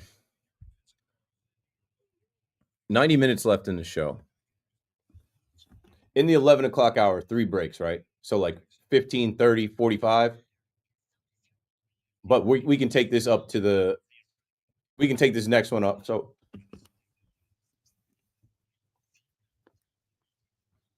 just trying to, yeah, this one will go to 55. We'll do big shot of the night at 11. And then we'll break at 15, 30, 45 in the 11 o'clock hour.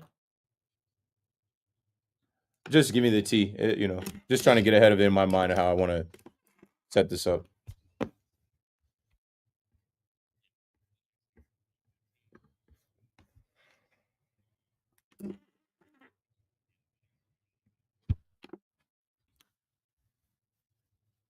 Be happy. You should be happy. You're in the series. Be happy. Pick yourself up and be happy. Other teams are eliminated. Just be happy. Keep McPherson on the fan. Y'all got to cheer up, man. Y'all got to cheer up, man. We're working on getting some audio from the New York Knicks post game, whether that comes from, Knicks videos on Twitter. Let's see. Rami, you said you have stuff? Rami, I think, said he's working on some stuff. Whatever you have, just cue it up. Like, you can let the audience know what you're going to play, and we'll all listen and then react to it after.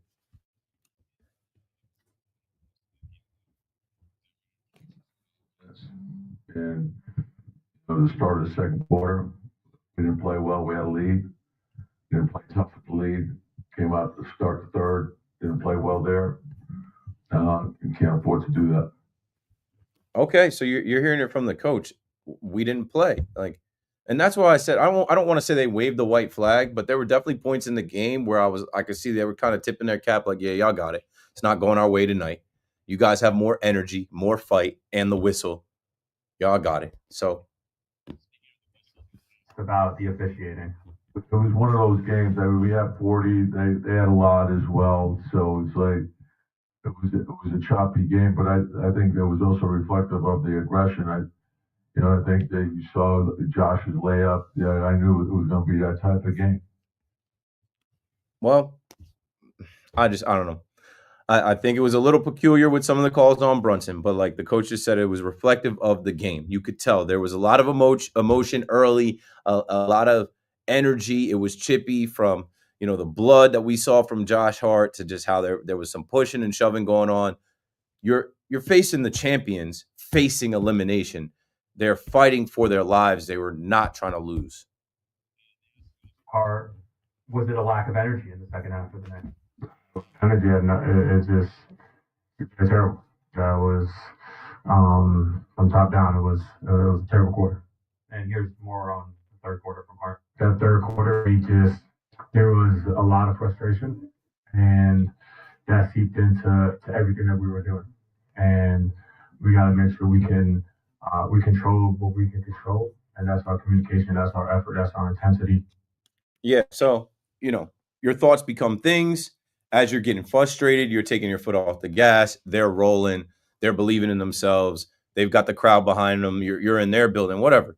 The Knicks get blown out, but I don't think that means they can get blown out in the next game or a game 7. I think that is that particular game that went that way. You flush it, you move on, and you get ready to close out the series in your building. Run it. It doesn't matter. Where if it's at home or away, like all that's the stupidity to me. Every game you go out there, you want to win, you want to compete at the highest level, and obviously we didn't do that. And next game's our next game, and that's all we're focusing on is getting a win. Yeah. It does matter where it is. I kind of feel bad for the Knicks fans that rode up there tonight, where they took the train or their cars.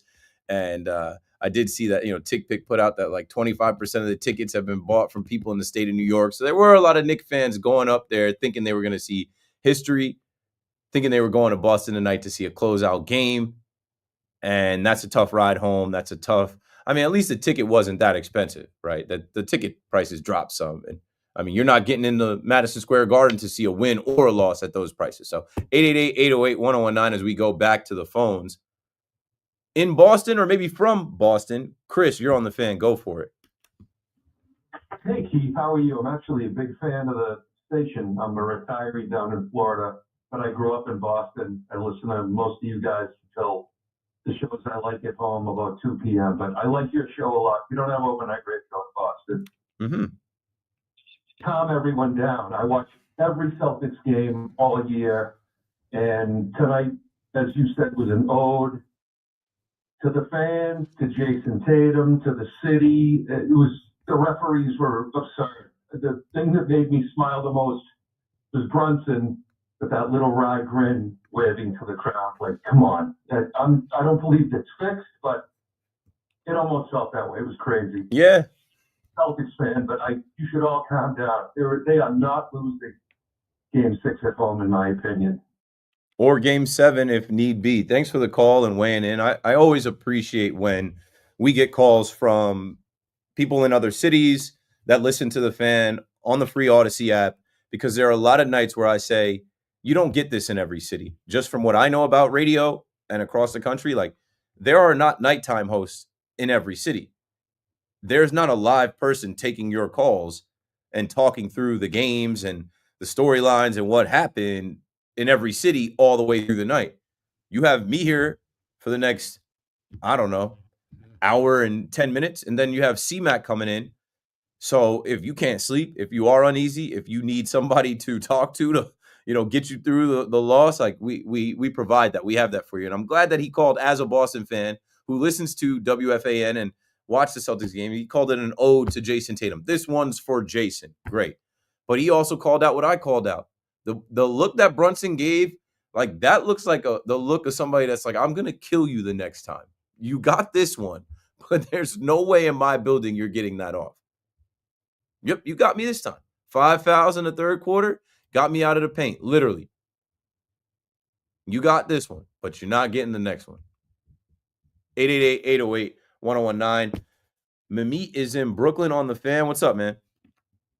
Yo, what's up? Listen, I'm the first time calling to your show. Man, we got this in the bag. Game 6. It's going to be wild. It's our game. I'm almost happy that we're going to 6 in the Garden. It's going to be wild. This is our game. We got this series, man, tonight. Listen, we're doing a favor for Boston, giving them a nice 2 win. Okay, listen. And by the way, Josh Hart draining those threes, man, that was amazing. I'm saying they're leaving Josh Hart open, and he's just knocking them down. And then Mitch hit 6 free throws. That was amazing, man. I mean, Joe Mazzulla had to stop the hack of Mitch because of that. I mean, bro, this is our series, Indiana next, and then we're going to play Denver in the finals. And listen, we do good against Denver. Listen, no one worry, bro. I guarantee you we're winning the 6th game. It's ours. We're going to win. Confidence is needed now. Belief is needed now more than ever. This is a series. It's supposed to be a battle. You thought the champs were going to go down without a fight? Hell no. Most people had them sweeping the Knicks. Most people had them taking the series tonight. What would you prefer? Tonight have been the closeout game for the Boston Celtics ending your series, or what you got? I think you can live with what you got because you live to fight another day. And I like that you took some good out of this. Josh Hart, he was shooting with confidence and drained them. He hit 5 threes tonight. If they leave him open in game 6 and he's shooting like that, great. Mitchell Robinson shot 100%. That's damn near a miracle. Mitchell Robinson shot 100% from the charity stripe. He was 6 for 6 shooting free throws. Take that into game 6 and into the next series. The next series is set, by the way. The Eastern Conference Finals. Indiana is awaiting the winner of Boston, New York, but I'm going to assume it's New York. No jinx, not touching the money. Just like, I don't see it. I don't see the Knicks losing 3 games in a row, especially without Jason Tatum. The first game will be Wednesday in Indiana. Friday, no, it'll be home. Excuse me. The first game would be Indiana at the New York Knicks. Wednesday at 8 o'clock. So you figure if they play Friday, they still will have Saturday, Sunday, Monday, Tuesday, 4 days of rest.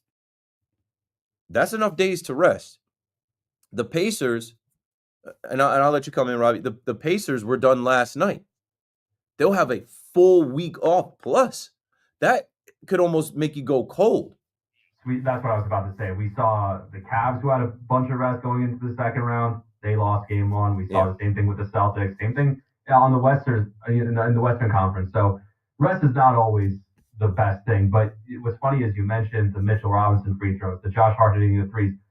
It sucks that you couldn't win a game where they did all that, because how often is that going to happen again? You're not going to have another game where Mitchell Robinson hits all his free throws. You're not going to have another game where Josh Hart's putting up 20-something points and hitting all these threes. So it sucks that the Knicks couldn't take advantage of those performances. Yeah, it's sports. That happens. There's been times where I'm like, the Yankees will waste somebody's heroics. Something happened this year where I'm like, and you wasted that game. You wasted the Ben Rice homer or Dominguez or somebody showed themselves and it wasn't enough. 888-808-1019. These games are also all on TNT, and the Knicks play well on TNT. So more positivity, more things to be happy about. Man, you're going to lose games. The Celtics weren't going to go quietly into the night. They lose, but we're on to Friday, and you start making plans with the homies, with the family. Where are we watching the game? What we doing? Like, are we going to go to the bar? Are we going to go to the watch party? Are we going to be somewhere in proximity to live in this, assuming that the Knicks get it done in 6, clinching in the Garden, and everybody's going to want to be out there to be in those viral videos and make videos of their own. Phil in Sheepshead Bay. Phil, paging Phil. Dr. Phil, Sheepshead Bay. Okay. Phil is, I think, listening to the show. Maybe he's watching the Warriors, Timberwolves. We've got another caller from Boston I'd like to tap in with. I don't know if this caller is from Boston. He might just be coming back from Boston. Pete, You're on the fan. What's up, Pete? Hey, my boy. You know this is PDV. Yo, I saw you text me, but obviously I'm live right now. I did not get to the text. Good to hear from you. I'm pulling up your text now. Go for it. We're on our way back from Boston. Just wanted to say congrats on a solid 4 years. Been listening to you since day one. All love and all respect, man. We're on our way home, going back from Boston to New York. It was a good game up until half, but we'll see you on Friday. I know you'll be in the Garden on Friday. I know you haven't lost. I know you haven't lost faith in them. Proud of you, and this is my guy Pete. I'll give you some context on Pete. Oh, he just dropped off. It's okay. Pete Pete on the radio talking like it's just you and me. Man, I love Pete. Pete and I were able to link at the World Series, the ALCS. Pete was my ticket rep years ago. And Pete just cold called me his first year with the Yankees. I'll never forget. I was driving up the turnpike to go to this interview with a creative agency because I was looking for different jobs in social media. And Pete called me out of the blue. And, he's pitching me on Yankees tickets and Yankees packages and stuff like that. And I know the hustle. I applied to be a Yankees ticket sales rep. But I remember telling him, I think this had to be like 2016, maybe 2017. I'm like, you got the right one, bro. I'm like, you called the right guy, bro. I'm like, you connect with the right one. I'm like, I'm going to make you money, but like also I'm going to be somebody in the Yankee universe. And now we're connected. Like this is your first year.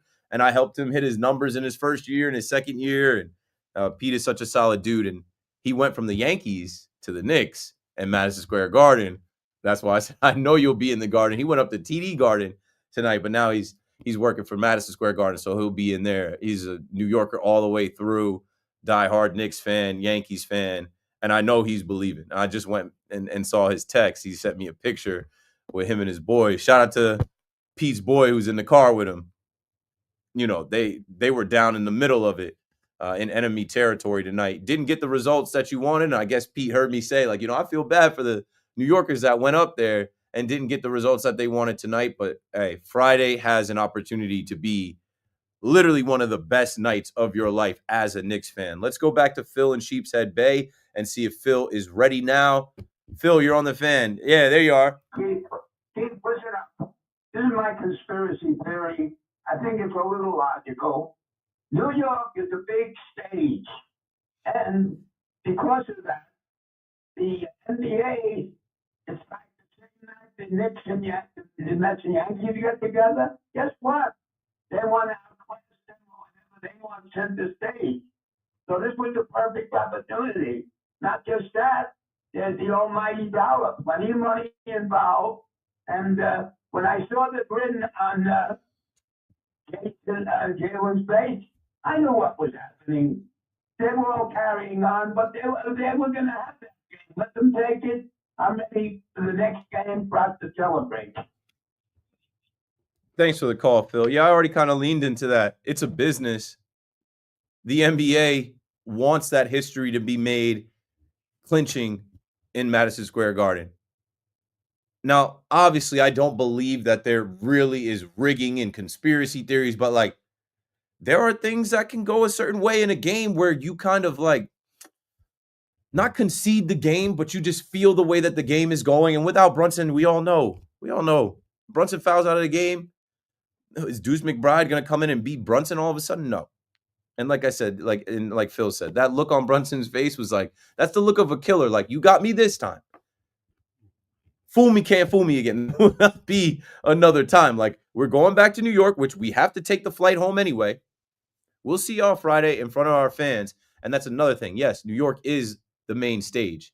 And the NBA will be competing. There will be a nationally televised baseball game in the Bronx, the Mets versus Yankees, Juan Soto's return to Yankee Stadium. It'll be a huge billing. But Game 6 will rival that. You can fit way more people in Yankee Stadium than you can fit into Madison Square Garden. But the thing also is, what do they do every single Knick game? They have a drone shot of the watch party outside and how many Knicks fans are filling the streets and watching that big ass screen out there. They're going to show you that again. They're going to show you that again. And then also the content that comes from it, right? The NBA, their ratings were struggling. This is a ratings monster. The Knicks have had the best games in the playoffs. Honestly, maybe not tonight's game, but like they've had some of the best games, first round, second round in the NBA playoffs, if you're paying attention. Knicks in 5, Pacers in 5. No. Knicks in 6. Do it in New York with all of the population of New York that's going to be out around here. It's going to be viral. It's going to be historic. And the Knicks have the opportunity to do it in front of their home fans on their home floor. And that's something that has not been, you haven't seen the Knicks clinch in a while, in a long time. They didn't do it in the first round. Now they have the opportunity to do it in the second round and then have home court advantage against the Pacers. And that series starts Wednesday. And like Rami and I were just saying, the Pacers are done. They finished their series Tuesday night. They will have a full calendar week off, and they're healthy. So that's just an opportunity for them to be on ice and literally go cold. 888-808-1019. Down in Philadelphia, Yaz, you're on the Fan in New York. What's up? Hey, how's it going, Keith? It's going. Yeah, listen, so, I'm Philly born and raised, but in the last couple of years, I spent my time between PA and Connecticut, so I'm tuned in all the time. Great show. I'm a Sixers fan, and first and foremost, I don't know many Sixers fans that will root for the Celtics over the Knicks, so we're always, we're with you guys through and through in terms of who we're choosing in the hierarchy, but this series is very reminiscent of the time the Sixers were up 3-1 on the C's a couple years ago. But where I have faith in the Knicks that I didn't in the Sixers, James Harden. They look so composed. They look so composed. And James Harden is the obvious answer. I'm sorry. I'm a petty Nets fan. It just blurted out. You're absolutely right. But what I'm trying to say is that the Knicks bets are composed in a way that, let me just put it like this. The process has been going on for the better part of 7 years now. And every year that they've gone into the postseason, it feels like when I'm watching them, I'm never convinced. I'm never confident. It always feels like the first year out of the process where they were that first 50 win season where they were very good. But they didn't have that experience, and it's been 8 years, and it still feels like they don't have that steadfastness, that composure. That Jalen Brunson, it's second nature to him. Like that floor general, and the guy that you guys have been talking about all night, the jumbotron, that just kind of cool, calm, collectedness. It was just absent in Philly for the past 7, 8 years, and that's why I think the Knicks will close out, unlike the Sixers, who. Yeah, I'll take it from here. The Knicks, with Jalen Brunson being the closer and stone cold killer, the Knicks with Mikal Bridges also turning up in the fourth quarter. Like, we didn't get an opportunity to see that tonight, and that's okay.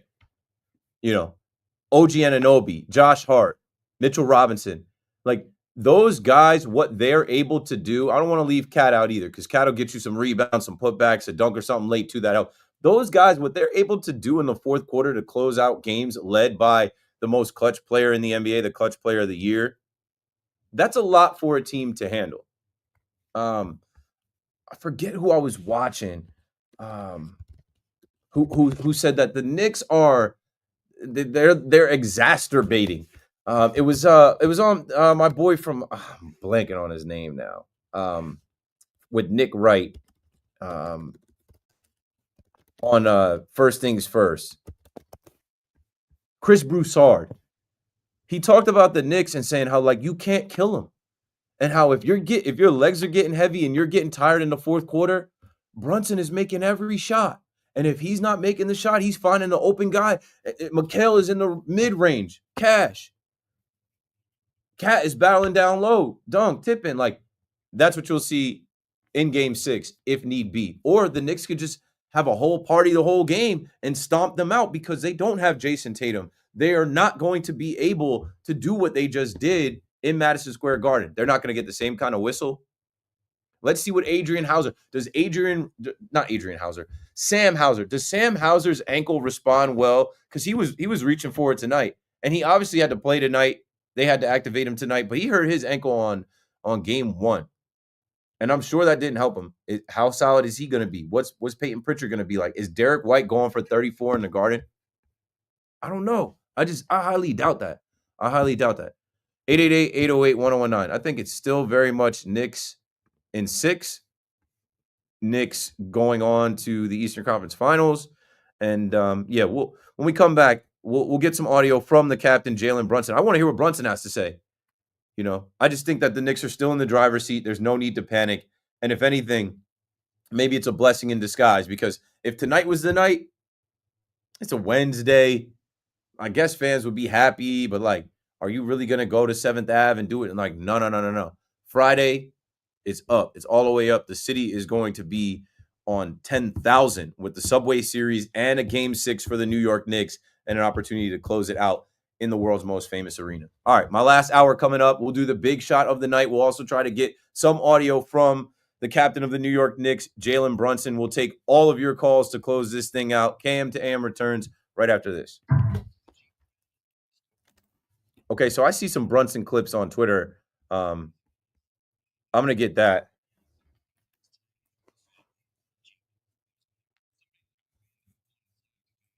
Yeah, Dre just tagged me in that one. I haven't played it. You need to see it.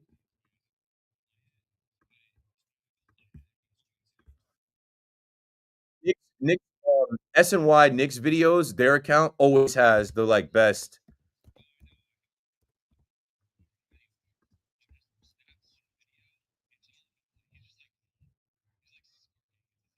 Yeah, I see. So they're a team, a well-oiled machine that has been in situation where, yeah, we'll play that one. But the one that Dre tagged us in, I'll watch now. We don't have to play that.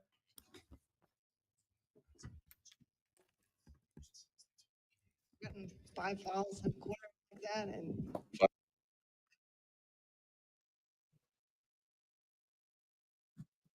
I think it's worth playing though. Because he goes 5,000 one quarter. I don't know what you want me to say to that. And we can kind of fill in the blanks and paint the word picture of like how he looked. You can always go to the internet and find it. So I think we play that one first, and then we play his longer, like giving them flowers, they're a well-oiled machine, whatever. And then just cue up the Kendrick Lamar Big Shot instrumental from YouTube. Yeah, when we come back, I got to do Big Shot at 11. It's going to be Yankees. Obviously, can't really give it to any of the Knicks, but just to knock that part out, and then we'll go into the audio. Especially with this caller, that's like fouls didn't change the game. Like coming off the Brunson audio, we'll hear what he's got to say.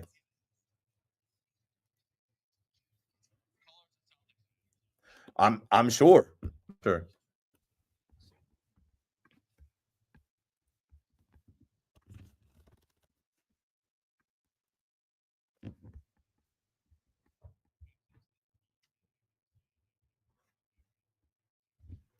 Okay.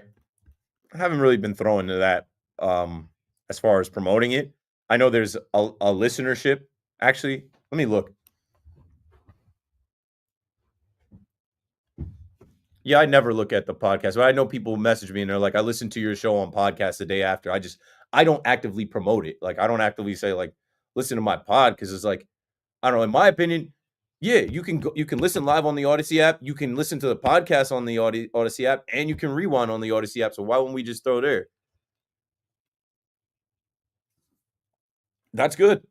And honestly, that was built off Steve Summers, because I end up taking his feed. I mean, I don't know if 4 years later we can say it's built off Steve Summers and it is a different system, but I know when I first came in, at least my reviews, like it was Steve Summers, and the first reviews were like people hating on me, like, I can't believe the guy that replaced Steve Summers, and then it started to shift to like people coming in like, Keith is the best. It's tough when they first hit me up and they even let me audition. Nobody said I'd be replacing Steve Summers.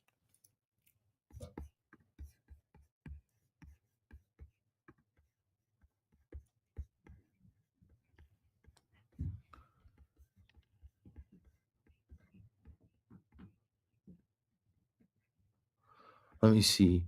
In the chat, Jack, you're going to a watch party. Good, you should. Anthony says, father of 4, grandpa of 8, the little ones are expensive. Yeah, I have one kid. I'd like my son to have a brother or sister, but like it's not looking like it anytime soon. All right, here we go. Coming back.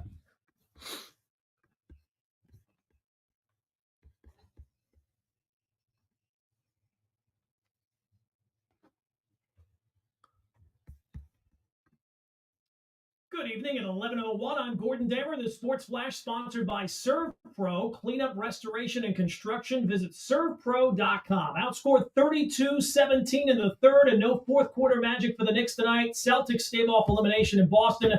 A 127-102 Game 5 win. Game was tied at the half, but it was all Boston in the second half. They had 22 threes on the night. Derek White had 7 of those as he led the way with 34. Jalen Brunson picked up 5 fouls in a 9-minute span in the third and fouled out with 22.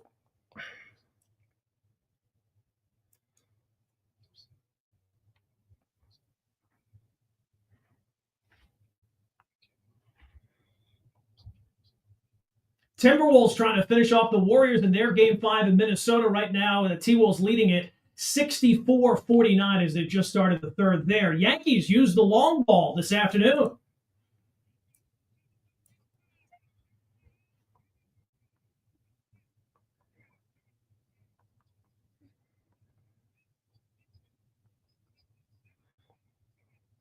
Dave Sims, the call here on the Fan. Yankees rallied to beat the Mariners 3-2. Goldschmidt's home run of the 7th tied it. Aaron Judge untied it in the 8th with his 15th on the year. Will Warren, solid again, gave up 2 runs over 5, struck out 9. Ian Hamilton to win. Luke Weaver struck out the side in the 9th with the save. Mets unable to finish off the sweep of the Pirates. Pittsburgh a 4-0 win. Juan Soto given his first night off of the season. Mets managed just 6 hits and left 8 men on base. NFL schedules are out. Giants will open up with back-to-back road games against the Commanders and Cowboys. Jets open things up at MetLife against Justin Fields' former team, the Pittsburgh Steelers. It's 60 degrees and raining in Central Park, and that's what's happening. I'm Gordon Damer.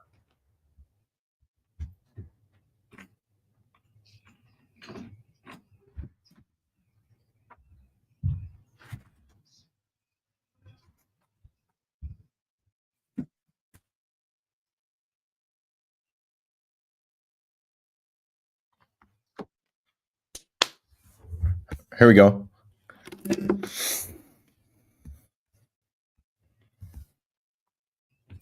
The big shot of the night is brought to you by WFAN and me, Keith McPherson, Bright Lights, Big City. You know we got a bunch of big shots. But tonight's big shot of the night, we got to go back to earlier in the day out in Seattle, Aaron Judge.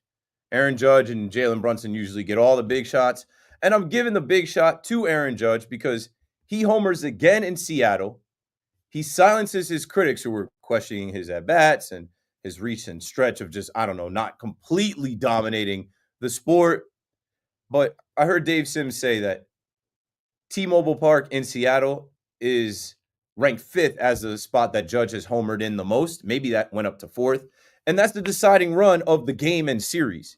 Judge's home run for the Yankees to go up 3-2 takes the game and the series, a much-needed game and series, as the Yankees rattle off 3 series wins in a row and they get ready for the Subway Series. Honorable mention to Will Warren, who I've been very impressed with in his last 2 starts, as well as Luke Weaver, Weavy Wonder. What an absolute psychopath. Yo, the other night when Luke Weaver tried to go and catch that ball in foul territory and he kind of like rolled over his arm, I'm like, bro, chill out. Could you imagine Luke Weaver like spraining his wrist or messing up his arm because he was trying to make it out? We need you to throw. 888-808-1019. Let's throw to the captain, not Aaron Judge, the captain Jalen Brunson after the game in the postgame. His demeanor, I'm telling you, This dude is Freddie, Jason, Michael Myers. This dude is a stone cold killer. And when you just hear his demeanor answering these questions, you'll understand. You'll understand. So let's throw to the first one where he's asked about the officiating and him having 5 fouls in the third quarter. What about the third quarter? I mean, you ever have 5 fouls in a quarter like that? And 5 fouls in one quarter? yeah.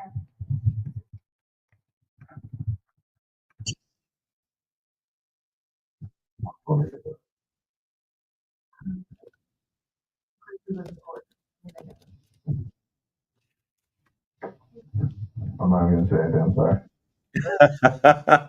I'm laughing, and you can go find the video online.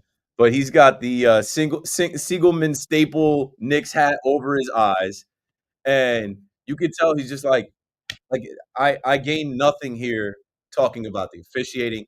I gain nothing here. He's like no comment.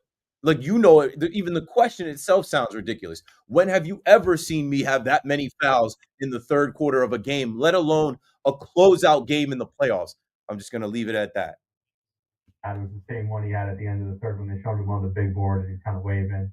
Nothing I could do about it. It is above me. We're on to game 6. Now let's listen to him being all class and a professional and throwing flowers at the Boston Celtics for coming away with the win.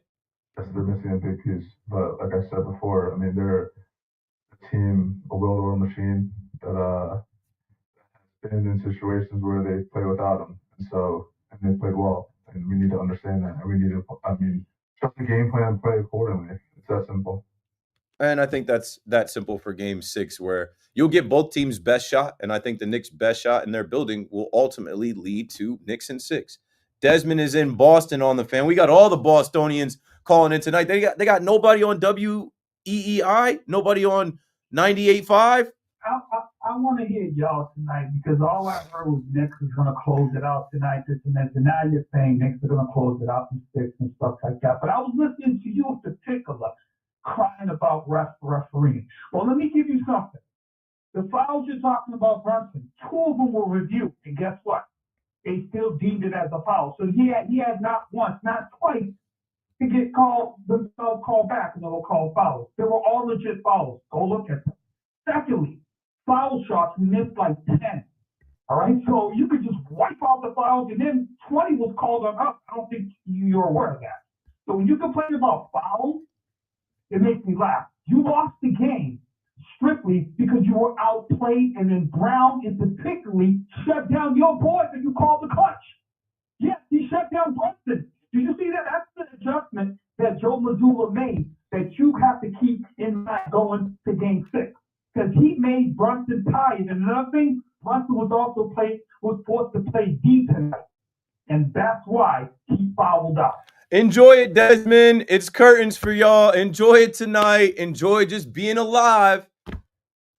It's about to be Knicks in 6. Enjoy it, Desmond. When you're talking about fouls, I'm not talking about them reviewing a foul. I'm talking about them calling the foul itself. They let a lot go. They let a lot of guys play. He's the smallest guy on the floor. Okay, you want to say they made him guard tonight. You're going to say it's all on Jaylen Brown, and Jaylen Brown stepped up, and Joe Mazzulla. You got that. They won the game.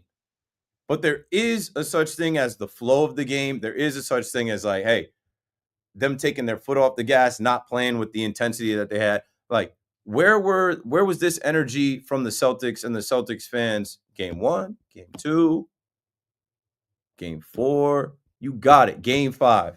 But even when you talk about the disparity, I don't know how long you've been listening to the show. I went over the fact that there were 25 fouls on the Celtics, 20 for the Knicks. I went over the free throw percentage. The Knicks shot better. Mitchell Robinson, 6 for 6. But like, it's not as simple as reviewing fouls. It's about when the foul is called and who it's called on, because they let a lot go. They let a lot go. I just thought it was peculiar tonight that the guy that is Captain Clutch, that is the closer, before we get to the fourth quarter, he's fouled out the game. All those ticky-tack fouls were called on him. Whether it was a legit foul or not, they let a lot of legit fouls go. There were not as many fouls called on Luke Cornett. Why? Why? Why? Why? Why? Ross is in Bergen County on the fan. What's up, Ross? What's up, Keith? How you doing, man? Good. You know, these Boston fans, they got to go to bed. These Boston fans got to check out. With this guy, I forgot his name before, but the guy who, and I swear if this is, and I know it's not, but if this is the mentality in the locker room, you bet you know what, we're going to see what's the 14th time ever there's a 3-1 comeback. The guy that said, we're lucky that we could close it out on home court. Is he nuts? And that kind of gives me flashbacks to last year, kind of apples to oranges with hockey. Stanley Cup Finals last year. I remember seeing there was a Panther fan on Twitter put out a poll, and they were up 3-0. Would you rather A, close it out on the road in Edmonton, or B, lose game 4 so you could close it out on home ice? And obviously, when a series that started off 3-0 wound up seeing a game 7. And I know that's kind of like. And like Ross, I hate to stop you. I can't use any other series. I can't use any other sports. I can only focus on the fact that the Knicks came out of this game healthy, and the Celtics still don't have Jason Tatum to help them steal a game 6. I just don't see it. I don't expect it. But of course, anything can happen. They could force a game 7. I still don't see them taking both 6 and 7 without Jason Tatum. This is a game that is one game of its own in a series that went the way it went.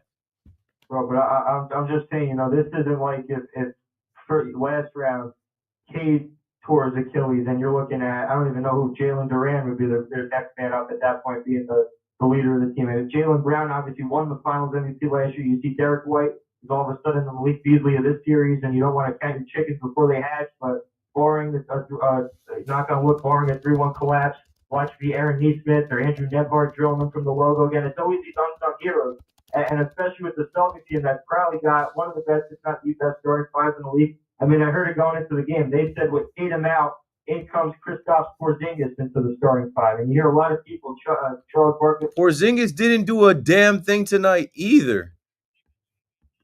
There was a former Knicks big man that did do, almost had a quadruple double tonight, Luke Cornett. Yeah, Payton Pritchard, I mean, their roster's loaded. They're kind of the epitome of next man up, and I just hope they don't look at it kind of the way.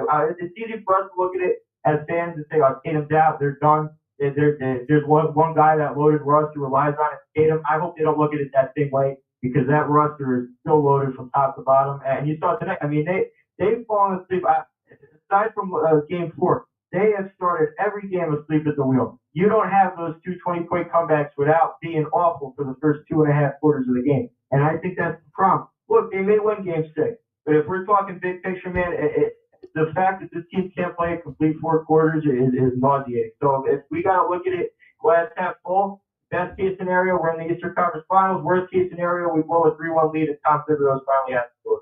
So I guess, you know what, it finally took 3 years, but we got past the peak of a 4-2 series loss in the second round. But hey, man, they got to wake up. They got to bring their A game. Thanks for the call, Ross. Again, what would you have rather had? Celtics in 5, a gentleman's sweep where they closed you out tonight, or the Knicks not playing 48 minutes, the Knicks kind of conceding the loss, the Knicks not having their A game and not having their closer at the end, and not being able to stop a emotional Celtics team who you could tell they were out there playing tougher. They were out there playing with a little bit more edge to them. They shot well enough. They were able to pivot to playing without Tatum, which they've done before. They won a game in the last series without Tatum against the Magic. I don't see them winning another one. I just don't. I don't. And I'm not a Knicks fan. That's another thing too. He's like, y'all. I am IBO. I am speaking as someone who watched the game in here sound off, who was looking at the box score and looking at the series and looking at this Celtics team. And also knowing this Knicks team, I don't expect them to come out flat in game 6. There is no coming out flat in game 6. I don't expect them to not be closing out and defending the perimeter. I think you're going to get everything from this Knicks team, and you're going to get everything specifically from Jalen Brunson. I think that man is extra motivated. I think he gave you a wave like, yep, you got me tonight. You got me tonight. The attention and the focus was on me tonight. You got me tonight. You called all those fouls. You literally got me out of the game. It's not happening next game. So we wait. And it sets the stage for New York City Friday, What a time to be alive. Mario out in Long Beach, back on the Fan. What'd you see, Mario? I know you were watching this game. I know you've been listening to the show.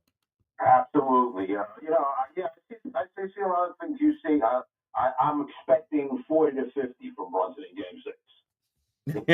Yeah, it might be a classic, a 50 ball. I just think he's going to be absolutely dialed, and he's going to take matters into his own hands, and he's not going to let that happen again. Yeah, these people make me laugh when they say they stopped. It's one, like you said, it's one game. Relax a little bit. And you know what they say? They say, well, you shouldn't get behind by 20. Listen, you make the plays at the end, you win the game, right? It doesn't matter how it happened. At the end of the game, you made the plays, you won the game. When it got close, those first two games, they won the game at the end of the game when it was close. They made the plays. Bridges made, I don't know if I ever saw this before. I've been watching basketball a long time. Have you ever seen a guy make two defensive plays? No. And that's what I was saying too. Like saying the first two games were so similar, coming back from down 20. Brunson closing them out. Defense, Mikal Bridges literally taking the ball in the final possession where they don't even get a shot off. Where was this energy from the Celtics then when they had their full complement of players, when they had Jason Tatum? So he took it away from Tatum and Jaylen Brown. Took it away from two players that have total $600 million in contracts. The hard part is over, and that's funny. I wonder if they are definitely planning on giving Mikal Bridges that extension now. I bet they are. Thanks for the call, Mario. The hard part is over. You got 3 wins before they got 1. Now they have 2. Do the simple math. They have to get 2 before you get 1. I don't see the Knicks going back up to Boston. I see them handling business in their building. And if something crazy happens, yeah, I won't leave that out. Pray for health. Pray that they stay intact in Game 6, and I think that they'll win it. And if they got to go up for Game 7, I still think they have the advantage. I still think they have the advantage. Tonight is a one-off. That's one night where the officiating was in the Celtics' favor. The Knicks were not able to overcome it with their offense or their defense. The Celtics were clearly on one. Like I said, I don't expect to see a Derek White 34-point game in Game 6. Jaylen Brown, can they do it again? Kristaps Porzingis in the starting lineup had 1 point. I don't know. I don't see it. Knicks in 6, like Tommy Lugauer told you before the series started. Nobody had this. Now is not the time to get cold feet, to start backpedaling, to start questioning these guys, thinking that they're going to blow the series. They're not going to blow the series. There's history on the line, and it isn't so much like you have the opportunity, like it's a good thing. You rather close them out in 5 games.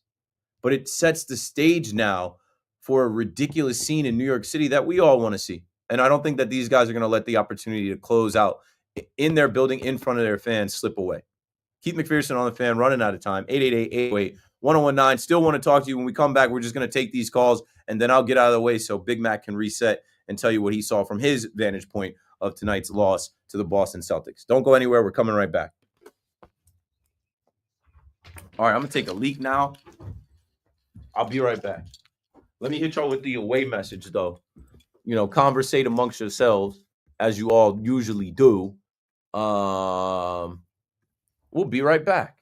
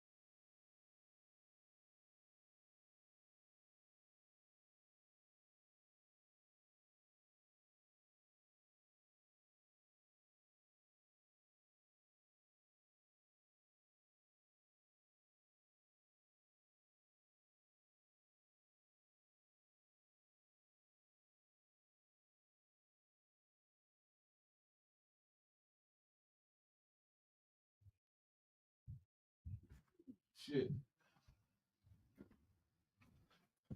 All right, I'm back, but I gotta post. I gotta post on my socials.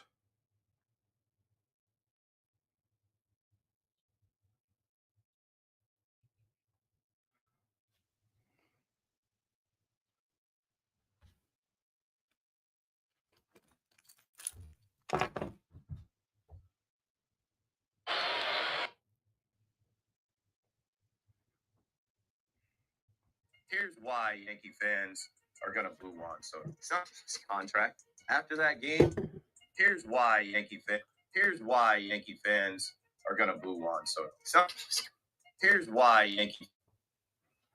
What the fuck is this?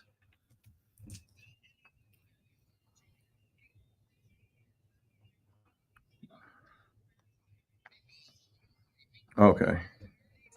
Here's why Yankee fans.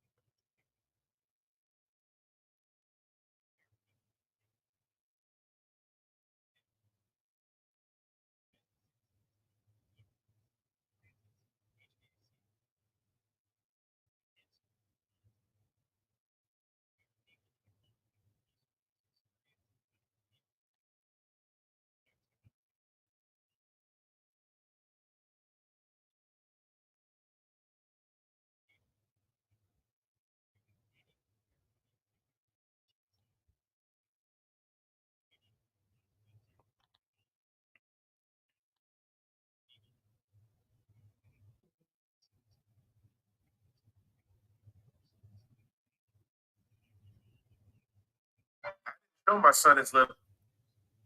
Are we coming back?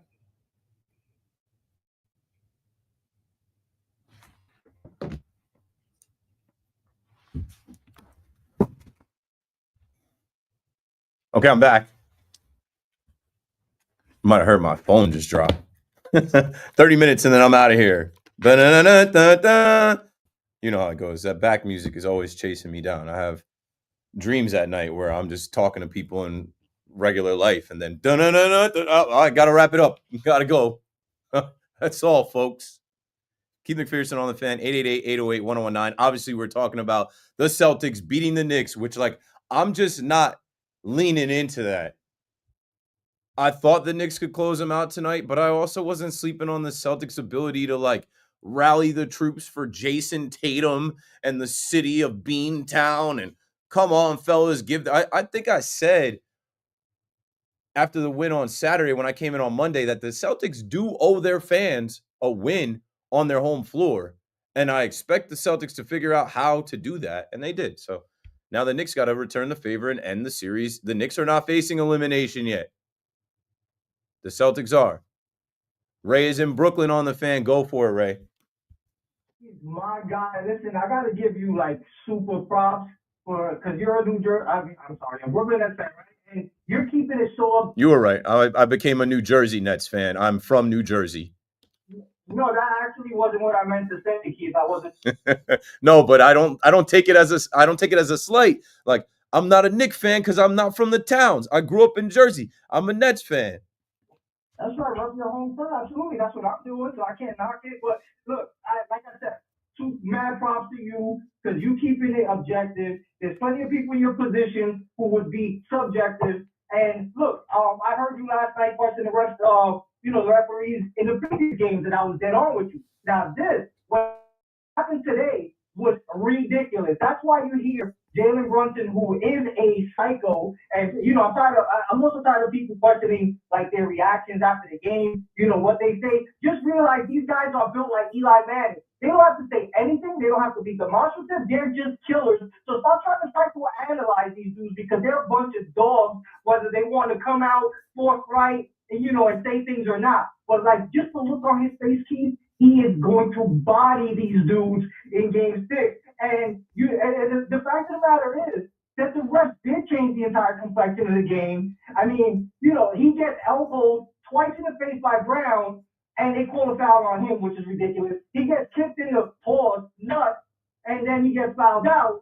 It's ridiculous. You're absolutely right. And I'm objective. I was telling Rami, right? I was like, Rami, during the season, I would kill Anunoby, I would kill Josh Hart, and I would kill Mattel because they weren't playing good perimeter defense. So I'm objective. But when I see that it's totally out of your control as a player because the refs are taking matters into their own hands and changing the trajectory and complexion of a game, I have to call that out also. I'm not disappointed in Knicks at all. I thought they came out to fight. I think Josh Hart showed that. I think the team showed that. It was tied at 59. They did it. They weren't satisfied.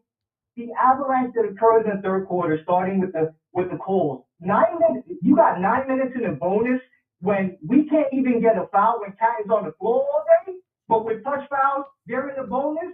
Like it's just it's unacceptable, Keith. And let me tell you this also, right? People are forgetting this. Like once Brunson closes this out in Game 6, just realize the irony of this. The Detroit Pistons, the Knicks made a deal with the Pistons to move Nerlens Noel and Alex Burks to make room for Brunson, aside from from also moving $19 million. So look at the irony in that. So Detroit. Oh yeah.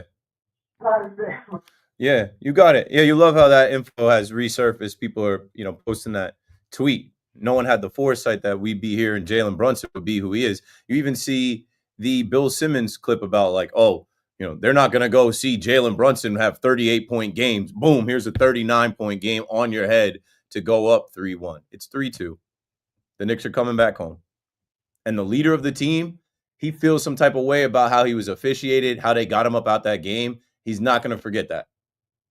I just know he's going to be possessed. He's going to carry that into the game. And as he goes, the Knicks go. Those guys will have his back. I don't expect those type of whistles in the Garden because those refs, they won't play like that, even though they tried. And that's what Ray was alluding to. When I talked about the last game, I'm like, the Knicks overcame the refs, the Celtics, and now Tatum is hurt. How do they lose this series? They're going to lose 3 in a row to the Celtics without Tatum? I don't see it, bro. I don't see it. But what do I know? I'm just a fan on the fan that's not a fan of the Knicks, but a radio host in New York City watching these games, being objective. And it's not even from, I do obviously hate the Celtics as a Nets fan from obvious reason. I mean, like, look at the team they have. The Nets aided them in building that team. They swept the Nets out of the playoffs the last time the Nets were there. Like I got no love for the Boston Celtics. You'll never see me in a leprechaun outfit. You'll never see me wearing a Boston Celtics type of green hat. You'll never see me wearing any of that repping Boston. It's Buck Foston to me. And I just think some of y'all got to understand it's a series. You were going to get the Celtics' best shot, an emotional best shot, coming off of losing Tatum. Okay. And you got they got the whistle, and you got a Knicks team that did not play 48 minutes, did not come out in halftime, whatever. It's one loss in a series. It's the second loss in the series. The Celtics won 1 in the Garden, 1 in TD Garden. Coming back to the Garden, Knicks in 6. Take that game, take the series, take the Knicks to the Eastern Conference Finals for the first time in 24 years and being able to clinch that spot on your floor. The writing is on the wall. Friday night, it's up. Craig is in the car. Craig was at the watch party. Craig, you're on the fan. Hey, I appreciate it, Keith. How you doing? I'm good. How are you? Good, man. I brought Devils with you a few times at the M Lounge for the Devils. But as far as, and by the way, I listen to you all the time. First time calling in. Thank you. I wanted to ask you a question. I don't think we covered it yet. Maybe you did. Maybe I missed it. The defense, I know you talked about defense a little bit, but the defense and maybe some adjustments on the 3. Like, what do you see we could do more on defense and adjustments we can make on the 3? Limo driver Ed was calling up screaming about playing zone and how, I looked at the box score and I looked at the team stats for assists. 27 assists to 17 assists. The Celtics were moving the ball until they could find an open Derek White, or they could find an open Jaylen Brown. Or, like all year, the MO was the Knicks don't defend the three well. The Knicks don't defend the three well. That is why so many people felt like going up against the Celtics, who do nothing but shoot threes, it was a complete mismatch and not a good matchup. I expect in the Garden it to be a little different. I don't expect there to be 7 made threes from Derek White and 34 points, or even off the bench, Peyton Pritchard hitting another 5 threes like he had on Saturday. They got to close out. They got to defend the perimeter, and they got to know that that's what these guys are going to do. Still there? Yeah, I'm just really worried about Pritchard. I feel like he's gonna be something I gotta watch out. I had a feeling going down there today, this might not be the game, but I agree with you. I think we closed it out in Game 6. I'm ready. I'm pumped, but we definitely got to defend the three better. Yeah, Pritchard's going to step up. Thanks for the call, Craig. Look forward to seeing you in the M Lounge at Prudential Center next year when the Devils get back.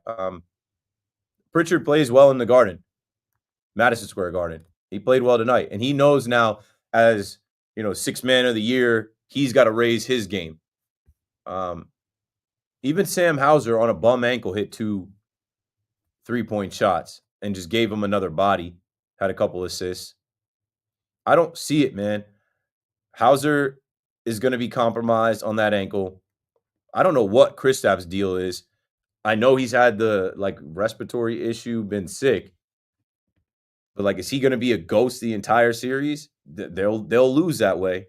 That's the only way. Remember the last regular season game where they went to overtime and Kristaps had 7 threes and dropped 34 points on the Knicks? I thought that was going to potentially be Porzingis in this series. He hasn't been that at all. So without Tatum, it's going to be Derek White, Jaylen Brown, and Pritchard carrying the weight. I guess you give Drew Holiday a little credit for what he did. I don't think it's going to be enough to stop Brunson. I don't think it's going to be enough. Let's also keep in mind tonight, Mikal Bridges did not have a good night. He was a minus 25. He had 9 points.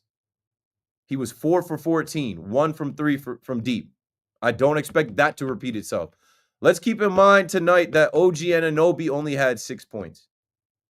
He was a minus 15. 1 for 11 or 1 for 12 shooting. That's going to happen in the Garden? Hell no. I don't know. I don't see it. Pat, out on Long Island, you're on the Fan. What's up, Keith? You sort of just said everything I was going to say. Well, I didn't steal your thunder. Let's share the thunder. You got it now. You could think of something else, I'm sure. No, it was Tatum's injury is not 100% a big deal. I think it was still the best three-point shooting team in NBA history this year, and it was 15 to 18 missed shots this series per game, spread out amongst the best three-point shooting team. I think it was 40%. We're doing this for Tatum, 10% officiating, and 50% what you just said. Our guys didn't score, and the foul trouble with Brunson. I thought this would happen too. I'm a diehard fan, but I was very confident that Celtics would have a Game 1 bounce back.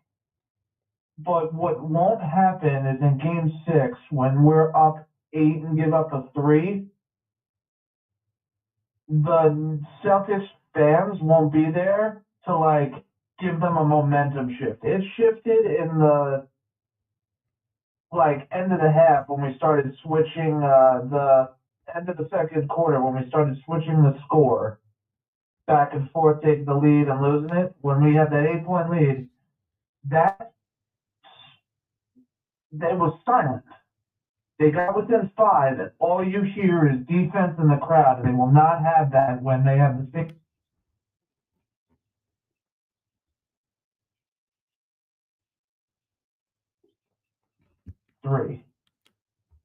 Thanks for the call, Pat. I agree with you. I think the energy on a Friday night in the Garden alone. New York is a city where we're all working, and a lot of people are going to work from home or be off on Friday as it is, but there's also a lot of people that are going to get off of work and go to the Garden, leave work early and get that happy hour in. There's going to be a presence in the Garden it'll have some nervousness. Yeah, and you should be nervous because anything can happen, but it'll build. It'll build to the point where you can feel it. This is it. Tonight is the night. Tonight is the night they end it. Tonight is the night they clinch. Tonight is the night we party for real. City's gonna be alive and well. I'm I'm going to be on air until 2 a.m. I am excited to hear what comes through that phone. You know what like I'm going to Yankee Stadium, and I know everybody's gonna be lit up there with the Mets and the Yankees, but also now we have the combination of Mets and Yankees both in the same building, experiencing what we all got to experience on both sides. What I mean is, yesterday, the Met fan got to, or not yesterday, 2 days ago, Monday, the Met fan got to experience a Knicks win on their phones, getting the update while watching the Mets come back and walk it off. So that environment in Citi Field with Mets fans, New Yorkers watching the Knicks, that happened. And then if you go back to last Wednesday with the Padres series in Yankee Stadium, I was sitting in there and I said, I never experienced anything like that. Everybody watching the game on their phones, some people being a little bit ahead, and then the stadium building and people celebrating together, strangers celebrating together. The Knicks won, the Knicks won, the Knicks won. Now we're going to have that together with the Subway Series, and people celebrate. Like, people are going to leave Yankee Stadium and go to Madison Square Garden. It's up. I'm telling you, it's happening. Keith McPherson on the Fan. I got to break it down. This is my last break. Let me talk to you. Call up. I'll be right back.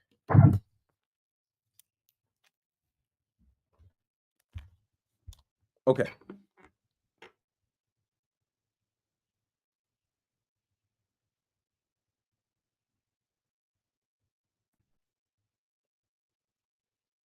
Here's why Yankee fans are going to boo Juan Soto. It's not his contract. After that game, I think the way that he handled his press conference was in bad taste a bit. I think that he could have handled that differently. We know that you're the prize free agent on the market. You don't need the whole court in Yankee Stadium about you being available to all 30 teams. You're not available to all 30.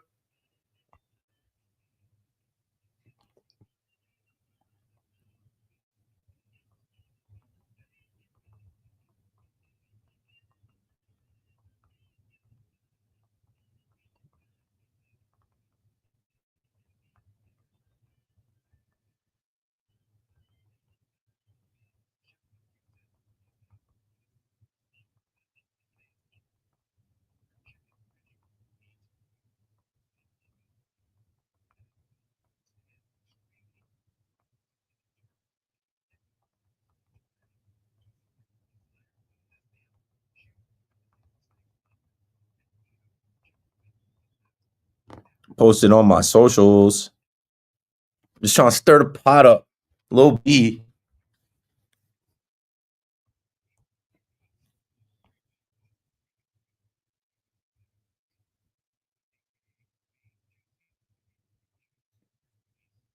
Here's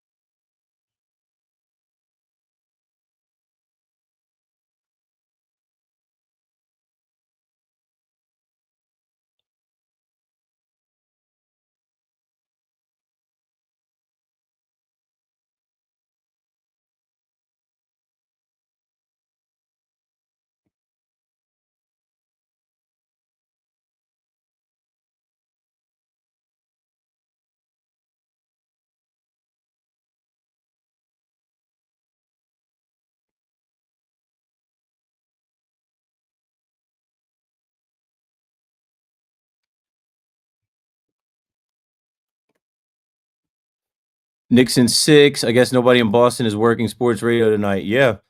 Knicks still getting no love from Vegas. They will be dogs again in game 6. Still no line out yet. Interesting.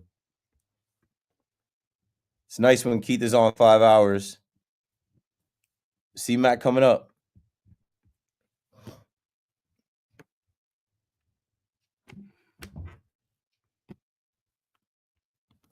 Okay, let's bring it home. My last little run here tonight, another 5-hour KM to AM. Thanks for listening. Thanks for calling. And shout out to everybody on the live chat watching. 1,919 people watching right now. I think we've had over 2,000 people on the live stream. It has been great to have this, simulcast live stream because the people in the chat during the break hit me with stuff. Like I'm looking right now. Nicholas says the Knicks still getting no love from Vegas. Will they be dogs again in game 6? And so I'm whipping out the handy dandy app, and the Knicks are favored in game 6. Dum, dum, dum. So what y'all worried about? Knicks are favored -2 in game 6 on Friday. Over under set at 209.5. So I think the Knicks get it done, it doesn't matter how they get it done. Whether it's a close one, whether it's a blowout, whatever.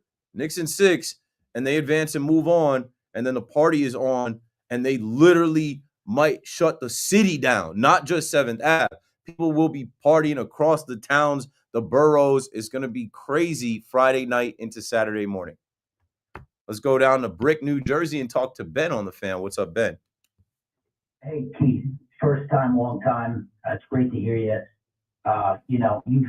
You've pretty much hit everything on the last 20 minutes or so. Kind of steal my thunder for what I wanted to say. But, 26 years we waited to close that series at home.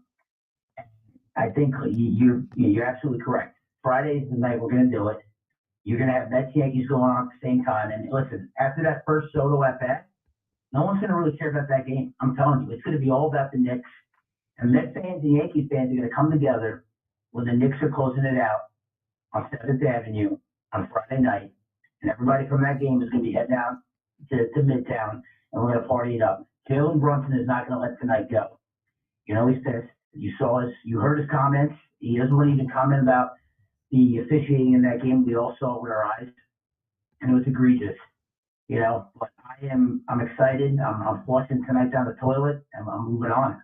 Keith, it's a crazy time to be a New Yorker. It's a crazy time to be a fan of these, the Mets, the Yankees, the Knicks. I mean, it's a crazy time. Imagine how crazy Friday night's going to be if the Knicks close this thing out. I can't wait for it. I'm in it. Thanks for the call, Ben. And we shared some thunder, and you just made me think of Yankee Stadium. You're right. Once that Knicks game starts, there are multiple places to watch the Knicks in there. And as much as there's a rivalry and beef between Mets and Yankees fans over Juan Soto and who runs the city and who's big brother, little brother, people are not going to care. You're going to hear "Let's go Knicks" chants in Yankee Stadium from both sides. You're going to hear Knicks in 6 chants from both sides. You're going to see people leave Yankee Stadium and take the train to 34th Street and get out and go to Madison Square Garden. Go to Penn Station to party it up with the fans that were in Madison Square Garden at the watch party. I am seeing it. I am predicting it. I am expecting it. For you young guys that can party all night, that can be out in it, you don't have to buy a ticket. You don't have to pay $150 to get in Yankee Stadium. I don't know what the tickets are going to be to get into game 6. I bet they're going to be $800. You could just be outside, weather permitting. Go to bed tonight and pray for weather, because it is going to be a scene in New York City that the world needs to see. How many times have I talked about winning the World Series and bringing a parade back to the city?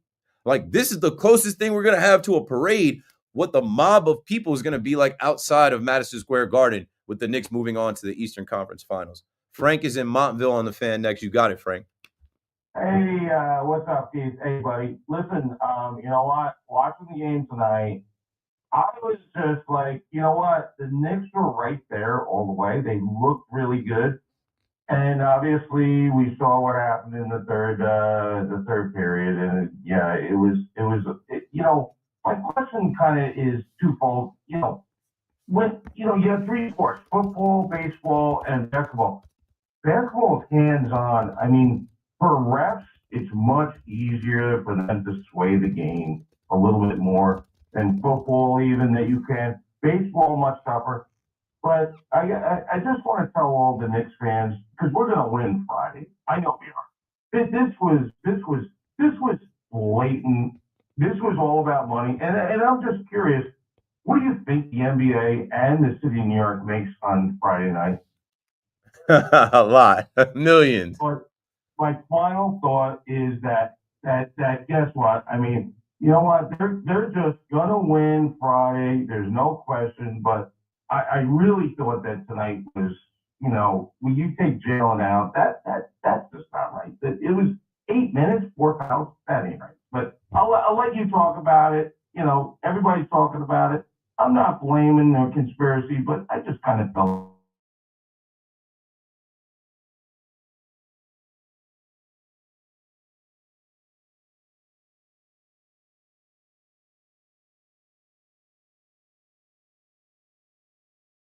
You're about to get every game in this series in Madison Square Garden. Leaving that game 6 on the table, I just said the tickets are going to be $900. The TV rights, right? Getting that extra game. It's happening, and it's going to be ridiculous. And the scene that I talked about, Yankee Stadium, Mets fans and Yankee fans saying, well, whatever, with this regular season game, it was cool to see Juan Soto come out and get booed. It was cool to see Juan Soto strike out in his first at bat. But now, we got bigger fish to fry. The Knicks got to beat the Celtics. And, once the Yankee game is decided, I'm telling you, people are going to leave to join the crowd outside Madison Square Garden. So looking forward to seeing it. Looking forward. I will be here Friday. I will be on air after the Yankee post game to take calls, to talk about it, to live in it with everyone. Let's go to Brooklyn and talk to Jalen on the Fan. You got it. You're on. Hey, Keith, what's up? Bringing it home. A couple minutes. Yeah. Did the Mets win the Yankees last year at any point? Did the Mets beat the Yankees? Every single time. They were 4-0. Right. So your screener told me that the Yankees never lost to the Mets last year, so I don't know. Anyways. No, Rami just said he told you the opposite. I know he wouldn't tell you that. I think he might have been at one of the games. If not, I was at 2 of the games. The Mets easily smacked the Yankees. The one game I was at in Yankee Stadium, I think, was 13-2. It's still the worst game I ever was at Yankee Stadium. Worse than the Astros in 2022 beating the Yankees. Yeah, so funny thing that happened. I was watching it. Aaron Judge hit the grand slam versus the Mets last year, I'm pretty sure. Yeah, in an attempt to come back, and they never actually came back. Yeah, like the 7th or 8th inning. And then right after that, Mikal Bridges gets traded to the Knicks. Right. Yeah, we all lived that. I remember being on the air. Thanks for the call, Jalen. I was on the I left the game, and I actually didn't see Judge's grand slam at Citi Field because I was at Citi Field and had to drive from Citi Field to WFAN to host the show. And I always talk about how once I parked and checked my phone and saw the Mikal Bridges trade, I was like, so that made me think too, what history is going to repeat itself. Last year during the Subway Series in Queens, Mets fans and Yankee fans came together chanting, "Let's go Knicks," after Mikal Bridges was traded. When Mikal Bridges is on the floor helping the Knicks close in 6, you're going to hear "Let's go Knicks" chants come from Yankee Stadium from Mets fans and Yankees fans together. It's going to happen. Victor is in the Bronx on the Fan. You're on, Vic. You got it. Hey, how you doing, Keith? Thanks for taking my call. It's been a while. Just a couple of quick comments, because I know you got to go. And thank you. So I don't believe in that conspiracy theory, and I will watch this retrospective about the Knicks on 30-30 last night, and it's all about teamwork, and that's what came across to me, and I think that's what they'll do on Friday. And the last thing, Keith, I don't know if anybody has thought about it, but would it be ironic if Minnesota and the Knicks played the finals, with all the trades that... Oh, of course. Very ironic. Don't you think, Keith? Of course. Thanks for the call, Vic. I'm watching them right now. And this plays into the conspiracy theory again because it's Wolves in 5. It was Pacers in 5. This is another series ending. The NBA could not have the Knicks series end tonight as well. That'd be 3. Come on, bro. It's right there in front of you. It's right there in front of you. They need Knicks in 6 in the Garden. They need the playoffs to continue through the rest of the week. This series is over tonight. And yeah, it'd be great. I know we're jumping ahead of ourselves a lot to start talking about the Timberwolves versus the Knicks in the finals, but the storylines write themselves. Where was the Knicks head coach some few years back? Where was Julius Randle and Dante DiVincenzo last year? Ant-Man versus Jalen Brunson? Oh, Karl Anthony Towns used to be over there. Yeah, the storylines write themselves if we get there. But first, they got to close out the Celtics. Then they got to win the Eastern Conference Finals against the Pacers, and then we'll have those conversations. Last call of the night goes to Mike in Clifton Park. Hey there, how are you? Thanks for taking my call. I'm good. How are you? I'm good. Lifelong Celtics fan. Like back in the Havlicek and Cowan days. I think it would be great for New York, to win on Friday. Like that would be exciting for New York. But this game to me was an outlier. In the same way I felt that the first two games were outliers. Like the Knicks didn't do anything special in the first two games. The Celtics just couldn't hit water if they fell out of a freaking boat. Like they were moving the ball great, and they were just missing wide open shots that they never missed. They swept the Knicks and blew them out all season. So I felt like those games were aberrations. Now I feel like we really do have a series. Like we now have two teams that are truly evenly matched. Jason Tatum is out, so I would just give a slight advantage to the New York Knicks. I wouldn't reference the regular season at all. But I'm with you. Go on. No, I agree. I get that edge. But I think that, Knicks fans are missing the fact that, the Celtics still have, 3 days to go. Yeah, they didn't want Jaylen Brown in the Olympics. They put Derek White in over him. And, you're a Celtics fan. So what you got to do right now, since WEEI has no one to talk to you guys, or I don't know, Sports Hub 98.5, they'll save all their takes for the morning. You're on your last leg, so you gotta grasp anything. And this is the Boston Celtics, 18 championships. It'd be great for you, but we're not dead yet. You are dead. You're cooked. You were cooked as soon as Tatum's ankle popped. He should have never walked up the ramp in Madison Square Garden wearing Timbs. What were you thinking? Knicks in 6. The city is alive and well. It's all the way up. Coming up next, Chris McMonagle on the Fan. Keith McPherson out. This raps, Brody. It's nothing. It's light work, bro. I'm telling you, it's light. It's light for me. I does this, bro. I'm a natural and a professional, bro. 5 hours. I could go for another 5. You dig? I appreciate every one of y'all in there watching, though. Like, you don't know how much love that is. Like, almost 2,000 people watching at midnight.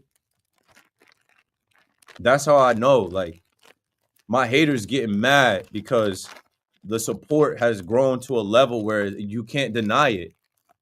So they got to hate on it. They get really mad. But, like, it's consistency. And I'd like to end with this message for anybody listening that wants to be on the radio or wants to do live streaming, wants to talk sports, cover sports. Consistency is key. Haters can't win if you consistently show up and post. Haters can't win if you consistently show up and rock a good show. So, man, love y'all. Make sure you hit like if you're on YouTube on the way out. We'll do this again tomorrow, 7 to 10. Another KM to AM in the